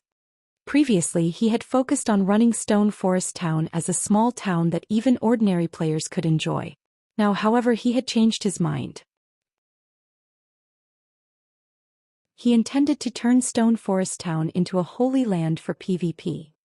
Now that there were 3 magic towers in Stone Forest Town, the ambient mana density was much higher than before. Just the cost of maintaining the 3 towers was extremely high. Retaining the current prices was simply impossible if Zero Wing wished to keep the 3 towers in operation. Most importantly, he now had a town promotion order in his hands. Shifeng never dreamed that Lancelot would actually drop such an item. Although this town promotion order was only secret silver rank, it was enough to promote a basic town directly into an intermediate town. This was a treasure that many guilds dreamed of obtaining. No guild would be willing to trade it away even for 20 epic items. Getting a town promoted was a challenging proposition in God's domain. It was also very time-consuming. Any slight instability or security problem might cause several days' worth of effort to go to waste. With the town promotion order, however, Shifeng would be able to promote Stone Forest Town into an intermediate town, bypassing the NPC population requirement altogether. He would also be able to hire up to 2,000 NPC guards. At the same time, he could construct real defensive structures instead of basic ones like the defense turret. The size of the town would also increase by multiple times. With this, Stone Forest Town would be able to accommodate many more players instead of having players squeeze against each other as they walked through the streets. A larger town would definitely attract more players. He was not worried about losing visitors at all. Once Stone Forest Town was promoted, he could also level up all the structures inside it, expanding them significantly. Take the battle arena for example. Currently it was only a 5-story building. Once the town was promoted, however, the battle arena could have up to 8 floors. After including the underground level, the battle arena would have 9 floors in total. With this, the number of customers they could receive each day would increase substantially. By then, Stone Forest Town would become a true money-making machine. However, there was a prerequisite to all of this. And that was money. Moreover, it had to be a considerable sum. Upon hearing Shifeng's response, Gentle Snow helplessly informed everyone of the new rules in Stone Forest Town. As for Shifeng himself, he used a return scroll to travel to White River City. The new rules immediately enraged many independent players. Zero Wing is simply going overboard. Who would be willing to pay a membership fee of 1,200 magic crystals? They are even doubling the rent now. Do they think our money grows on trees? I'm going to get a refund. Only a fool would visit Stone Forest Town in the future. If I had that kind of money, I might as well spend it at the Divine Colosseum. The spies Blackwater planted in Stone Forest Town began making a ruckus over the new rules, though many independent players did find their words reasonable. Although the mana density in Stone Forest Town had indeed increased slightly and would be beneficial for improving their strength, the new prices were simply beyond the reach of ordinary players. Even elite players would not be able to afford to train in the battle arena for long periods. For a time, many battle arena members requested refunds, feeling that Zero Wing was trying to cheat them out of their money. While Aqua Rose and Gentle Snow were grappling with this matter, Shifeng was seated on a sofa inside a VIP room on the 2nd floor of White River City's Adventurers Association, leisurely browsing through the designs of intermediate towns. Players had many templates of intermediate towns to choose from, and each template had their strong points. Likewise, different templates had different prices. Some templates were more suited to economic development through NPCs. Such templates allowed the town's popularity to increase much more rapidly. Similarly, there were templates geared towards economic development through players. In addition, some templates facilitated the hiring of powerful NPC guards. In any case, many kinds of templates were available depending on the kind of a town that players wished to construct. Unlike capturing a town, promoting a town cost much less. Moreover, as Shifeng was using a promotion order, the expense was even lower. He only needed to spend 3,000 gold to promote Stone Forest Town to intermediate town status. After applying his identity as a city protector, he would receive a 20% discount and need to pay only 2,400 gold in total. This savings freed up more money, which would allow him to choose better templates. Sure enough, the templates available here are quite inferior when compared to the one dropped by Lancelot.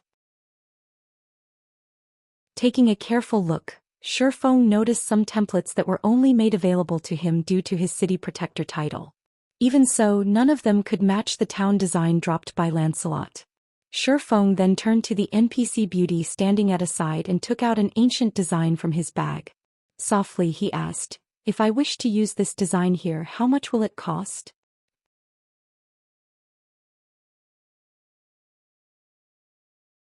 Chapter 1103, Grandmaster Design. Fluffy Goblin. Chapter 1103, Grandmaster Design. Taking a look at the design Shifeng revealed, the NPC beauty's eyes widened as the design demanded her full attention. Only after some time did she open her mouth and say, "Lord Protector, the quality of these construction materials and level of skill required are extremely high for this design. I cannot provide an immediate answer. I will have to ask the association leader to appraise the design. Would my lord be willing to wait here for a short moment?" "Even you can't give an exact price?" Shifeng asked the female senior administrator. This was the first time he had encountered such a situation.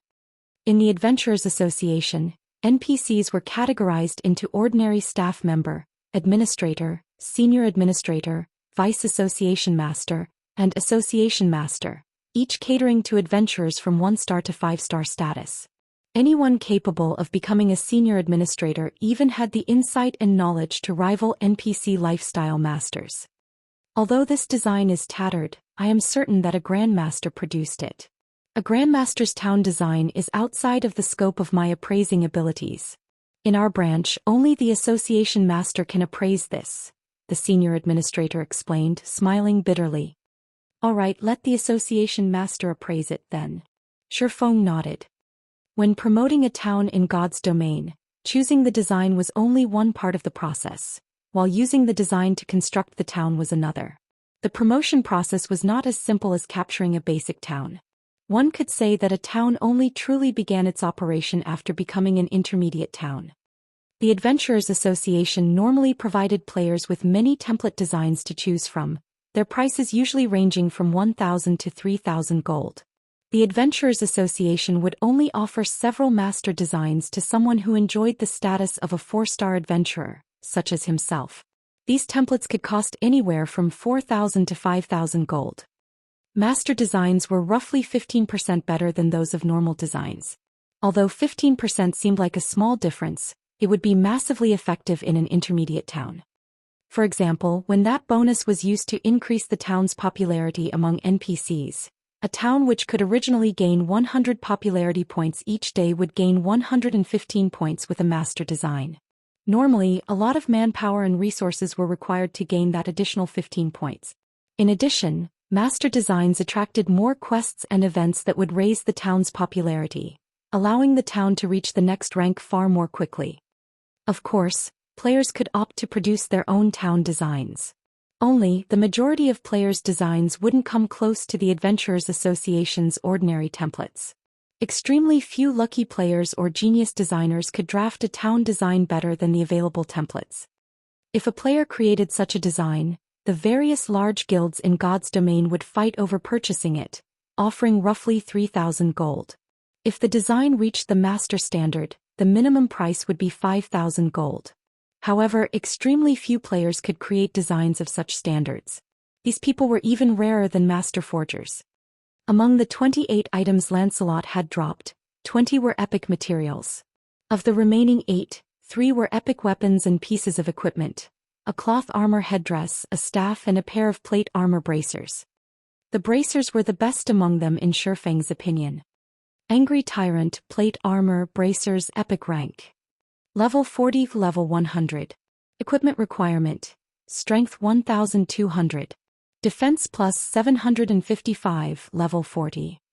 Strength plus 60, agility plus 32, endurance plus 35. Ignore levels plus 5. Ignore 20% of the target's defense. Increase the effective strength by 15%. Additional passive skill 1 dash. Blood Frenzy.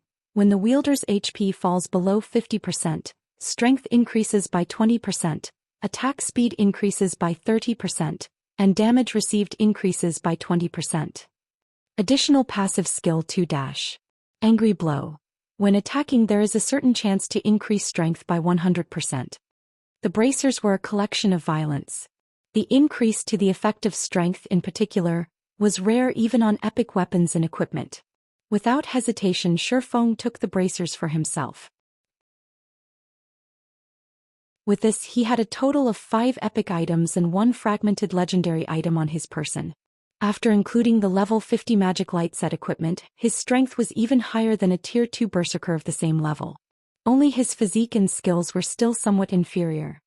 As for the 5 remaining items, 2 were tier 4 magic scrolls, 2 were designs, and the last one was the town promotion order.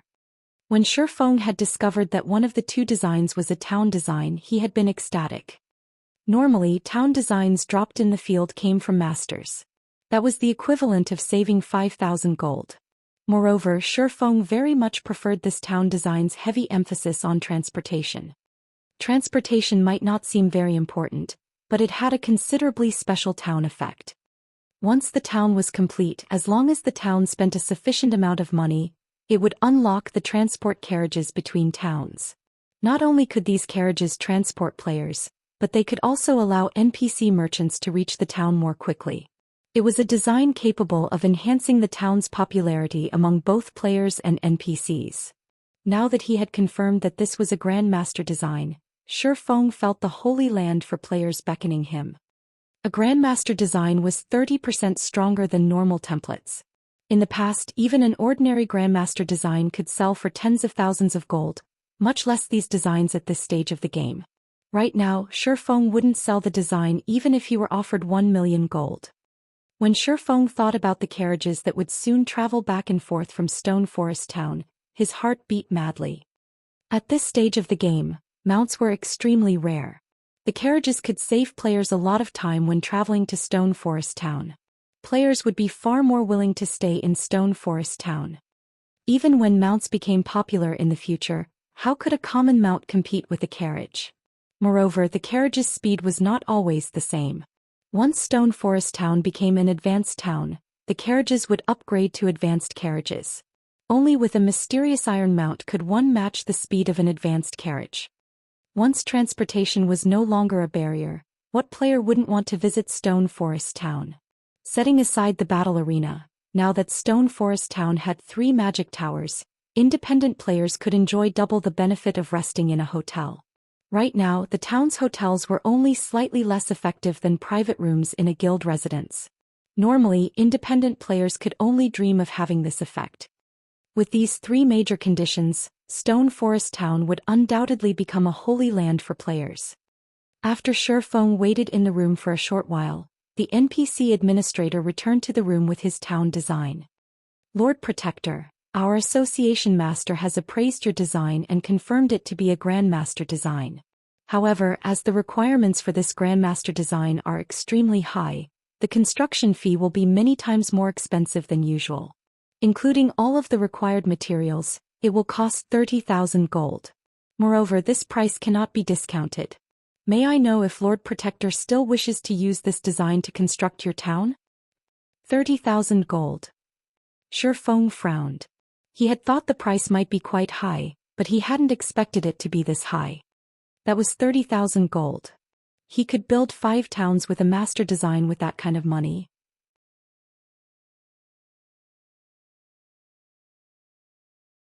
Chapter 1104. Intermediate Town. Outside Undershirt Fluffy Goblin.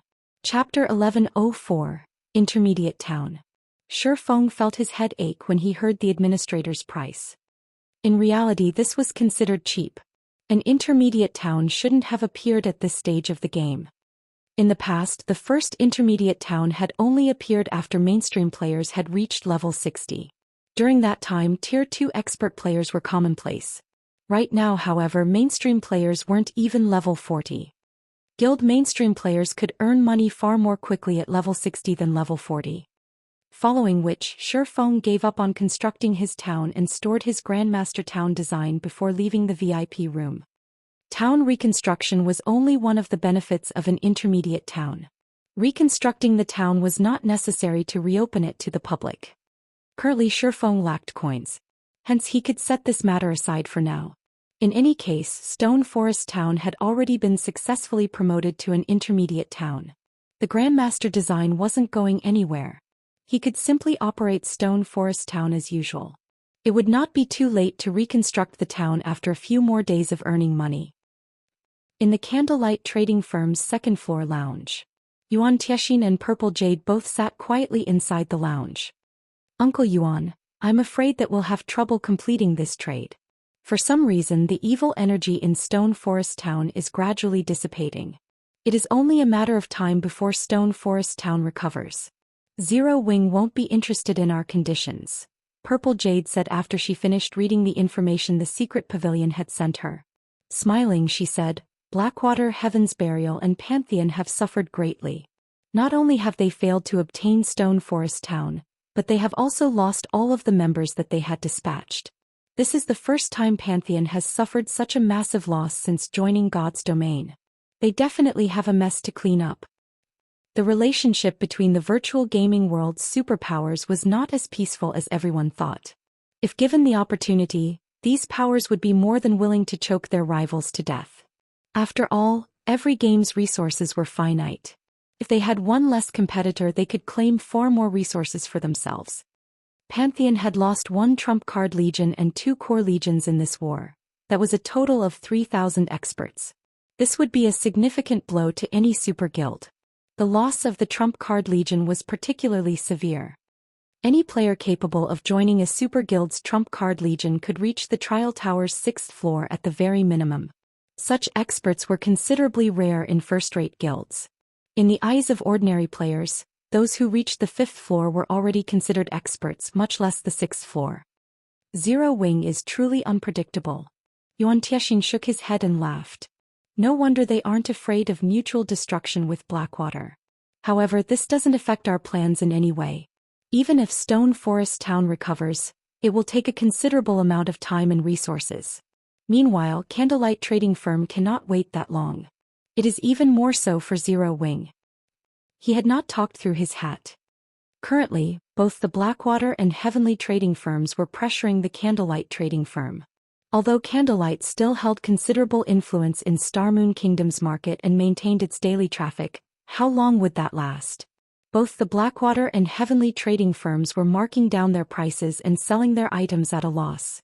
They could also keep this up for a considerable amount of time due to their abundant funds and powerful connections. However, what about the Candlelight Trading Firm? The Candlelight Trading Firm had neither abundant funds nor powerful connections. Its only capital was Stone Forest Town. There was no way Candlelight could win a price war against the Blackwater and Heavenly Trading Firms. Moreover, without sufficient coins, Zero Wing could not continue to develop. Now that Zero Wing was in the limelight, this was the perfect opportunity for the guild to develop and widen the gap between itself and Blackwater. If Zero Wing only continued its development after Blackwater recovered, the guild would be in big trouble.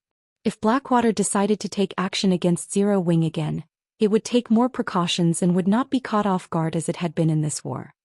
Furthermore, Zero Wing currently had an agreement with the secret pavilion to hand over the bronze mounts and strengthening devices. These items were considerably expensive. Obtaining them would not be that easy. If Zero Wing wished to earn more coins, working with the secret pavilion was undoubtedly the best decision. Just as Yuan Tiexin and Purple Jade were quietly discussing Zero Wing's situation, Shi Feng, currently disguised as Black Flame, entered the lounge. What a powerful mental oppression. Yuan Tiexin was shocked when he laid eyes on Shi Feng. Meeting the man in person felt massively different than watching Shi Feng on the screen. Although Shi Feng had hidden his weapons and equipment's glow effects and sheathed his aura, Yuan Tiexin, with his bountiful experience, immediately sensed the dangerous atmosphere coming from Shi Feng. This swordsman felt like a dragon lurking in the water. 6 epic items? Upon closer inspection, Yuan Tiexin's lips involuntarily twitched. In God's domain, the difference between epic items and dark gold items wasn't limited to their aura effects. There was also a huge difference in the materials used to produce them.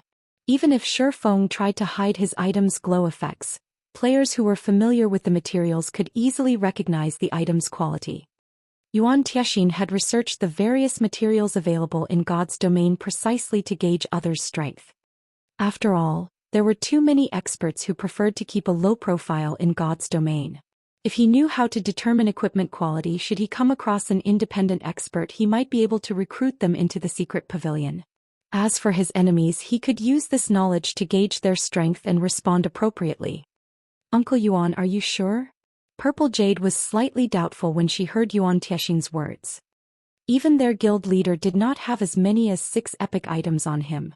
The most he had around 3. Epic items were simply too rare. Even Grand Lords rarely dropped them. Hence even now she only had 2 epic items. Even so, many of the guild's upper echelons were incredibly jealous of her. Of the 2 epic items, one was a weapon while the other was a pair of shoes. She had obtained the shoes during a fortuitous encounter. However, that encounter had cost her a level and plenty of effort. As for the weapon, the guild had given it to her due to her status as the guild's top genius.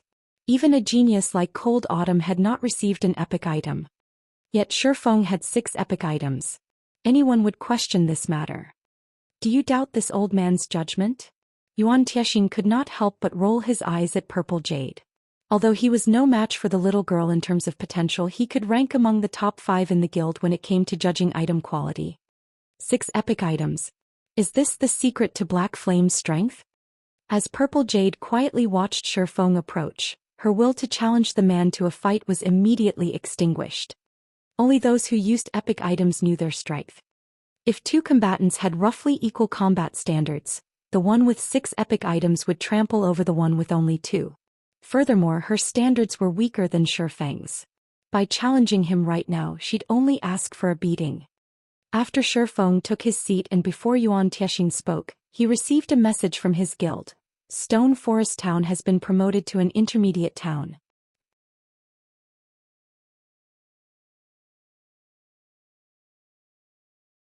Chapter 1105.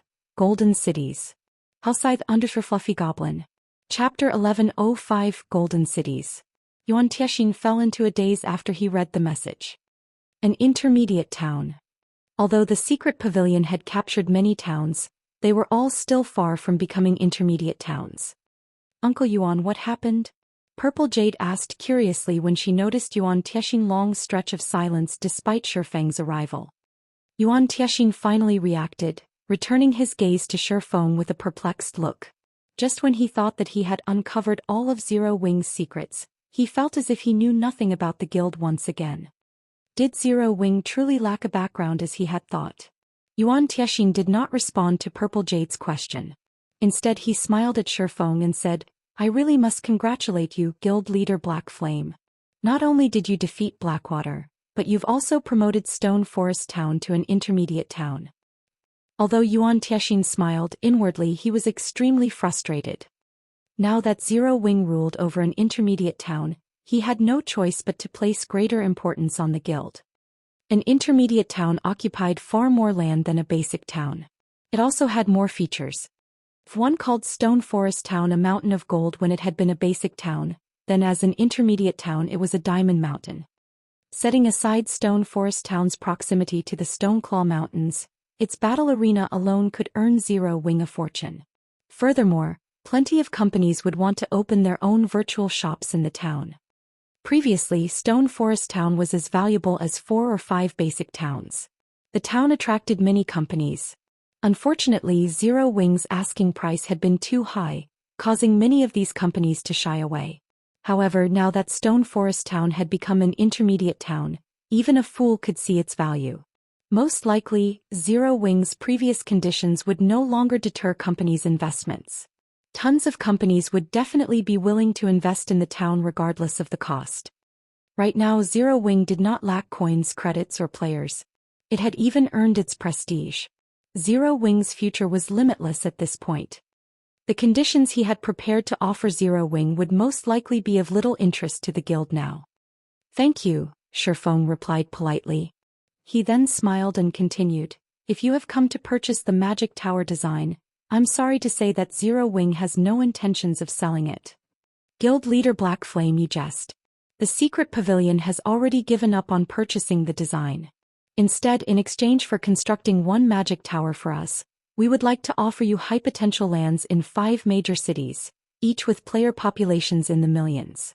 How about it? Yuan Tiexin asked. After giving the situation some thought, rather than trying to obtain the magic tower design, he would opt for the next best thing. However, when Purple Jade heard this, she was shocked.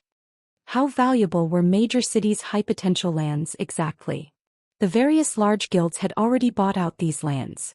They were impossible to purchase for a reasonable price, yet Yuan Tiexin had just offered 5 of the lands for one magic tower. Your offer is quite tempting. However, I have to refuse, Shifeng responded, shaking his head. These 5 plots of land were easily worth 30 or 40,000 gold in total at the moment. Moreover, their value would undoubtedly rise as time passed. Even if he rented these lands out rather than use them himself, he could earn a hefty sum. However, his magic tower design only had 2 uses left. Among them, he had agreed to reserve one for the Town of Beginnings. Even if he traded the remaining magic tower for 5 high potential lands, the trade wouldn't profit the candlelight trading firm over much.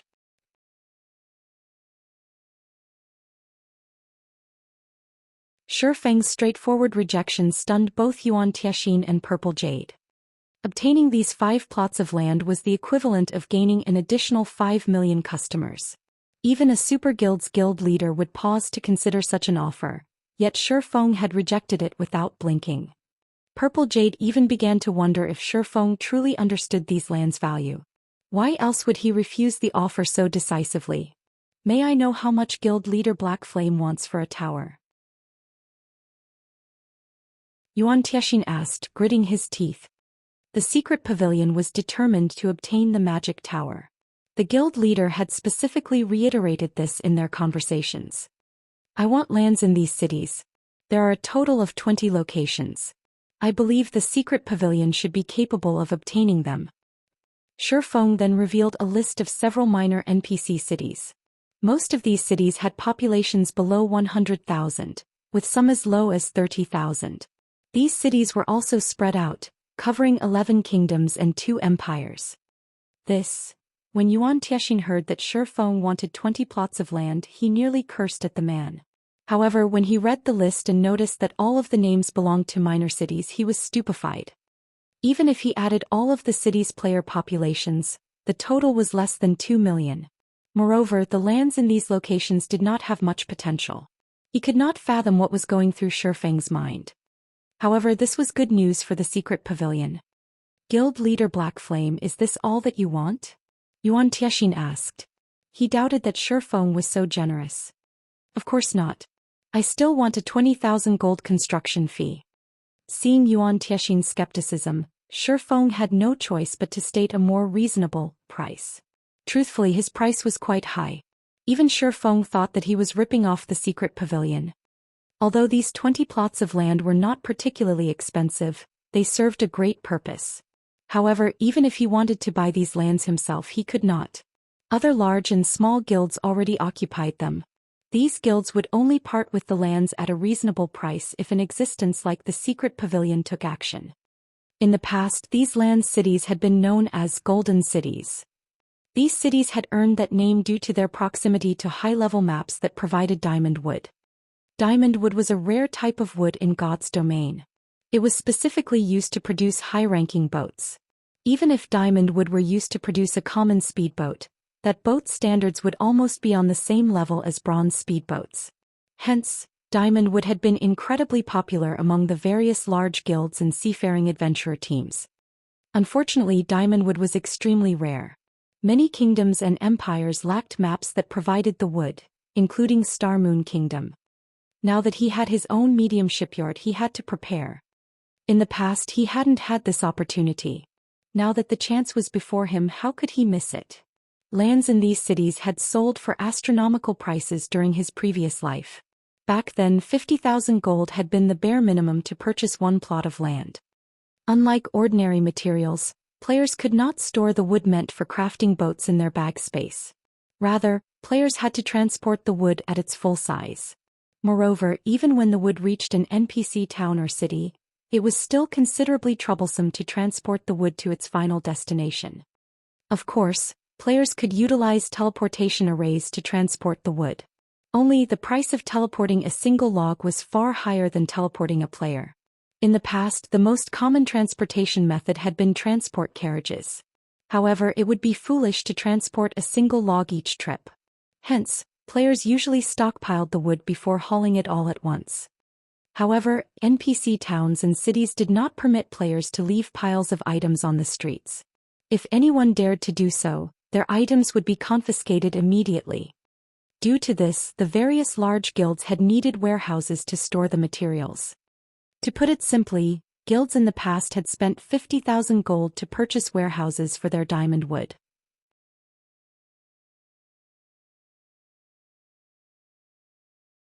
Chapter 1106. Advanced Transport Carriage. Halscythe _ Fluffy Goblin. Chapter 1106. Advanced Transport Carriage. An additional 20,000 gold? For a moment Yuan Tianxin fell into deep thought. Fine. However, once we make the payment, you need to begin the magic tower's construction immediately. Although the minor city's 20 plots of land and the 20,000 gold was slightly more expensive than the 5 high potential lands in major cities, the latter's value had far more space to grow. That's fine. When the deeds for those 20 plots of land and the 20,000 gold arrive, we will begin the tower's construction. Shifeng hadn't expected Yuan Tianxin to agree to his demands so quickly. Although obtaining those lands was a simple task for a super guild, collecting the 20,000 gold was not. Yuan Tianxin's ability to agree so readily showed that 20,000 gold was nothing to the secret pavilion right now. This caused Shifeng some regret. If he had known, he would have asked for 30,000 gold. After all, super guilds would undoubtedly invest more than 20,000 gold into a town's defenses. A single defense turret already cost 7,000 gold, roughly the same price of constructing a magic tower if it were built by a master lifestyle player. Meanwhile, a guild would need at least 4 defense turrets to defend a town adequately. Unfortunately, 4 defense turrets weren't as capable as a single magic tower. Following which, Shifeng and Yuan Tianxin signed an agreement stating that the secret pavilion would complete its part of the deal within 2 days. At that point, Zero Wing would be required to construct a magic tower in Ice Crystal Town within 2 days. Shifeng was surprised when he saw Ice Crystal Town's name. He had never imagined that the secret pavilion would capture the town. Ice Crystal Town was a border town in the Fire Wing Empire's southwestern region. The town had originally belonged to a dark force, and the majority of the town's NPCs were Tier 2. There were even several Tier 3 NPCs in charge of the town. Even the Fire Wing Empire had to consider actions against the town carefully. However, this town was precisely the reason that the Fire Wing Empire had given up on evicting the dark forces in the area. One could just imagine how difficult it would be for players to raid the town. Although Ice Crystal Town appeared ordinary, it was the closest town to the neutral map, Sunset Mountain Range. As a neutral map, the Sunset Mountain Range did not fall under the influence of any kingdom or empire. The map was also roughly half the size of a kingdom. As no kingdom or empire had ever developed the map, it had far more resources than the various kingdoms and empires. Moreover, many races lived in that map. Without the many restrictions that were usually found in kingdoms and empires, many dark forces often operated in the map. Players could also find items there that were not available in kingdoms and empires. Sadly, players couldn't teleport there. They could only travel to the map on their own power. Ice Crystal Town's popularity among players would undoubtedly surpass Stone Forest Town if someone could obtain it. Pioneering the Sunset Mountain Range would be considerably convenient for a guild. As expected of the secret pavilion, it actually managed to secure Ice Crystal Town so early in the game. Shifeng was fairly envious. The Fire Wing Empire's player population exceeded Star Moon Kingdom's by many times. For players, Stone Forest Town's sole attraction was the Stone Claw Mountains. However, the regional dungeon had a level 50 limit. Once mainstream players exceeded that limit, the town would lose its appeal. On the other hand, the Sunset Mountain Range's limit ranged between level 50 and 120. Ice Crystal Town would be popular in the Fire Wing Empire for a long time. If a magic tower were built in the town, it could easily garner 3 to 5 times more players than Stone Forest Town. However, Shifeng gave the matter little thought. Zero Wing was only starting to get on the right track. How could it possibly compete with a well-established guild like the Secret Pavilion? Moreover, he had earned a fortune through this transaction. Only he wouldn't see the profits immediately. Once his shipyard officially opened for business, those 20 plots of land would begin to show their true value. The high-level maps near those minor cities had yet to be developed. No one had noticed the benefit of constructing boats with rare wood yet either. Now was the perfect time to purchase diamond wood in bulk. Once he had trained enough lifestyle players, he would have collected enough diamond wood to mass-produce boats. Following which, Shifeng bade Yuan Tiexin and Purple Jade farewell. White River City's teleportation hall. A constant stream of independent players teleported into White River City. Among them, many immediately set out to inquire about Zero Wing's residence, all of them wishing to join the popular guild. Big Sis Rain, is this really White River City? Blue Phoenix, who wore a black cloak, asked as she observed her surroundings. Elite players wandered throughout the teleportation hall. There were also the members of many large guilds. Among them, there was no lack of level 39 and level 40 experts. Meanwhile, outside the teleportation hall, many players hawked their goods, and their items were just as astonishing. Selling a level 35 secret silver plate armor chest piece. Find me for a private chat if interested.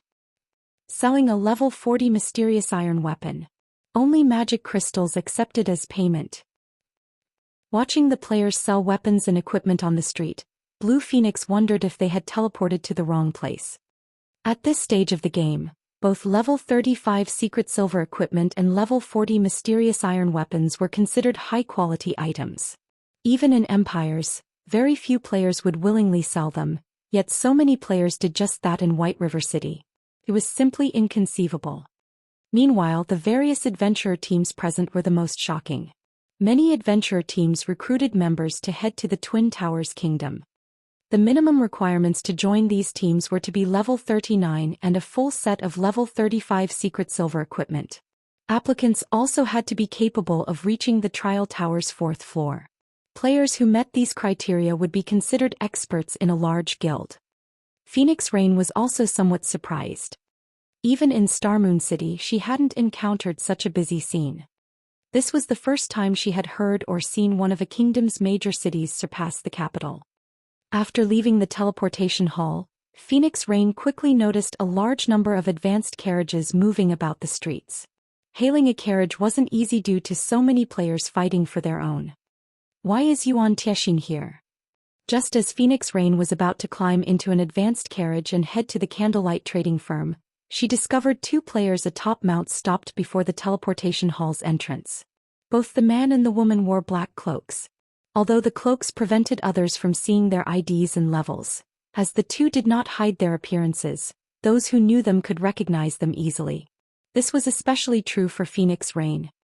When Phoenix Rain saw Yuan Tiexin enter the teleportation hall in such a hurry, her expression shifted. Yuan Tiexin was one of the secret pavilion's upper echelons.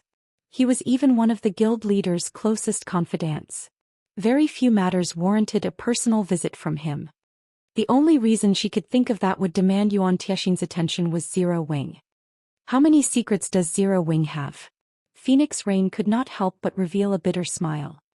Following which, Phoenix Rain dispelled the thought as she made her way to the candlelight trading firm.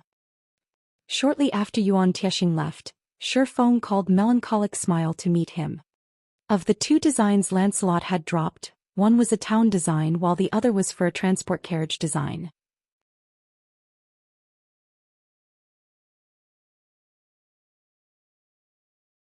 Chapter 1107.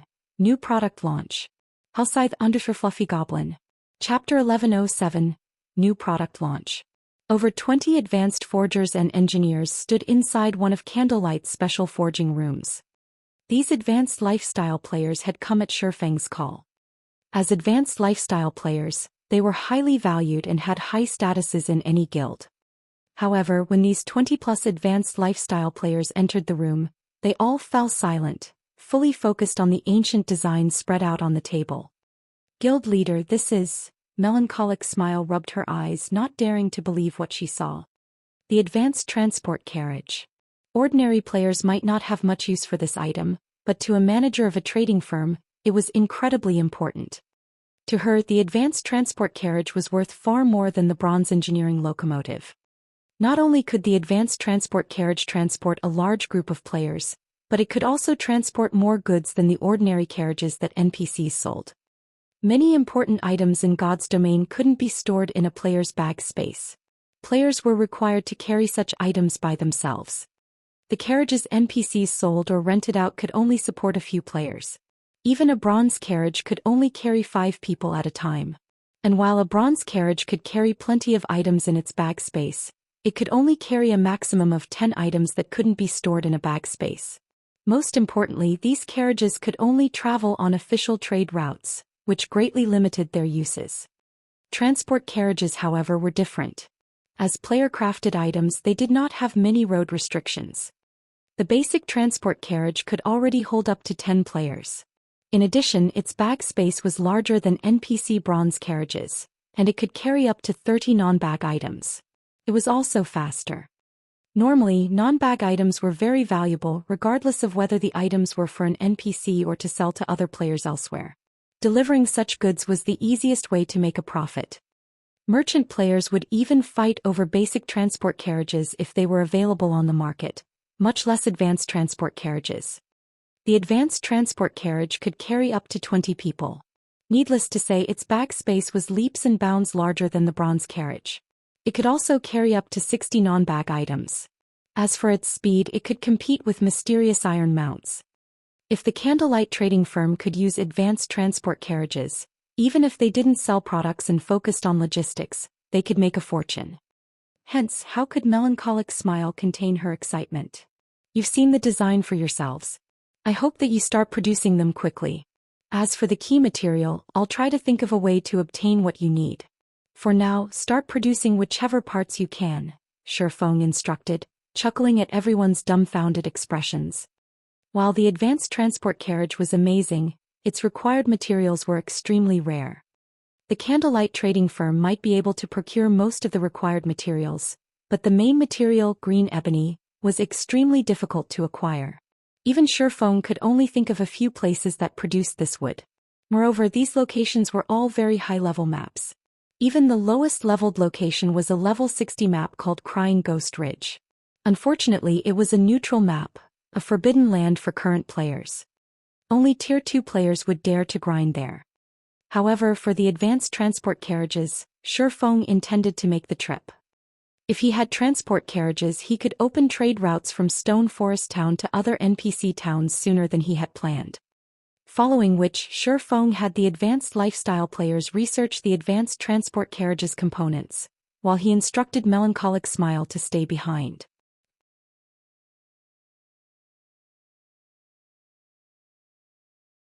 After the others left, Shifeng looked to Melancholic Smile and asked, "What's the situation with the Blackwater and Heavenly trading firms?" Before the war, both the Blackwater and Heavenly trading firms had waged a crazy price war with the Candlelight, hoping to push Candlelight out of Starmoon Kingdom's market while they whittled down Zero Wing's financial strength. Now that Blackwater and Heaven's Burial had suffered such a massive defeat, the two guilds would take some sort of action. This was especially true since Zero Wing urgently needed money. As you've guessed, they have reduced their prices again. They've dropped their light stones prices in particular. Right now they're selling each light stone for only 30 copper. They aren't even trying to cover their production cost now, Melancholic Smile slowly reported. For current players, light stones were a must-have item. They were also the Candlelight trading firm's most competitive product. Now that the Blackwater and Heavenly trading firms have lowered their prices to 30 copper, one could see how much the two trading firms hated Candlelight. At 30 copper, Blackwater and Heavenly couldn't even cover their production costs. Candlelight trading firm, however, could still make a profit due to their many advanced forgers. In addition, due to the special forging rooms, powerful flames and other support tools, Candlelight's production cost for light stones was only 20 copper. Since they want to play, let's humor them until the end. Sell the light stones for 25 copper each. We'll also start selling the exotic stamina potions. Feng did not feel anything in particular about this situation. He had long since prepared for the day when the light stones would no longer be profitable.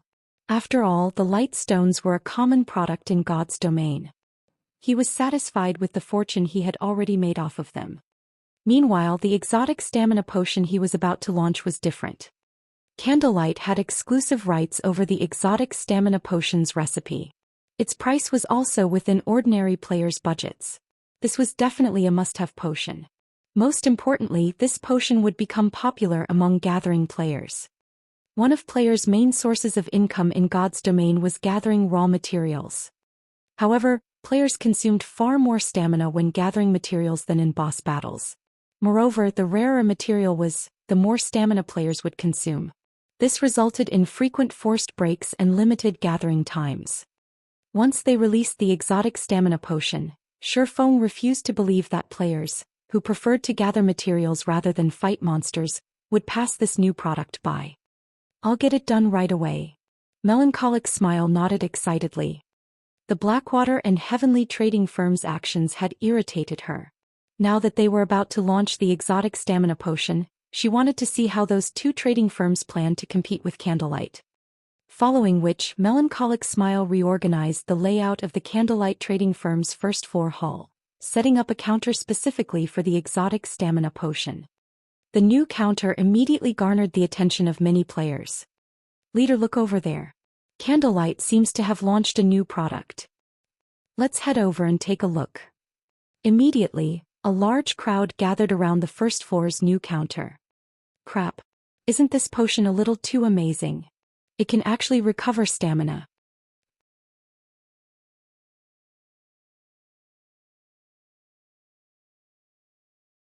Chapter 1108, 10 People. Halscythe _ Fluffy Goblin. Chapter 1108, 10 People. When the crowd read the exotic stamina potion's description, excitement shone in their eyes. As one of the major hidden attributes, stamina played a massive large role in players' everyday lives. However, it was very limited. "Leader, we hit the jackpot this time. This stamina potion is perfect for the Silent Swamp. With this potion we won't have any problems reaching the swamp's core." A level 38 berserker exclaimed through his team chat. "Why are you in such a hurry? Let's take a look at the price first. If it's too expensive, I'd rather stick to grinding in the swamp's outer region," a level 39 shield warrior replied. However, although his tone was indifferent, anticipation flashed in his eyes. Inwardly, he hoped that the exotic stamina potion was too expensive. The Silent Swamp was a level 40 to level 50 high-resource map. However, as this map was a swamp, players consumed a lot of stamina while moving through it. Moreover, the deeper one ventured into the swamp, the more stamina they consumed. Hence, the various large guilds had avoided sending members there to level up. This provided an excellent opportunity for independent players like themselves to make money and level up quickly. Previously, on their team's first trip to the Silent Swamp, they discovered that the map was a land of treasures.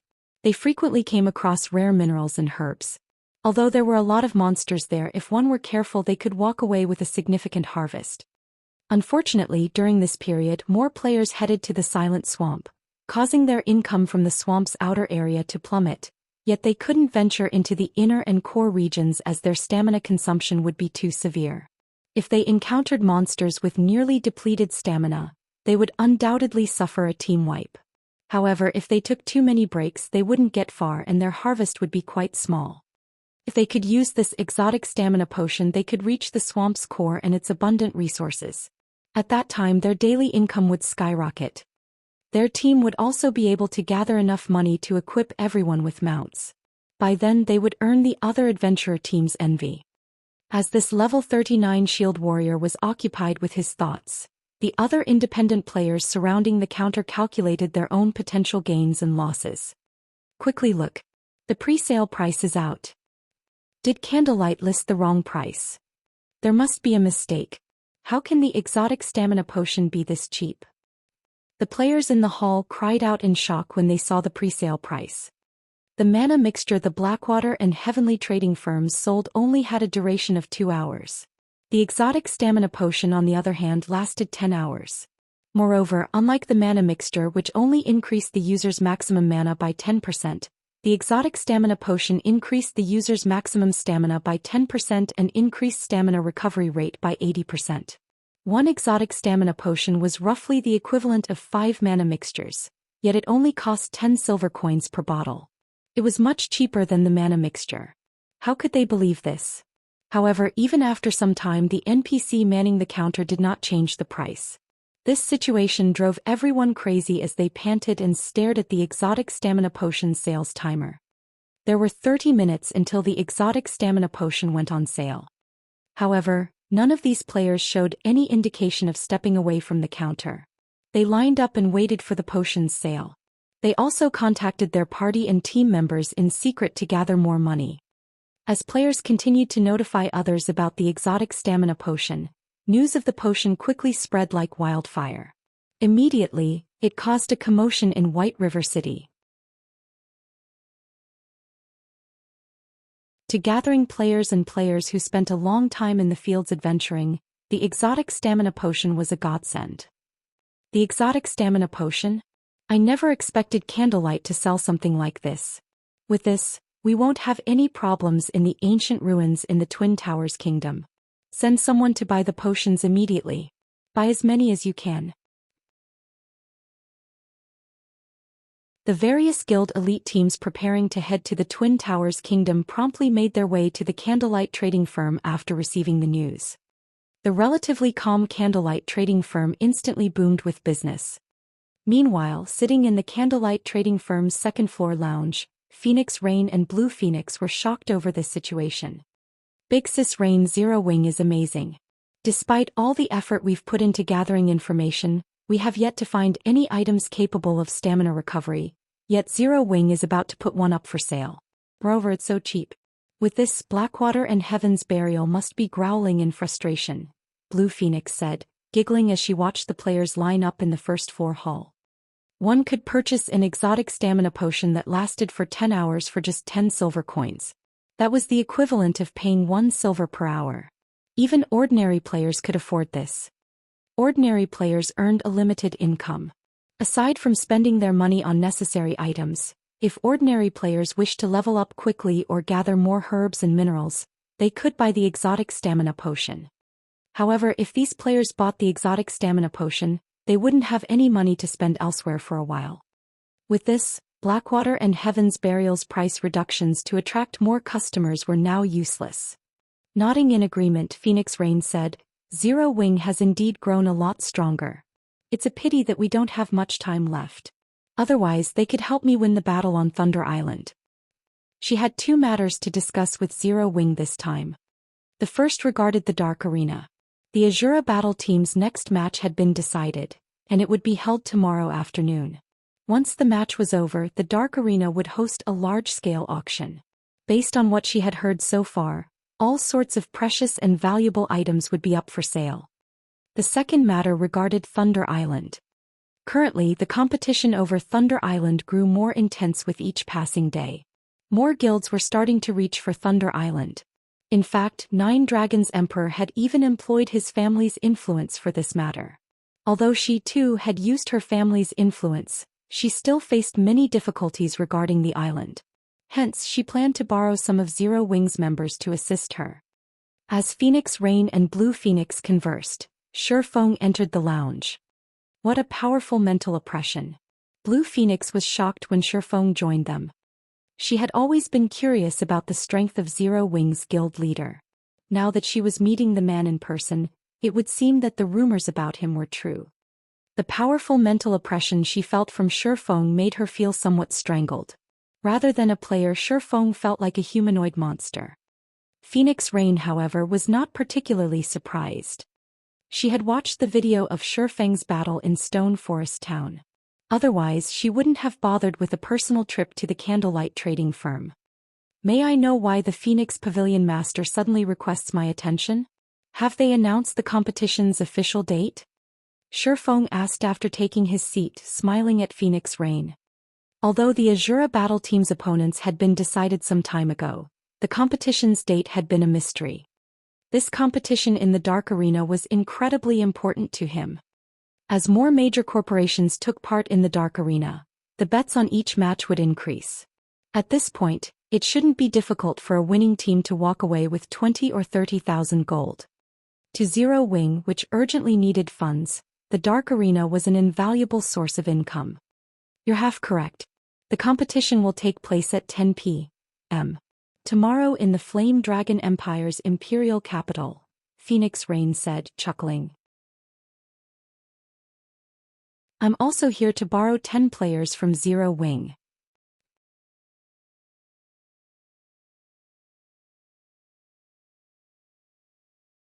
Chapter 1109, Holy Land at Sea. Hellscythe _ Fluffy Goblin.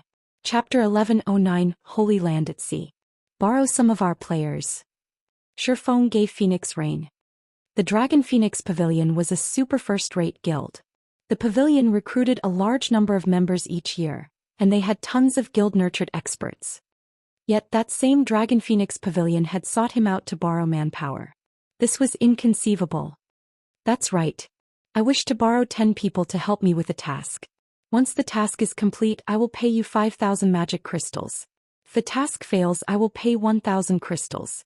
Of course, I will offer additional compensation should any deaths occur during my loan, Phoenix Rain said, smiling as she nodded. May I know what guild leader Black Flame thinks of this? Normally, when hiring experts to help with a quest, payment was in the form of either credits or coins. An ordinary expert would only cost several gold to hire, while even Apex experts only cost around 100 gold. Meanwhile, she had offered magic crystals as payment. Magic crystals were far more valuable than coins. It was a hard currency. The various large guilds already treated magic crystals as a strategic resource. They might be able to purchase 10 or 20 magic crystals from independent adventurer teams or small workshops. But when the numbers climbed into the triple digits, it was practically impossible to find enough on the market. 5,000 magic crystals was a considerable sum for any large guild. Some large guilds didn't even have so many magic crystals in their warehouses. Now, by loaning 10 of its experts, Zero Wing could potentially earn 5,000 magic crystals. This was definitely a tempting offer. Phoenix Pavilion Master, can you reveal the details of the task? Sherfone was indeed tempted after listening to the offer. Aside from running a guild, his goal in establishing the Zero Wing workshop was to accept commissions. However, requests like Phoenix Rain's were rare. That's fine. The task is very simple.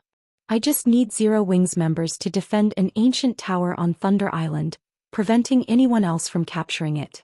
As Thunder Island is a very special place, only a very limited number of players can be there at a time. When the time comes, our enemies won't be able to dispatch much manpower.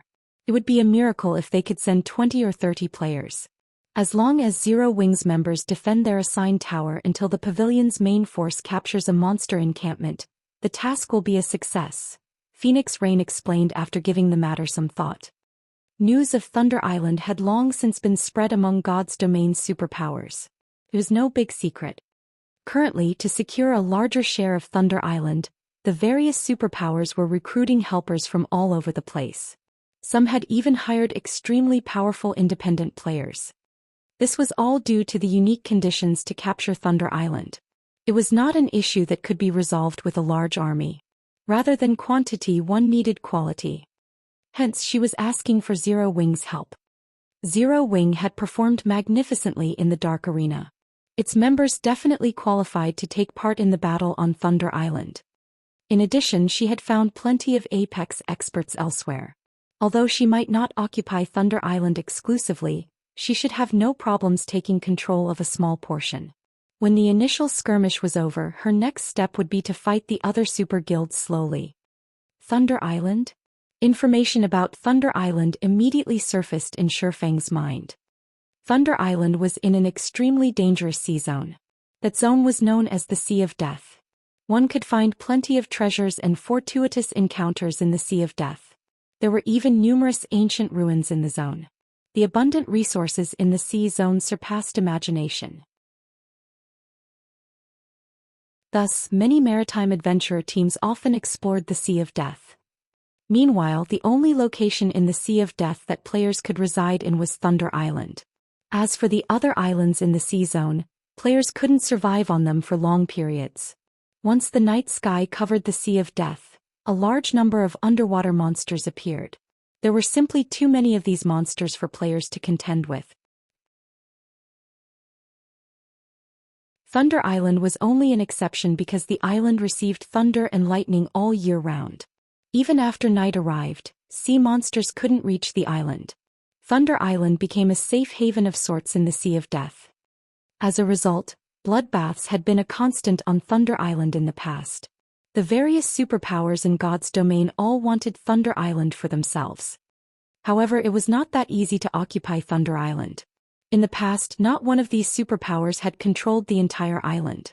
In the end, various superpowers jointly operated the Holy Land at sea. Shifeng had visited the island many times in the past.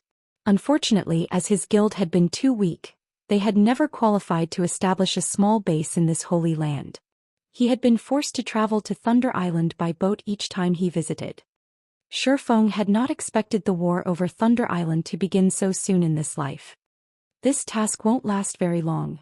It'll be over in a day or so, Phoenix Rain added after Shifeng had remained silent. Capturing Thunder Island was different from ordinary towns, where things would end once the target town was captured. In order to gain authority over the town on Thunder Island, one needed to capture monster encampments. The more encampments one captured, the more authority one could utilize. If one captured all of the monster encampments on Thunder Island, they would obtain the highest authority on the island. Meanwhile, this authority contest occurred once a month, with each contest lasting 8 hours. Moreover, during the day of the contest, Thunder Island would be enveloped in an ancient magic array. If one wished to set foot on the island during that time, they needed an entry pass. Without the entry pass, players would be automatically transported off of Thunder Island. Each entry pass allowed up to 10 people to enter the island and could be obtained by killing bosses in the Sea of Death. The Sea of Death was already an extremely dangerous sea zone. It was home to plenty of sea monsters, and these monsters were much stronger than the monsters found on land. The chances of a team wipe were even highly likely when sailing through the Sea of Death, not to mention when hunting bosses in the zone. Currently, the various superpowers were doing their best to find and kill bosses. They had suffered immense losses as a result. The Dragon Phoenix Pavilion was no exception. Thus, the entry passes were exceedingly precious. These superpowers could not invite ordinary experts to take part in the contest. They would take as many apex experts to the island as they could. Only by doing so could they utilize the entry passes to their fullest potential. After pondering the situation for some time, Shifeng looked at Phoenix Rain and asked, "May I know how many entry passes Phoenix Pavilion Master has right now?" Hearing Shifeng's question, both Phoenix Rain and Blue Phoenix were stunned. The various superpowers were keeping a tight lid on the entry passes. They had never imagined that Zero Wing would know about this as well. However, when Phoenix Rain thought back to her encounter with Yuan Tiexin, she understood. Although the secret pavilion was not one of the superpowers contesting over Thunder Island, the latter possessed a powerful information network. It was not all that surprising that Shifeng knew about the entry passes. Your information network cannot be underestimated. I won't hide it from you. I currently have slightly over 20 passes. In other words, I can bring over 200 people to compete for prominence on the island, Phoenix Rain said, smiling. Are you interested in a piece of this pie as well? Although she would not underestimate Zero Wing, those involved were God's domain superpowers. They were on an entirely different level compared to Zero Wing. With how few experts Zero Wing employed, the guild would not survive long on Thunder Island.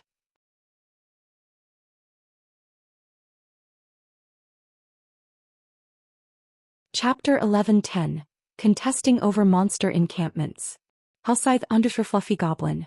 Chapter 11:10 Contesting over Monster Encampments. Shifeng shook his head when he heard Phoenix Rain's question. Contrary to Phoenix Rain's assumption, he was not particularly interested in Thunder Island. Phoenix Rain found Shifeng's response reasonable. If Shifeng truly understood the situation on Thunder Island, then he knew how fierce the upcoming contest would be. There were already 3 super guilds participating in the contest, not to mention super first-rate guilds. Moreover, the upcoming fights wouldn't be minor. These guilds were dispatching all of their top players. Every one of these existences wanted authority over Thunder Island.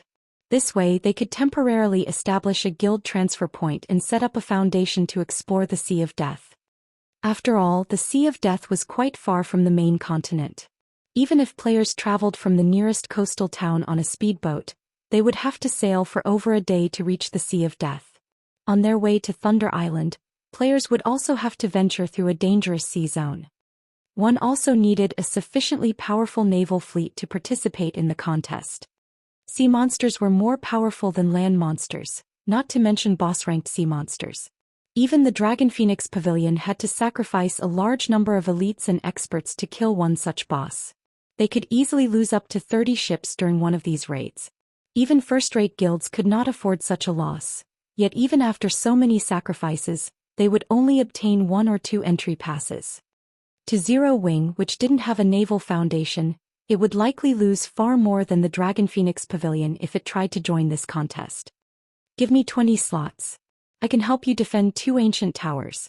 My price is 20,000 magic crystals and 1 temporary transfer point. If we fail, I won't charge a single coin. I also won't require any compensation for deaths, Shifeng said after giving the matter some thought. It was very difficult to occupy the monster encampments on Thunder Island. The monsters in these encampments depended on the players on the island. These monsters were generally chieftain rank and above.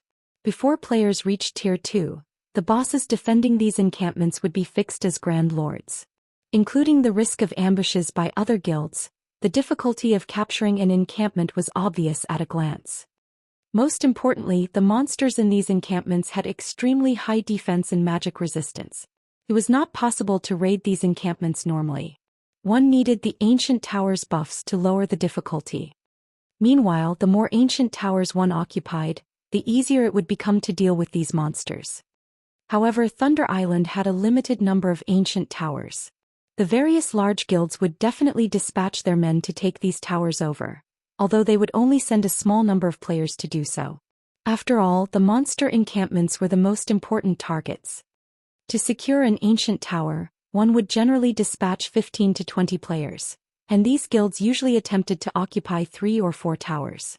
Once they did, with their expert strength, they could take down a monster encampment with roughly 100 players.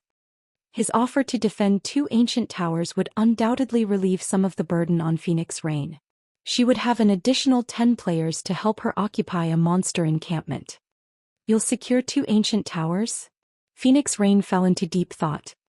To solidify their hold on the ancient towers, she had previously decided to dispatch 20 players to each tower.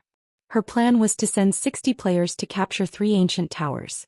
The other 100+ players she had would be more than enough to capture an encampment.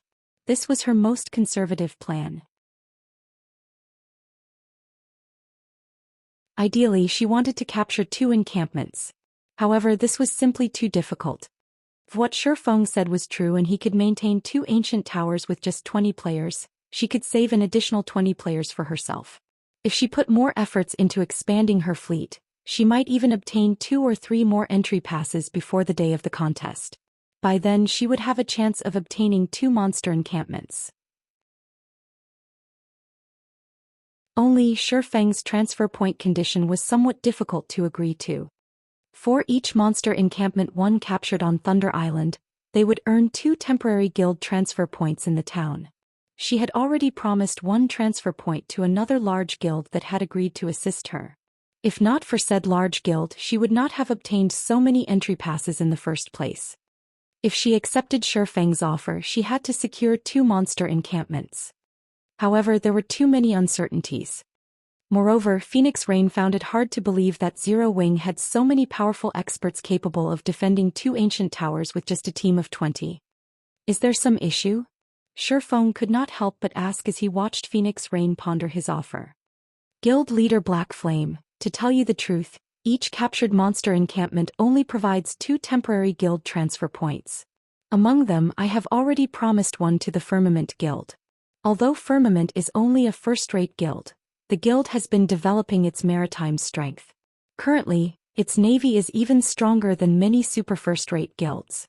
If not for them, I wouldn't have obtained so many entry passes to begin with, Phoenix Rain explained. Firmament. Feng recalled the guild from his past. The Firmament Guild was indeed an overlord at sea.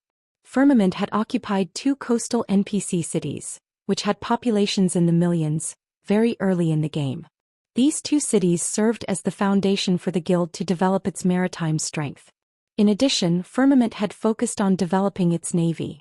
Although overall, it was significantly weaker than super first-rate guilds, battles at sea did not rely on guild experts. The quantity and quality of the guild's ships also played a major role. In the past, even some super guilds had not been a match for Firmament's combat power at sea. It was no wonder why the Dragon Phoenix Pavilion had managed to obtain so many entry passes, despite having recently begun its naval development. When will Thunder Island's contest begin? Feng asked. The contest will begin in 7 days. However, traveling to the island takes a full day, so we only have 6 days to prepare, Phoenix Rain replied as she gave Feng a quizzical look. She didn't understand why Feng had asked such a question. 7 days should be enough, Feng said, laughing. Phoenix Pavilion Master, how about I make you another offer? Give me 60 slots. As long as your side can hold 3 ancient towers, my side will capture a monster encampment for you. In return, I want 100,000 magic crystals or lands of equivalent value in addition to 1 temporary transfer point. What do you think? When Phoenix Rain and Blue Phoenix heard Feng's new proposal, they stared at him in shock. They both believed that Feng was insane. While 100,000 magic crystals was not a problem for them, they simply did not understand where Feng found his confidence to make such a bold claim. Based on her estimation, under the assumption that they could capture 3 ancient towers as planned, capturing a monster encampment required at least 100 apex experts. Although the guild seemed full of experts to ordinary players, in the eyes of superpowers, Zero Wing only had around 10 truly capable experts. How was Feng going to fill the 50 remaining slots? Even if he could dispatch another 50 capable experts, it was impossible to capture a monster encampment with just 60 players. Phoenix Pavilion Master, you originally planned to capture only 1 encampment, right? You should know that the likelihood of capturing a second is quite low. Even if you allow Zero Wing to fight for the second encampment, I'm sure you won't suffer much loss. If you are still not sure, I can sign an agreement. If Zero Wing fails to secure the second encampment, we will pay 100,000 magic crystals. How about it?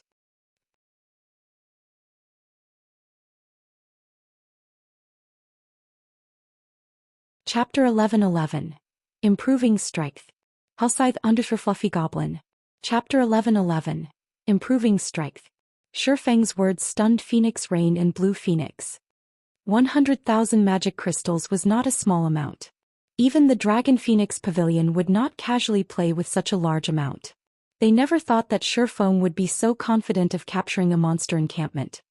However, even after watching Feng for a long moment, neither of them saw any signs of anxiety. Feng had remained extremely calm the entire time. After giving the matter some thought, Phoenix Rain said, "Since Guild Leader Black Flame is so confident, I will agree to your conditions." Big Sis Rain. Blue Phoenix could not help but turn to Phoenix Rain in shock. Setting aside Zero Wing's confidence in capturing a monster encampment, losing 60 slots would be a major problem for the Phoenix Pavilion. They only had 21 entry passes. After deducting Zero Wing's 60 players and the 60 players required to defend the ancient towers, they only had 90 remaining slots. Even if they were lucky and obtained another 3 passes in the next few days, attempting to capture a monster encampment with only 120 experts was risky. In the off chance that Zero Wing failed and their side was targeted by other guilds, it was possible that they might end up with nothing at all. If they followed their original plan, however, they could gain at least 1 monster encampment. Don't worry. I understand the risks. Phoenix Rain did not bother to explain herself to Blue Phoenix. She signed an agreement with Feng. As long as Zero Wing captured a monster encampment and secured it until the end of the contest, Phoenix Rain would pay 100,000 magic crystals and 1 temporary guild transfer point on Thunder Island. After both sides signed the contract, Phoenix Rain left the lounge with Blue Phoenix. As they climbed into the advanced carriage, Blue Phoenix couldn't hold it in any longer. Big Sis Rain, isn't this move a little too risky? Nine Dragons Emperor's group is capable of taking at least one monster encampment down. If we end up with nothing, we won't have leverage against Nine Dragons Emperor. Phoenix Rain was clearly able to reach a draw with Nine Dragons Emperor, yet she had intentionally chosen a more dangerous path. This was completely different from how Phoenix Rain normally operated. Blue, what you're saying is correct. If we follow according to the original plan, we could end in a draw, Phoenix Rain said, chuckling. However, even if Black Flame hadn't suggested such a risky endeavor, when the time came, I would have split our forces to capture 2 monster encampments. I wonder if Black Flame suggested such a crazy plan because he prediction my intentions. In any case, I won't lose anything by agreeing to his proposal. On the contrary, Zero Wing will share the price of failure with us, but that price is more severe for them. Moreover, I am also very curious as to why Black Flame is so confident of taking down a monster encampment with just 60 Zero Wing members. Phoenix Rain's words rendered Blue Phoenix speechless. Phoenix Rain had made such a risky decision simply to sate her curiosity. How was she any different from Zero Wing's guild leader, Black Flame? In the quiet second-floor lounge in the Candlelight Trading Firm. Shortly after Phoenix Rain left, 2 unparalleled beauties entered the room, confusion and helplessness filling their eyes as they gazed at Shifeng. Guild leader, this is a battle between God's domain's superpowers. Their strength is on an entirely different level. Aren't we taking too large of a risk for 100,000 magic crystals? Aqua Rose asked, her head aching. Before encountering the secret pavilion's simulation training system, she had assumed that there was only a small difference between first-rate guilds and super guilds. However, after training in the system for some time, she finally realized that super guilds were in an entirely different world. Of the secret pavilion's trainees currently in the simulation training system, a large number were already in the refinement realm. One could just imagine how many refinement realm experts the secret pavilion had, much less other super guilds. In comparison, excluding Shifeng, Zero Wing only had 3 people in the refinement realm: Fire Dance, Violet Cloud, and Gentle Snow. While this might be a powerful force in first-rate guilds, this was a paltry amount in the eyes of super guilds. Of course, aside from combat standards, other factors also affected battles with other players, such as combat experience, weapons, equipment, skills, and various tools. Why would super guilds' apex experts lack any of these? In the end, the battles would come down to combat standards. Gentle Snow nodded in agreement with Aqua Rose's views. Initially, she had been astonished. She had never imagined that not only did Zero Wing possess a close relationship with the secret pavilion, but even the Dragon Phoenix Pavilion's pavilion master had traveled so far to seek the guild's aid.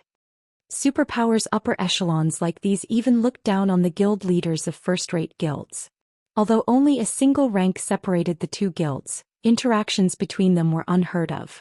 Someone of Phoenix Rain's rank making a personal visit to anything less than a super first-rate guild was practically a dream. Don't we have 7 days? Shifeng shrugged nonchalantly. I just so happen to be free for the moment. I'll help you all train for a bit. Train? Really? Guild leader, you must keep your word, all right? Gentle Snow was confused. Aqua Rose, who stood beside her, however, rejoiced when she heard this.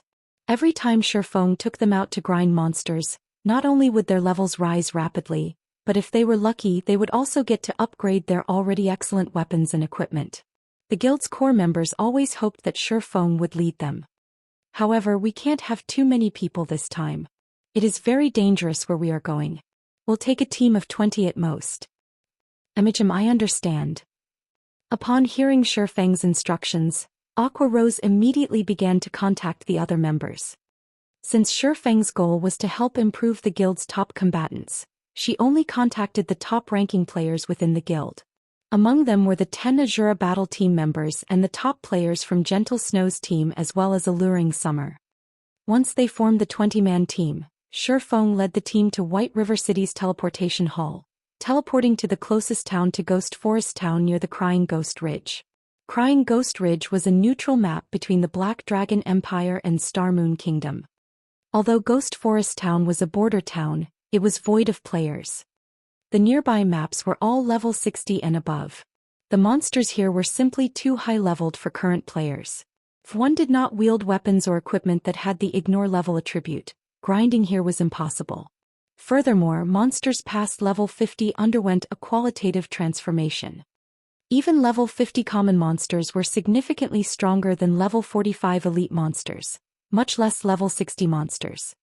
It also took nearly 14 hours to reach the Crying Ghost Ridge from Ghost Forest Town on foot. Players simply had no reason to visit the town.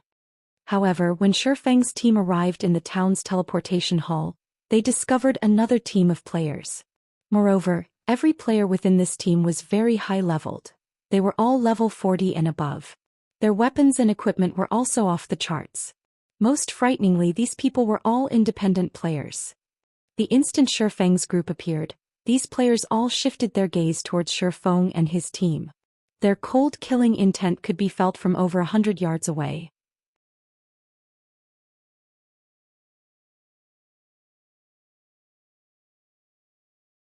Chapter 11-12 Midnight Tea Party. Hellscythe _ Fluffy Goblin. Chapter 11-12 Midnight Tea Party. Why would anyone else come here? A robust guardian knight carrying a round white shield on his back frowned when Shifeng's group appeared in the teleportation array. Leader, could they be here for the Fallen Ark as well? A female cleric asked worriedly. A beautiful woman wearing luxurious purple robes looked towards Shifeng's group of cloaked players and said nonchalantly, "They shouldn't be. We rushed over here as soon as we received the message. Moreover, without the key, going there is useless. If they have any ill intentions, we can simply wipe them out." "I guess you're right. If they wish to take action, we can use the opportunity to test our new weapons and equipment," another member said, laughing. Shifeng was also surprised when he noticed the team a short distance away, chatting merrily. He hadn't expected to find other players here at this stage of the game.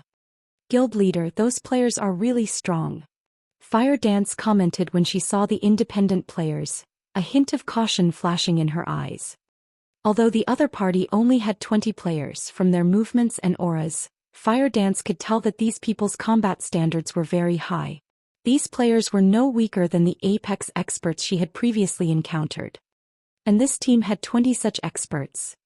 Normally, only super guilds were capable of forming such a team, yet these players were all independent. With such strength, why have I never heard these people's names before? Gentle Snow was similarly shocked. She had previously been a first-rate guild's guild leader. Naturally, her information network was vast. She had also memorized most of the apex experts in God's domain. However, she had never seen such a powerful independent adventurer team. The most laughable part was that she didn't recognize a single player on that team. From what I can remember, the only adventurer team with this level of strength has to be Owl, the team that joined us in Titan City. When Aqua Rose saw this 20-man team, she could not help but recall Owl. In her opinion, Owl was one of the most powerful adventurer teams in God's domain. She had never imagined that she would encounter another team of such caliber. Guild leader, should we make their acquaintance? Independent teams were different from guilds. They might be able to recruit this adventurer team to Zero Wing. Even if they failed to do so, it wouldn't hurt to know such a powerful adventurer team. In the event that they needed more manpower in the future, they could request these independent players' help. After all, apex experts were extremely rare in God's domain. Gentle Snow nodded in agreement. If they could recruit these players to Zero Wing, it would undoubtedly push the guild to a whole new level. They would also have more confidence in the contest on Thunder Island. Forget it. We have more important matters to deal with right now. We'll get acquainted with them if there is a chance in the future, Shifeng said, shaking his head. While this adventurer team might be foreign to Aqua Rose and Gentle Snow, Shifeng could not be more familiar with them. This adventurer team was the famous Midnight Tea Party. The team maintained a member count of 20 players. In terms of combat power, even super guilds feared them. However, as the Midnight Tea Party did not bother to claim territory of their own and refused to operate under anyone, the various super guilds had tried to recruit the team in the past. Unfortunately, no one ever succeeded. However, what surprised Shifeng was that he found a familiar face among the group. Endless Scars. Shifeng had never imagined that the once mythical existence would be a member of the Midnight Tea Party during God's Domain's early stages. If the public had learned of this in the past, everyone would have been shocked. Although members that left the Midnight Tea Party had gone on to their own great achievements in the past, none of them had ever been as successful as Endless Scars. Ranking as the #1 player on the God's Domain experts list meant that Endless Scars had stood at the peak of God's Domain. Yet when Shifeng thought about how Endless Scars' status as one of the Blackwater Corporation's representatives, his head started to ache. The Blackwater Corporation's background was extraordinary. If Endless Scars joined Blackwater and became one of its leaders, he did not dare to imagine what kind of future awaited the guild. However, Shifeng had never heard of Endless Scars joining Blackwater in the past. She had gone solo throughout her entire career in God's Domain. Following which, Shifeng led his team into an NPC shop to stock up on food and beverages. He also had everyone check their inventory for potions and magic scrolls, and he handed these items out to anyone who needed them. After everyone rested, they rode their mounts to the neutral map Crying Ghost Ridge. The journey that typically required 14 hours only took Shifeng and the others 4. Moreover, the group didn't encounter a single monster attack on their way, surprising them all. There were level 60+ monsters all over the place and they were only level 40+ players. The massive level difference would allow monsters to detect them easily, yet none of the monsters attacked them during their journey. What these players did not know was that Shifeng knew this terrain like the back of his hand. He knew which paths were safe and which were not. In reality, the 14-hour journey included the time players wasted in fights against the local monsters. If one did not have to fight, they could reach the Crying Ghost Ridge in 10 hours if they ran straight there. Stop for a minute. Before us lay the neutral map, Crying Ghost Ridge. As the team was about to enter the mountain path before them, Shifeng halted his team. He then took a Tier 1 group invisibility scroll from his bag and said, "We'll complete the remaining journey on foot. Remember to follow me closely. The monsters here aren't like any you have encountered before. Even the level 60 common monsters here could reach the Trial Tower's 3rd floor. They have the combat standards to reach the Trial Tower's 3rd floor? Are they even monsters?" Blackie could not help his astonishment. When recruiting ordinary members, most large guilds only required players to reach the Trial Tower's 2nd floor. Though Zero Wings standards were slightly higher, with ordinary members needing to reach the 3rd floor, while elite members needed to reach the 4th floor. In other words, any random monster in the Crying Ghost Ridge was as strong as Zero Wings elite members. However, monsters had much higher attributes than players.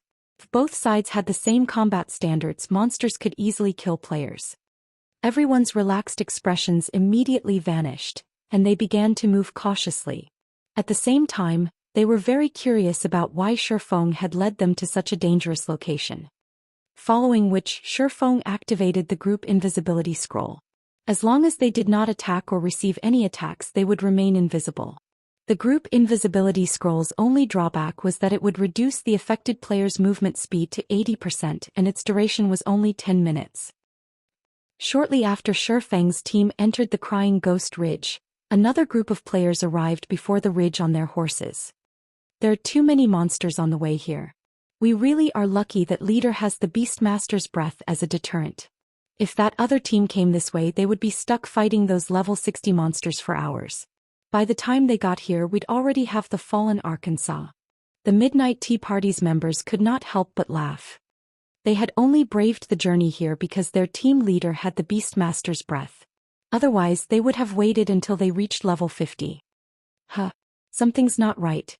Look at those hoof prints.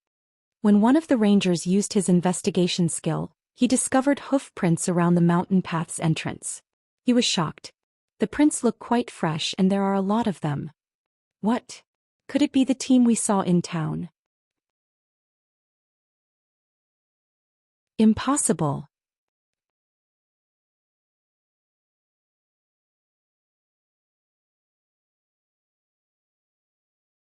Chapter 11-13, Foreign Races. Hellscythe _ Fluffy Goblin. Chapter 11-13, Foreign Races.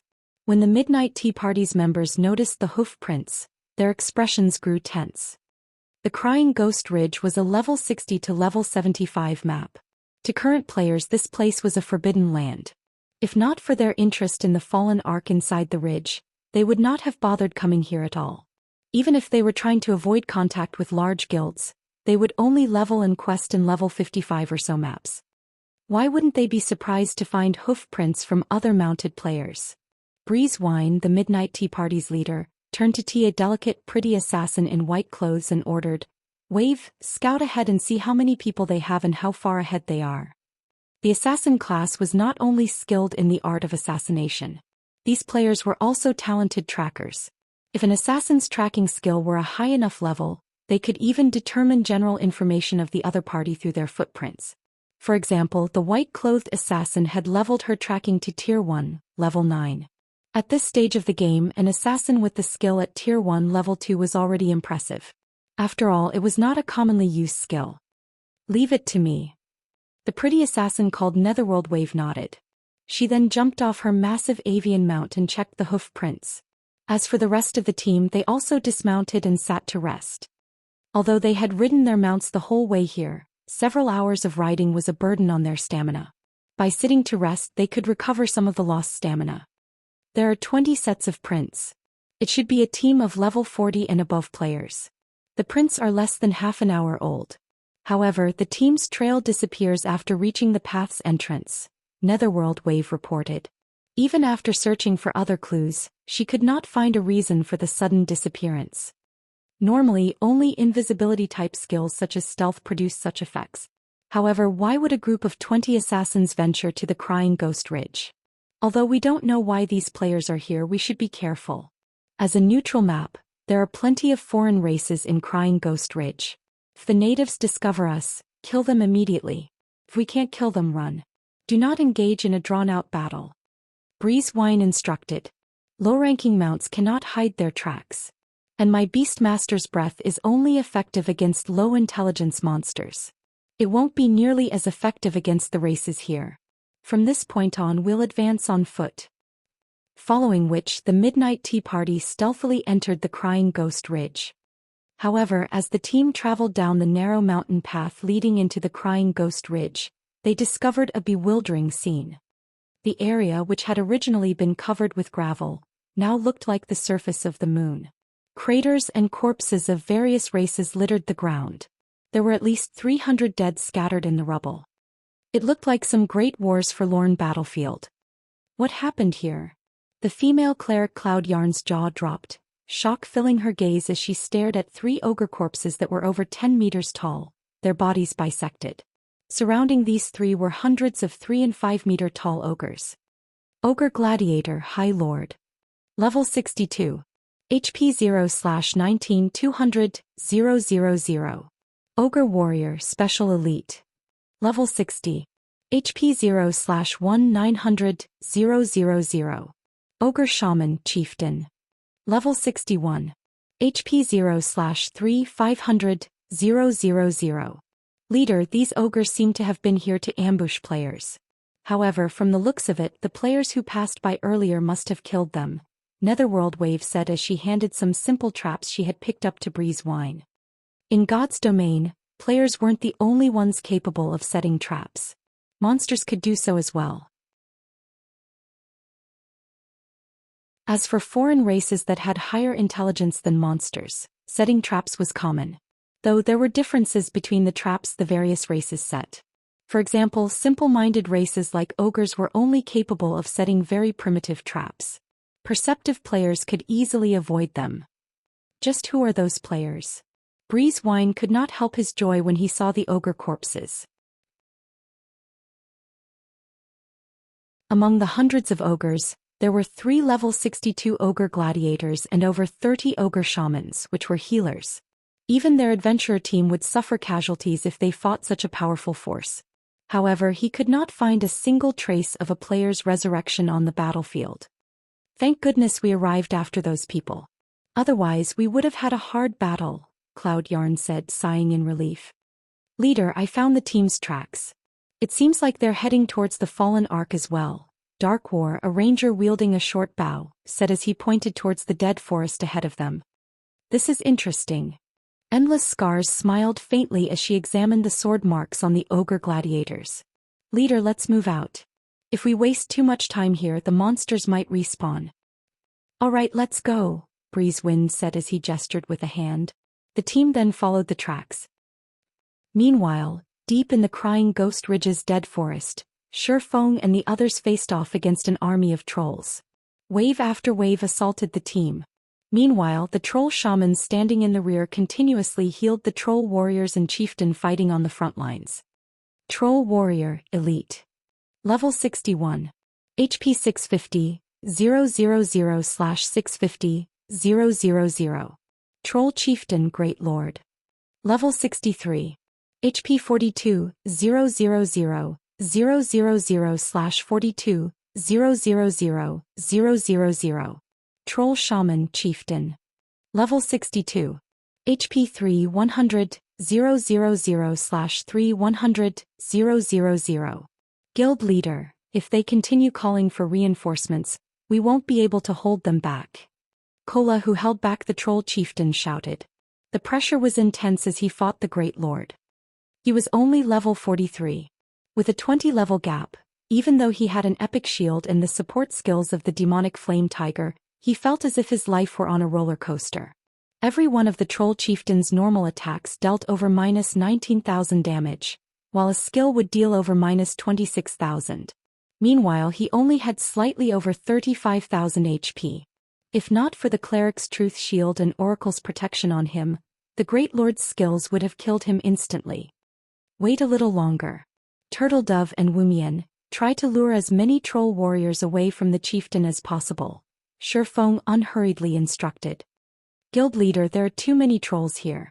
If any more join the fray, I'm afraid that we won't be able to deal with them.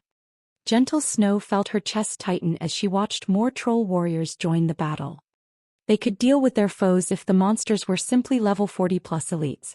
However, these were level 60+ elite monsters. Furthermore, aside from the abundant EXP, killing these monsters wasn't particularly profitable. The elite and chieftain ranked trolls they had already killed had only dropped silver coins and some materials. They hadn't even dropped a piece of mysterious iron equipment. Almost. Just hold on for a little while longer. Shifeng did not bother to explain. God's Domain's neutral maps were home to various foreign races. Unlike humans, foreign races were very talented. Some were good with magic, some possessed unmeasured strength, some had acute five senses, and some were natural-born warriors.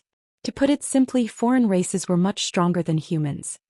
During ancient times, humans had consistently ranked at the very bottom among the races in God's domain. Humans did not have an edge in combat. However, humans' intelligence was unmatched. The human race had only achieved the prosperity it enjoyed today by accumulating and passing on their knowledge from one generation to the next. Although humans were still no match for archaic species, they had become the race on the continent of God's domain and occupied most of the continent's territories. There were two foreign races in Ghost Crying Ridge, ogres and trolls. While ogres wielded boundless strength, they lacked the intelligence to produce weapons that could maximize that strength. Trolls, on the other hand, were very smart. Normally, they would gather wood and stone to forge weapons for battle. Green ebony was among the wood these trolls harvested. Hence, when killing these trolls, there was a chance that green ebony would drop. Of course, players could also search the Crying Ghost Ridge for harvestable green ebony. However, the process was troublesome. Moreover, to Shifeng and the others, Crying Ghost Ridge was still too dangerous to explore casually. There were many places that they couldn't reach yet. Thus, Shifeng settled on killing trolls for the wood. In fact, he was specifically waiting for the troll chieftain to call for reinforcements so that he would have more troll warriors to kill. Troll warriors were only elite monsters. Their chances of dropping a rare material like green ebony were quite low. At the very least, they needed to kill chieftain-ranked trolls for a decent chance of obtaining green ebony. Guild Leader, more trolls have arrived. Minor Wind reported, his expression twisting. Among the newcomers were 3 Lord-ranked trolls.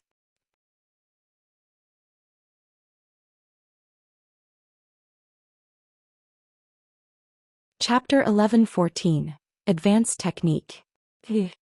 As soon as Minor Wind finished his report, the team heard crashing from the nearby forest as one tree after another fell to the ground. Suddenly, three 3-meter-tall figures jumped into the clearing. These 3 figures were black-skinned trolls clad in broken armor, each wielding a silver spear. Their blood-red eyes radiated an intense bloodlust. Roar! The instant the 3 black trolls noticed Shifeng's group, they bellowed in rage. One of them even swung their spear at a nearby tree, felling the massive tree with a single attack. Even Shifeng couldn't underestimate their incredible strength. Petrified Troll Lord. Level 62. HP 8-200-000/8-200-000. Everyone on the team felt an immense pressure from the petrified trolls. If the trolls were merely level 40 lords, they could hold the monsters back. However, a level 62 lord was many times more powerful than a level 40. On their team, only their MTs could withstand an assault from one of these monsters. No one else could endure their attacks, much less pin them down. These level 62 lords possessed combat standards at the Trial Tower's 4th floor. These petrified trolls' attributes also dwarfed theirs. The same held true for speed. In addition, lord-ranked monsters were generally resistant to control skills. If they could neither outrun nor control these monsters, just how were they supposed to fight against the petrified trolls? Shifeng's expression was just as serious as the rest of his team. What rotten luck. It's even capable of summoning petrified trolls. The troll chieftain surprised Shifeng. Unlike ordinary trolls, petrified trolls had petrification runes carved all over their bodies, which made their skin harder than even steel. They were also monstrously strong. They were famous for being difficult enemies. In the past, players that encountered these petrified trolls generally turned and fled. The 3 petrified trolls didn't give Shifeng's team much time to react. Without hesitation, they pounced on Kola, who currently held back the troll chieftain. Why are they always targeting me? Glancing at the approaching petrified trolls, Kola activated his Tier 1 Protection Blessing and Last Stand, reducing all incoming damage by 50%, weakening any impact he received, and increasing his maximum HP by 40%. Instantly, his maximum HP rose to 49,530. Ping, ping, ping. 3 silver spears struck Kola's dragon scale shield, one after another. -6,717. -6,809. -6,784. Following which, the troll chieftain brandished its massive red greatsword and slashed at Kola. Tier 3 skill Storm Rage. Quickly adjusting his footwork, Kola lifted his shield just in time to block the attack coming from his side. Meanwhile, the distant violet cloud quickly cast a truth shield on the guardian knight. Boom! When the troll chieftain's greatsword crashed into the dragon scale shield, dazzling sparks flew as a loud boom resounded through the dead forest. Everyone felt the shockwave from the impact. As for Kola, numerous deep cuts ripped apart the ground around him. The truth shield on Kola shattered as the guardian knight was thrown, only stopping when he crashed into a large tree. The wood splintered upon impact.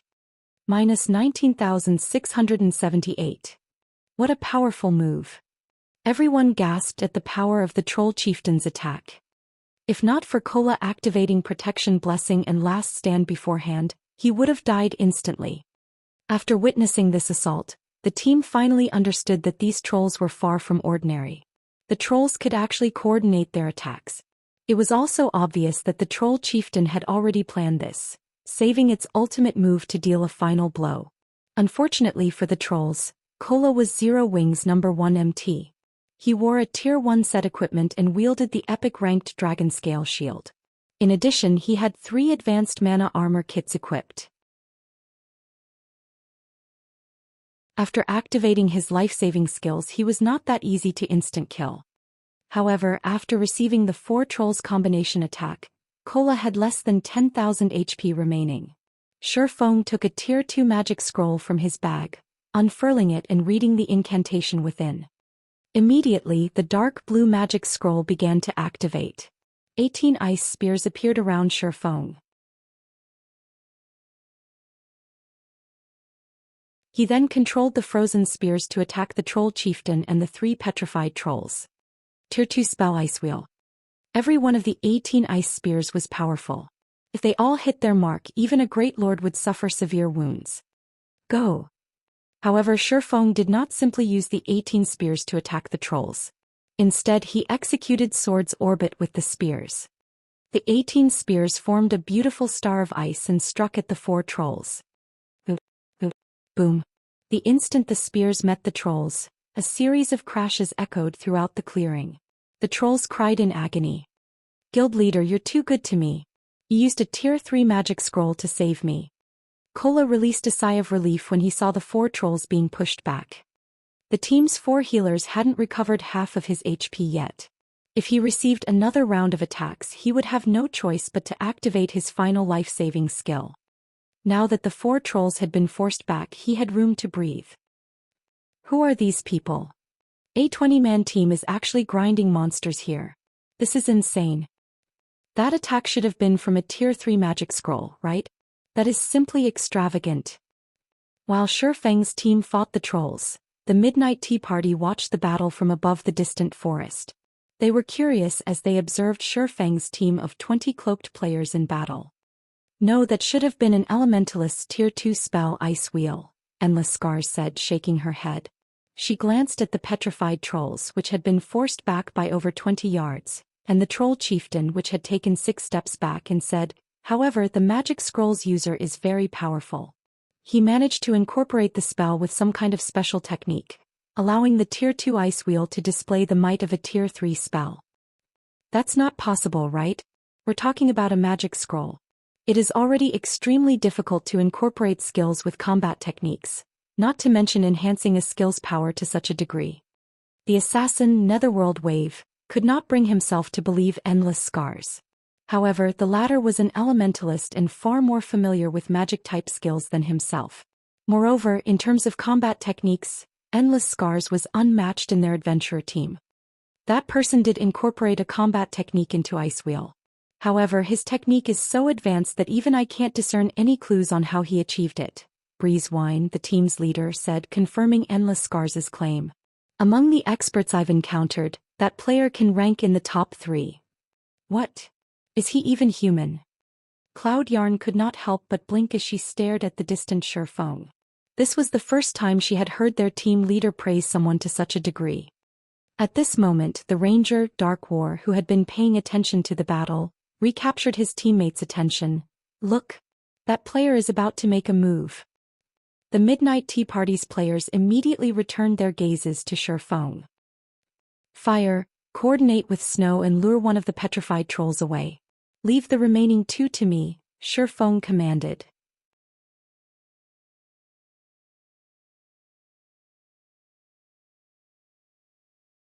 Chapter 11:15, Violent Team. Halscythe _ Fluffy Goblin. Chapter 11:15, Violent Team. As soon as Shifeng finished speaking, Fire Dance and Gentle Snow exploded into action. Fire Dance immediately used shadow steps to appear behind one of the petrified trolls, which was over 20 yards away. With a 360-degree spin, she thrust 1,000 transformations through the petrified troll's armor, penetrating the lord's back. Backstab. A damage of -9,216 appeared above the petrified troll's head, and it screamed in agony. The troll spat a mouthful of fresh blood. Although the petrified troll tried to retaliate, Fire Dance quickly followed up with a light slash at its back, the sharp 1,000 transformations easily cutting through the petrified troll's body like a hot knife through butter. Not only did Fire Dance's bisect inflict a 30-second bleeding debuff, but the lord was also paralyzed, unable to fight for a short time. Following which, Fire Dance executed Absolute Strike, transforming into a streak of black light that lanced through the petrified troll. The instant she reformed on the other side of the troll, she thrust 1,000 transformations at the lord's heart. 5-star Eviscerate. Immediately, the impact sent the petrified troll falling backward, 2 damages over -10,000 appearing above the lord's head. The petrified troll had no defense against Fire Dance's assault whatsoever. The team was momentarily stunned by this scene. That was a level 62 lord. Yet Fire Dance had rendered it helpless. Moreover, she dealt such awe-inspiring damages to the lord. Initially, the team had assumed that Zhou Xian was pushing his luck when he had only sent Fire Dance and Gentle Snow to deal with the petrified troll. Now, however, it would seem that Fire Dance alone was more than enough for the job. Roar. As the heavily injured petrified troll got to its feet, it bellowed with rage. It swept its silver spear horizontally, covering a range of 10 yards. The powerful strength of its attack ripped apart the air, causing an explosion of force. In response, Gentle Snow executed charge and appeared before the petrified troll, protecting Fire Dance. Although the petrified troll was immune to her charge's fainted effect, the skill increased her attack speed and movement speed. She followed up by meeting the troll's spear with a cross slash. Boom. As an explosion shook the air, Gentle Snow was forced to take 3 steps back, a damage of over -2,000 appearing above her head, but she had driven back the petrified troll's spear. She blocked it. Everyone was stunned. She blocked it. No matter how I look at it, that monster's strength should be as high as a High Lord's of the same level, yet a single berserker blocked its attack and received so little damage in return. One of the Midnight Tea Party's muscular berserkers stared at Gentle Snow in shock. He was one of the top berserkers in the Midnight Tea Party, and even he did not think he could endure the petrified troll's attack as easily as Gentle Snow had. He even wore the complete Violent Will set, a level 45 dark gold set equipment for berserkers. What's so surprising? Rather, look at how powerful that assassin is. Although her attack seemed ordinary, she achieved a 90% or higher completion rate with every skill she used.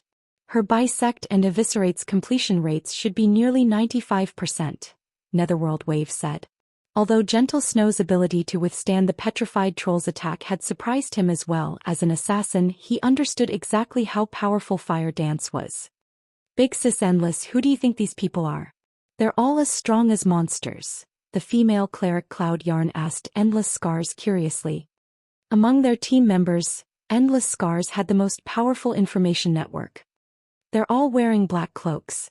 With their information hidden, even I have no way of determining their identities.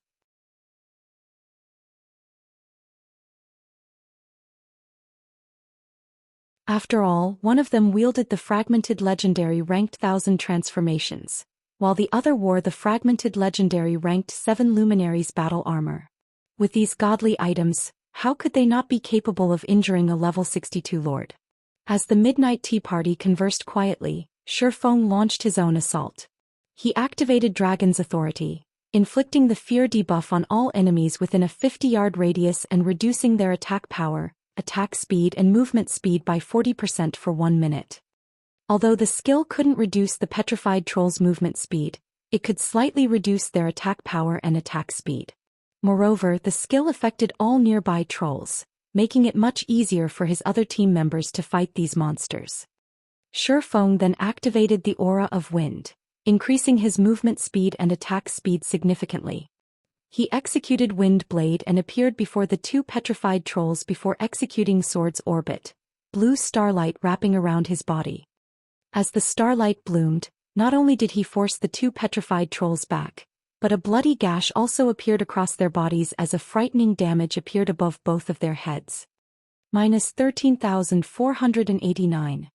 -27,544. Zhou Xian didn't receive any damage. Angry Tyrant's effects sure are frightening. As expected from excellent epic equipment, Zhou Xian was quite satisfied as he looked at the delicate bracers around his wrists. Dark red runes faintly shone on the bracers. The Angry Tyrant's strength bonus was above average even among epic items. When its passive skill Angry Blow took effect, it pushed his combat power to a whole new level. If not for these epic bracers, he would not have decided to confront the 2 lords directly, opting for a safer approach instead. Although the petrified trolls possessed high defense and strength, they were slower than ordinary lords of the same level.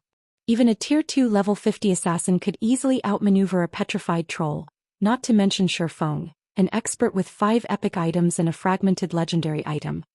Infuriated, the 2 petrified trolls howled. A blood-red haze then appeared around their spears. This move was none other than the petrified troll's tier 2 skill, Blood Sacrificial Spear. It was a weapon-enhancing skill that doubled their weapon's attack power for 10 seconds and increased their attack speed by 30%. As numerous streaks of red light stabbed at Shi Feng, the latter activated flame burst. The abyssal blade and killing ray both released blinding lights, illuminating the gloomy forest. Swords orbit. Boom.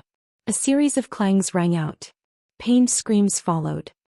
The 3-meter-tall petrified trolls transformed into 2 massive fireballs as the attack sent them flying. They crashed through numerous trees before they finally fell to the ground. Everyone involuntarily shivered when they saw the 2 monsters' bodies. Meanwhile, the 2 lords' HP bars shrank by a small chunk. -134,858. -135,047. The 2 horrific damages stupefied everyone on the team. If not for Fire Dance and Gentle Snow still struggling with the other petrified troll, they would have doubted that the 2 monsters on the ground were actually petrified trolls. Prioritize killing the other petrified troll. Blackie, Aqua, Summer, prepare your large-scale destruction spells. Shi Feng commanded immediately after throwing his 2 opponents. Now that no more trolls had joined the battle, they no longer needed to hold back. After clearing out the elite-ranked trolls, they could deal with the petrified trolls more quickly. Blackie and the others nodded and began chanting their spells' incantations. Time flew by. When the 3 of them finished chanting, gather the monsters around the troll chieftain. Blackie, use Guardian of Light on Kola. Under Shi Feng's command, the team gathered around the troll chieftain.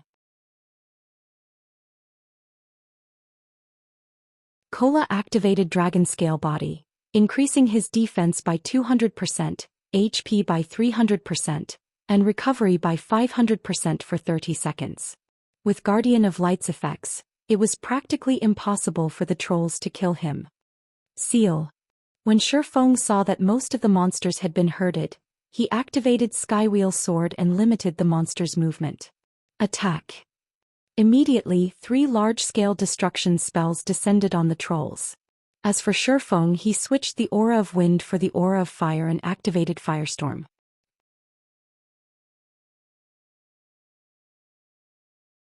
Thunder and fire bombarded the monsters. By the time the spells ended, all elite-ranked trolls were dead. Even the chieftain-ranked troll shamans had less than half their HPs remaining.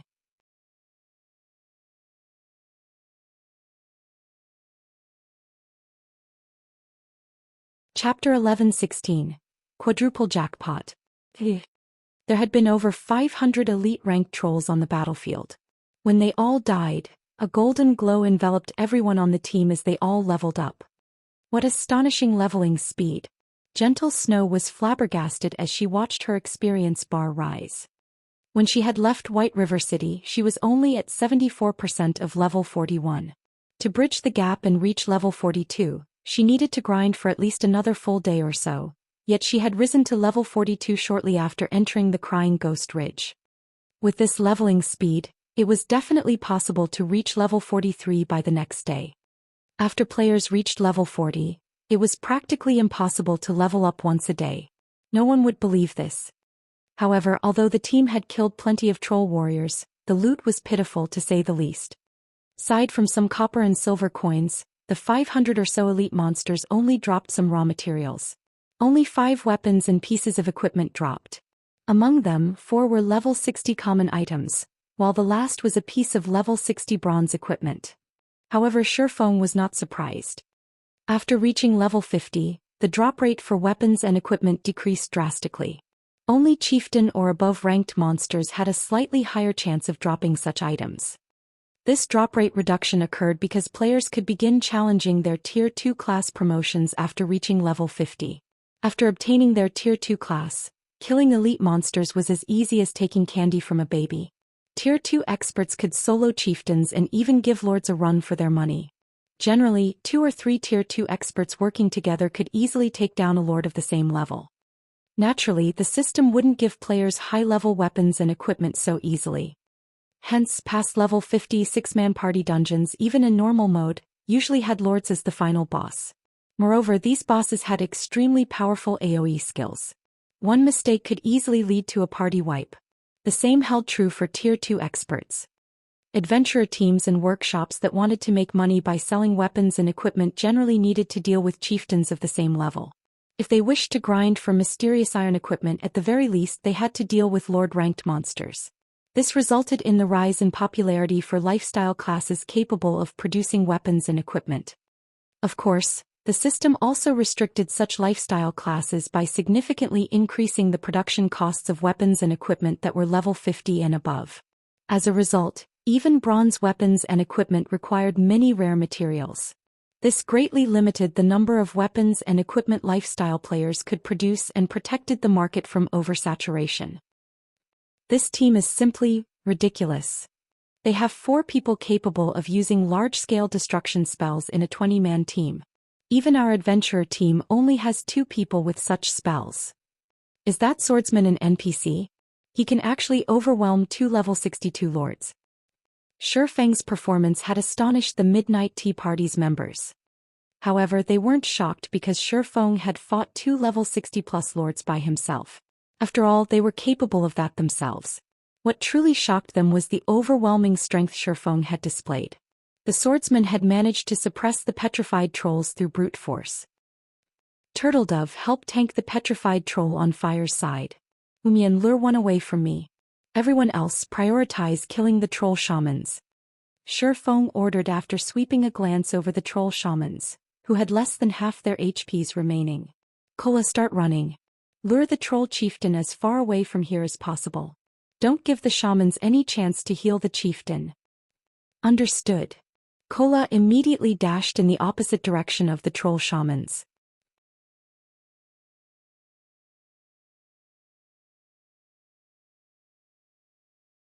Seeing this, the troll chieftain chased after the escaping guardian knight. When the troll chieftain moved, the troll shamans had no choice but to follow their leader. However, they couldn't cast their heals while moving. As a result, the troll shamans couldn't heal the troll chieftain. Meanwhile, the other members on Shi Feng's team begun to bombard the troll shamans.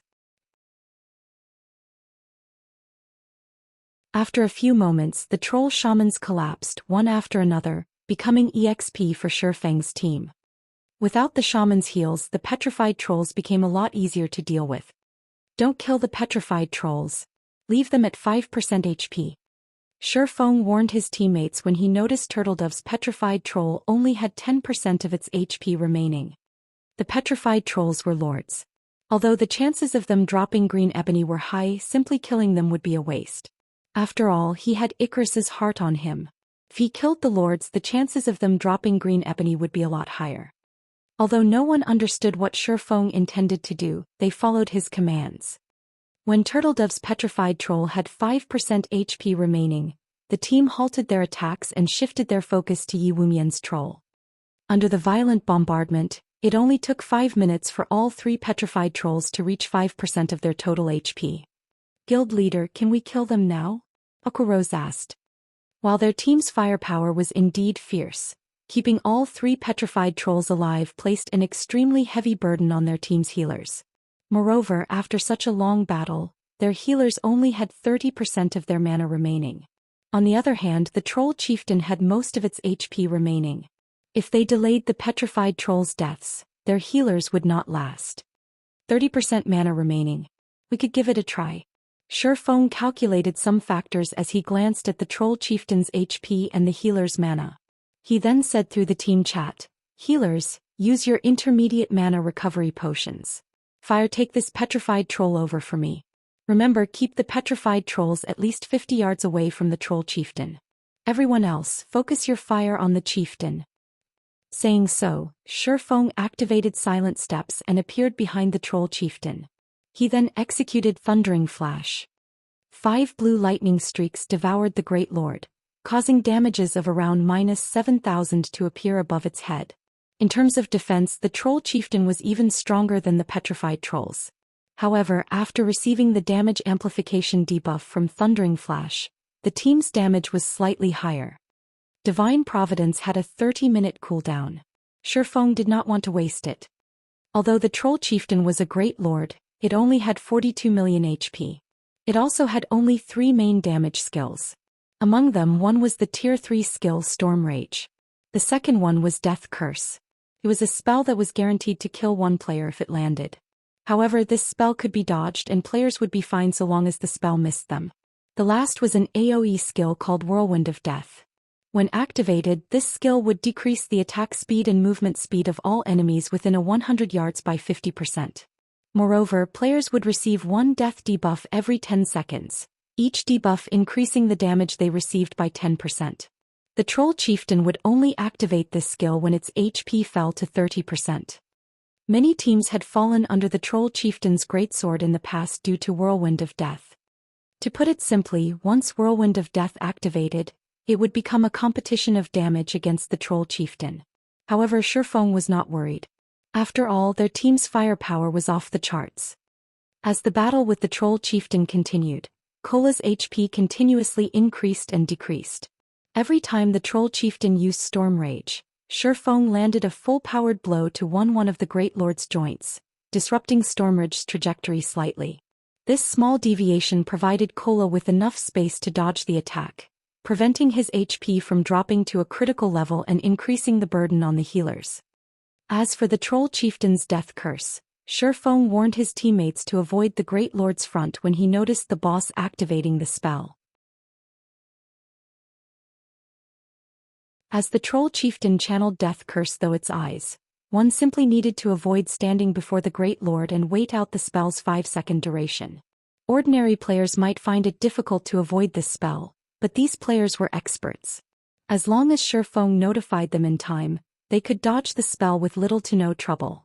When the Troll Chieftain only had 30% HP remaining, it roared with fury. "Despicable humans, know our wrath," the Troll Chieftain shouted. It then spun its greatsword at the sky. A black storm instantly formed, covering the battlefield and enveloping Zero Wings players. Finally, Shifeng had long since grown impatient. He activated Phantom Kill and 9 Dragon Slash. Don't hold back. Throw everything you've got at it. With the addition of Shifeng's doppelganger and the 12 Abyssal Blade Phantoms, the team's damage output instantly soared. The other team members similarly activated their sure kill skills. The Troll Chieftain's HP rapidly decreased. It lost over 200,000 HP every second. In the end, when it only had 1% HP remaining, Shifeng activated Divine Providence and Thunder God's Descent. Both he and his doppelganger then activated Flame Burst and went on to attack the Troll Chieftain before assaulting the 3 petrified trolls. As the 4 trolls died, 4 golden balls of light lifted from their corpses and flew into the air. Following which, the golden balls burst and transformed into streams of light that rained on the battlefield. Everyone was rendered speechless. These players had seen something like this before. This scene occurred when they triggered a jackpot. The Midnight Tea Party's members were also dumbfounded. Quadruple jackpots. This was utterly ridiculous.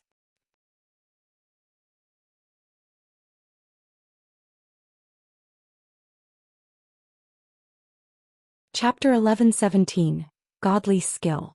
Hellscythe _ Fluffy Goblin. Chapter 11:17, Godly Skill. After the Troll Chieftain and 3 petrified trolls died, a golden glow once again encased several players on the team. Killing lords and great lords of a higher level definitely yielded far more EXP than killing elite monsters of a higher level. Among those who leveled up, Aqua Rose, Fire Dance and Violet Cloud finally reached level 45. While Cola, Turtle Dove, Yi Wumian, Minor Wind, and Shadow Sword rose to level 44. In the Black Dragon Empire, they could all rank within the top 10 on the Empire's ranking list. Currently, the Empire's number 1 player was only level 42, and still quite a distance away from level 43. However, the team was more concerned with the loot before them. This was the first time any of them had seen 4 bosses simultaneously drop jackpots. There were too many items on the ground for them to keep count. This is insane. There should be at least 100 items here. Blackie gaped at the items on the ground. Previously, despite killing so many elite monsters, they had only obtained a few decent items. However, practically every item among the 4 bosses' drops looked decent or better. Guild Leader, your luck is simply amazing. In the future you must join us during the large-scale team dungeon raids. We'll probably get more during a single trip with you than 5 or 6 trips by ourselves. Aqua Rose could not help but look at Shifeng, her eyes shining. It was fairly obvious that, by the look on her face, she wanted to drag Shifeng into a dungeon raid every day. The rest of the team expressed their agreement. With that kind of ridiculous luck, it would be a waste not to have Shifeng raid dungeons. Alright, tidy up the loot first. We'll have plenty of opportunities to raid large-scale team dungeons afterward. Shifeng could not help but chuckle and shake his head in response to everyone's expectant gazes. He had no choice but to offer an empty promise. For now, he had no intentions of revealing Icarus's heart. After all, this godly tool was simply too important to a guild. The necklace could even upgrade a lifestyle player to master rank. Following which, everyone began to collect the loot. They had an extraordinarily abundant harvest this time. The 4 bosses had dropped a total of 115 items with 96 raw materials. Among the raw materials, 22 were green ebony, which surprised Shifeng. Generally, Lord rank trolls only dropped 1 green ebony when killed, or 2 logs if one were lucky. As for great lords, they usually dropped 3 logs. Crafting a single advanced transport carriage only required 15 logs. If they obtained another 8 logs, they could produce a second transport carriage. If they had 2 advanced transport carriages, he would have the foundation to start new trade routes to Stone Forest Town. Although the 2 carriages couldn't carry a lot of players, they could increase Stone Forest Town's popularity among NPCs. He could also earn quite a sum in transportation fees. After organizing the materials, Shifeng began to appraise the remaining items. In God's domain, after reaching level 50, players would have to appraise the items monsters dropped if they wanted to know exactly what they had obtained. This added yet another expenditure for many players. Because of this, many players in the past had pursued the appraiser lifestyle class. This way they could save money on appraisal fees. Of course, players who picked up the appraiser class for this reason could only appraise low-rank items such as bronze or mysterious iron rank. For secret silver rank, one needed to become an intermediate appraiser. However, becoming an intermediate appraiser was extremely difficult. One generally needed a guild support to do so. Without the full support of a large guild, it was practically impossible to become an advanced appraiser. To become an intermediate appraiser, one needed to appraise 20,000 mysterious iron items. As items of mysterious iron rank were not extremely rare, some workshops or adventurer teams could afford to nurture one. Unfortunately, they had no hope of nurturing an advanced appraiser.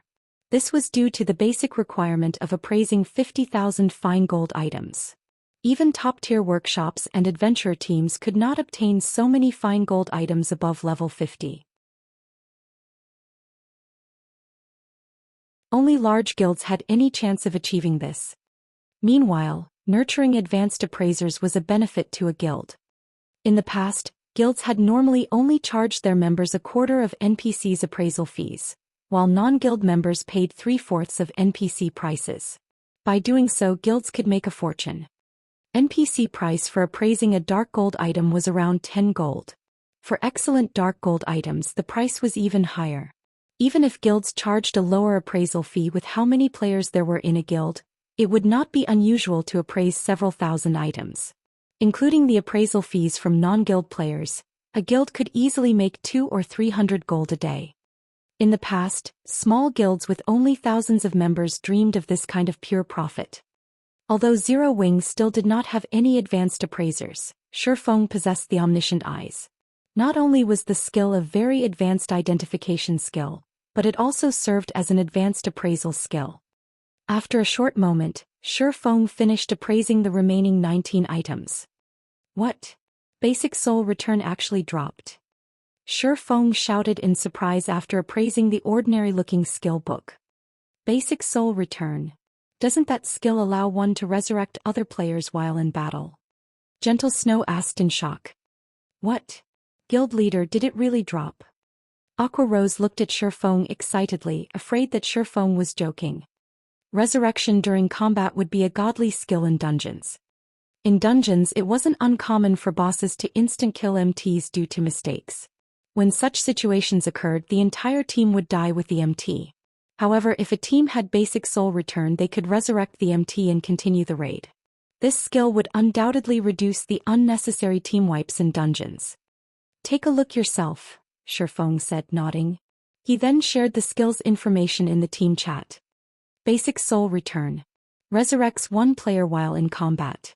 Player resurrected will only recover 30% HP and 20% mana. Their death penalty will be halved.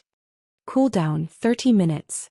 Class restriction: Cleric, Druid and Oracle. After everyone read the skills introduction, excitement illuminated their expressions. What a godly skill. Previously, these players had only heard of skills that could resurrect players during battle. Now, not only was one such skill before them, but it could also reduce the death penalty. It was very common for players to die and lose a level when fighting a field boss. If they could reduce their death penalty by half and only lose 50% EXP, they could save plenty of time. What a pity. It would be great if the death penalty reduction were slightly higher, Kola said. Whether it was raiding dungeons or killing field bosses, MTs were the most susceptible to death. Following which, Shifeng shared the information for the remaining loot. The items were mostly level 60 weapons and equipment, with the best being Secret Silver rank. However, none of them could compare to Basic Soul Return skill. Guild Leader, should we search for another troll encampment? Minor Wind asked. Even after observing their surroundings for some time, he did not notice any signs of incoming monsters. It was likely that they had cleared out all of the nearby trolls. If they wanted to kill more, they would have to grind elsewhere. No.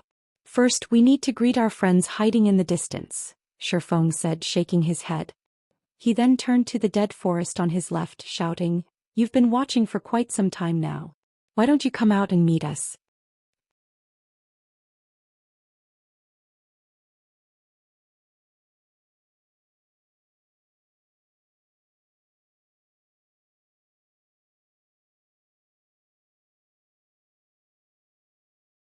Chapter 11:18.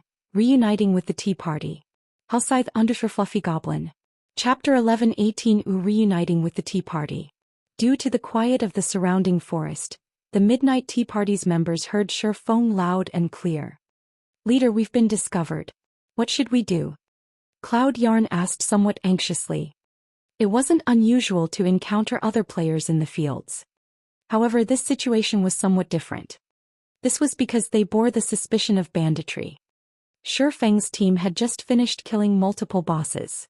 Although they had already obtained the loot, the items would remain ownerless for the next 2 hours. As long as they were killed, the loot was guaranteed to drop. Cloud Yarn did not doubt that Shifeng's team would be merciless to anyone who attempted to rob them. It wouldn't have been a major issue if Shifeng's team were only comprised of ordinary experts. However, based on the miraculous feats she had witnessed, Shifeng's team was most likely just as strong as theirs. If it really came down to a fight, the outcome wouldn't be pretty. Guild Leader, could that guy be trying to trick us into revealing ourselves? We're so far away. How could he possibly discover us? Moreover, we're using isolation scrolls right now. If I were in his shoes, I wouldn't be able to discover us even with detection. How could a swordsman like him detect us? The Ranger Dark War said. Among the many classes in God's domain, the Ranger had the strongest perception abilities with both active and passive skills. Rangers were usually a team's eyes. Although the Swordsman class was also an agility type class, it was not even a match for assassins, much less Rangers. The rest of the adventurer team agreed with Dark War's words. Not only were their teams separated by such a massive distance, but the player that had called them out wasn't even a Ranger. Moreover, they were also under an isolation scroll's effects. Shifeng might have shouted to see whether or not there were nearby players waiting to ambush his team. I don't think so. He's looking directly at us. Moreover, this is the Crying Ghost Ridge. This area is too dangerous for ordinary players, Endless Scars said confidently as she watched Shifeng, who stared straight at them. Big Sis Endless, what should we do? Should we just go over there? Cloud Yarn asked. What if those people misunderstand our intentions? Yarn, what are you afraid of? At most we'll have to fight them. We'll see who regrets their actions in the end, Netherworld said, wearing an eager expression. As an independent adventurer, his favorite hobby was to push his limits. Watching Fire Dance's performance had excited his will to fight. Wave is right. We're the Midnight Tea Party. Since when have we feared other players? Also, they have just finished an intense battle. They must have exhausted most of their abilities. If it really came down to a fight, they would be the suffering team. The other team members shared similar thoughts. Alright, enough. Let's go over and introduce ourselves. As for a fight breaking out, I don't believe that it's likely. Those players aren't fools. They should have noticed our presence long ago. Since we didn't try to attack them during a crucial moment, they should realize that we carry no ill will, Breezewine, the team's leader, explained. He then approached Shifeng's team. Giving the matter some thought, the Midnight Tea Party's members saw the reason in their leader's words. They then followed Breezewine. Meanwhile, after Shifeng announced the other team's presence, the rest of Zero Wing's members followed his gaze. However, none of them noticed the silhouette or presence of other players. Snow, do you think the guild leader is being overly sensitive? Zhao Yueru asked softly after failing to find anybody in the forest ahead. Overly sensitive? Gentle Snow considered the possibility. After all, they had just finished a difficult battle. Even the best failed sometimes. They were also in a dangerous neutral map. A mistake wouldn't be unusual. However, as such thoughts began to sweep through the team, a blurry figure appeared from the dark forest ahead. Shortly after, more figures appeared. Zhao Yueru's jaw dropped as she turned to Shifeng in astonishment.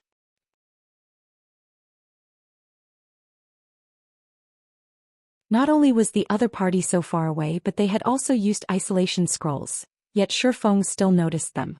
Did he have the eyes of a hawk or something? However, the team did not know that Shifeng's agility attribute had long since broken past the threshold of Tier 1 players, 1,500 points, and reached the realm of Tier 2 players. As a result, he gained the passive skill Basic Perception. The passive skill greatly enhanced his 5 senses. As a result, he could see and hear further and clearer. To Shifeng, an ordinary magic scroll like the isolation scroll was useless. He had noticed them when the Midnight Tea Party had hidden among the trees. However, the team didn't have much time to spend in a daze. The new arrivals were none other than the powerful independent adventurer team they had encountered in Ghost Forest Town. If they were not careful, they would suffer. Hello. I am Breezewine, the leader of the adventurer team Midnight Tea Party. We have no ill intentions. We just happened to come across your team as we were passing by. Breezewine took the initiative to explain.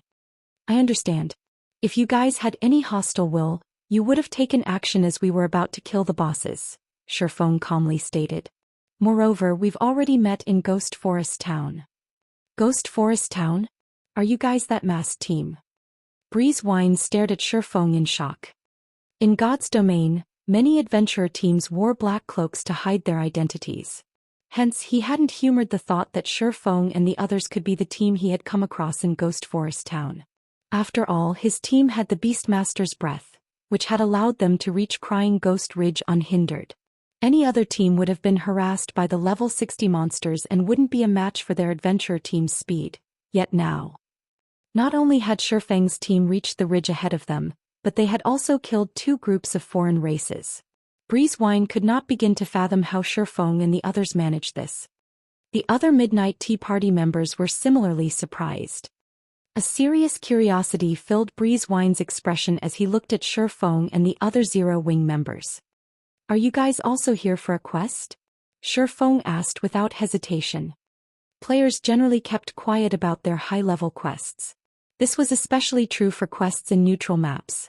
On the off chance that one attracts unwanted attention, they could suffer significant losses. Hence, when encountering strangers in the fields, one usually avoided mentioning quests to avoid suspicion. In Shifeng's opinion, however, such wariness was unnecessary here. Only a fool would believe that players in a neutral map weren't pursuing some quest.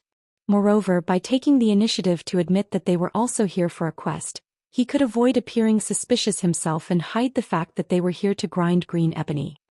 Upon hearing Shifeng's straightforward question, Breezewine could not help but laugh and admitted, "That's right, our adventurer team is here to complete a quest.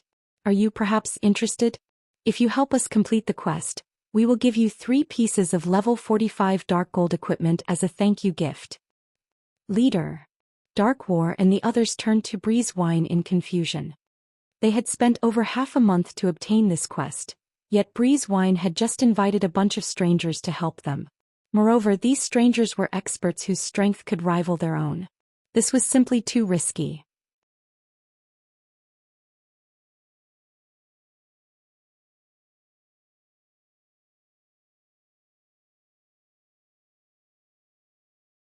The smile on Endless Scars's face grew even more charming when she heard Shifeng's answer. Following which, Shifeng signed a contract with Breeze Wine. The system contract was assurance for both parties involved. Aside from players who were unwilling to spend 5 silver coins on the contract, players at this stage of the game generally signed one when working together. After signing the contract, Shifeng and his team followed Midnight Tea Party's members as they carefully proceeded down a gravel path through the dead forest. Leader Endless, what are you two thinking? The quest is dangerous enough already, yet you just invited a team that we know nothing about. What if they harbor some hostility once we complete the quest? Wouldn't we suffer a massive loss? Dark War asked, displeased as he eyed Shifeng and the others.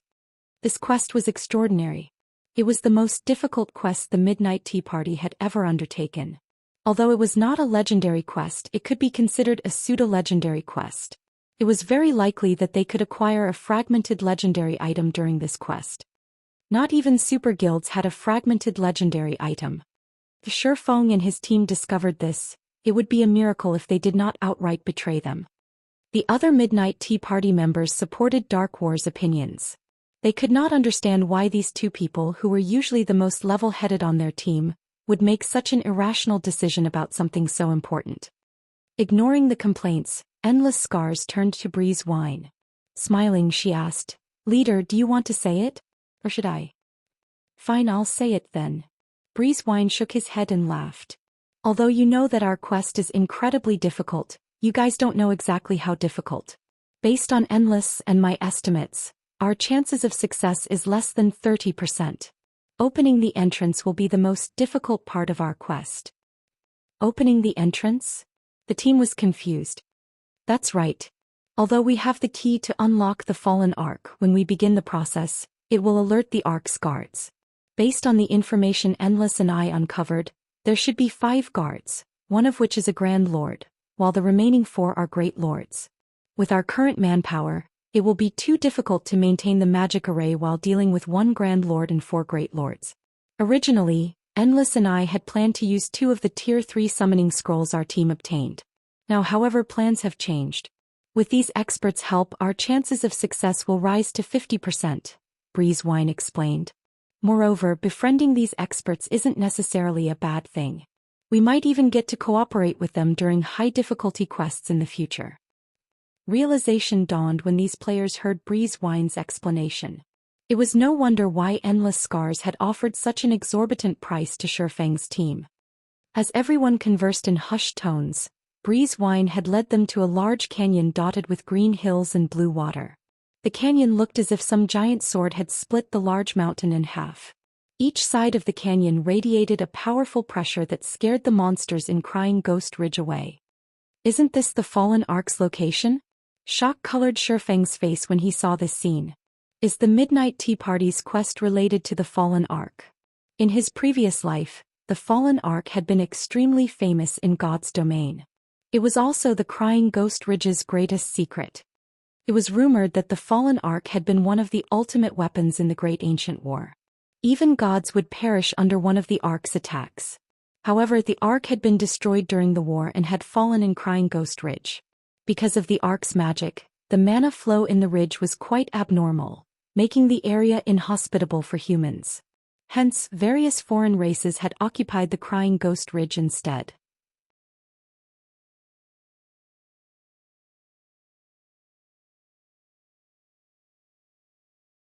Chapter 1120, Special Life Form. Hellscythe _ Fluffy Goblin. Chapter 1120, Special Life Form. As Shifeng recalled information on the Fallen Ark, Breeze Wine slowly approached the canyon's entrance and carefully took a 16-sided orange crystal from his bag. As soon as he revealed the orange crystal, an invisible aura pulsed from the item. Moreover, each pulse was stronger than the last. What is that? Why does my whole body suddenly feel like lead? Gentle Snow could not help but shift her gaze to the orange crystal. The more she looked at the crystal, the more she feared it. It was as if this crystal were purgatory itself. Even her soul shuddered with fear. Gentle Snow wasn't the only one shocked by Breeze Wine's crystal. Alluring Summer and the others were similarly afraid. Only the Midnight Tea Party's members Shifeng and several Zero Wing Corps members remained unperturbed. Shifeng and the Corps members had experienced this pressure before. It was divine might. There was a qualitative difference between the life rating of gods and ordinary people. Gods had created this orange crystal, and naturally their aura had tainted it. Ordinary people wouldn't be comfortable around this aura. Around this energy, ordinary humans would feel like they had been submerged in liquid metal. Not only would they find it extremely difficult to move, but their breathing would also become labored. As the orange crystal released one pulse after another, the canyon began to shake. A purple-gold, five-fold magic array appeared in the sky. Sure enough, their quest is related to the fallen Arkansas. Have they lost their minds? They dare risk opening it at this stage of the game. Shifeng's expression darkened as he watched Breeze Wine lift the orange crystal above his head while chanting an incantation. Hurriedly he shouted, "Everyone retreat! Retreat!" Zero Wings members looked to Shifeng in confusion. "What are you guys doing?" Dark War and the other Midnight Tea Party members asked, enraged when they heard Shifeng's command to his teammates.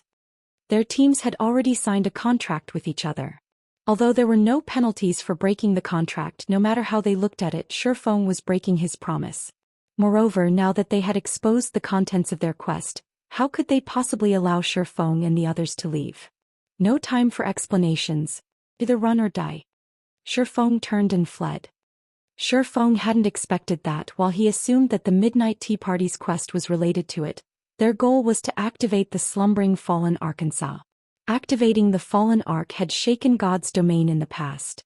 When the Ark woke, it also roused the sleeping abyssal monsters within.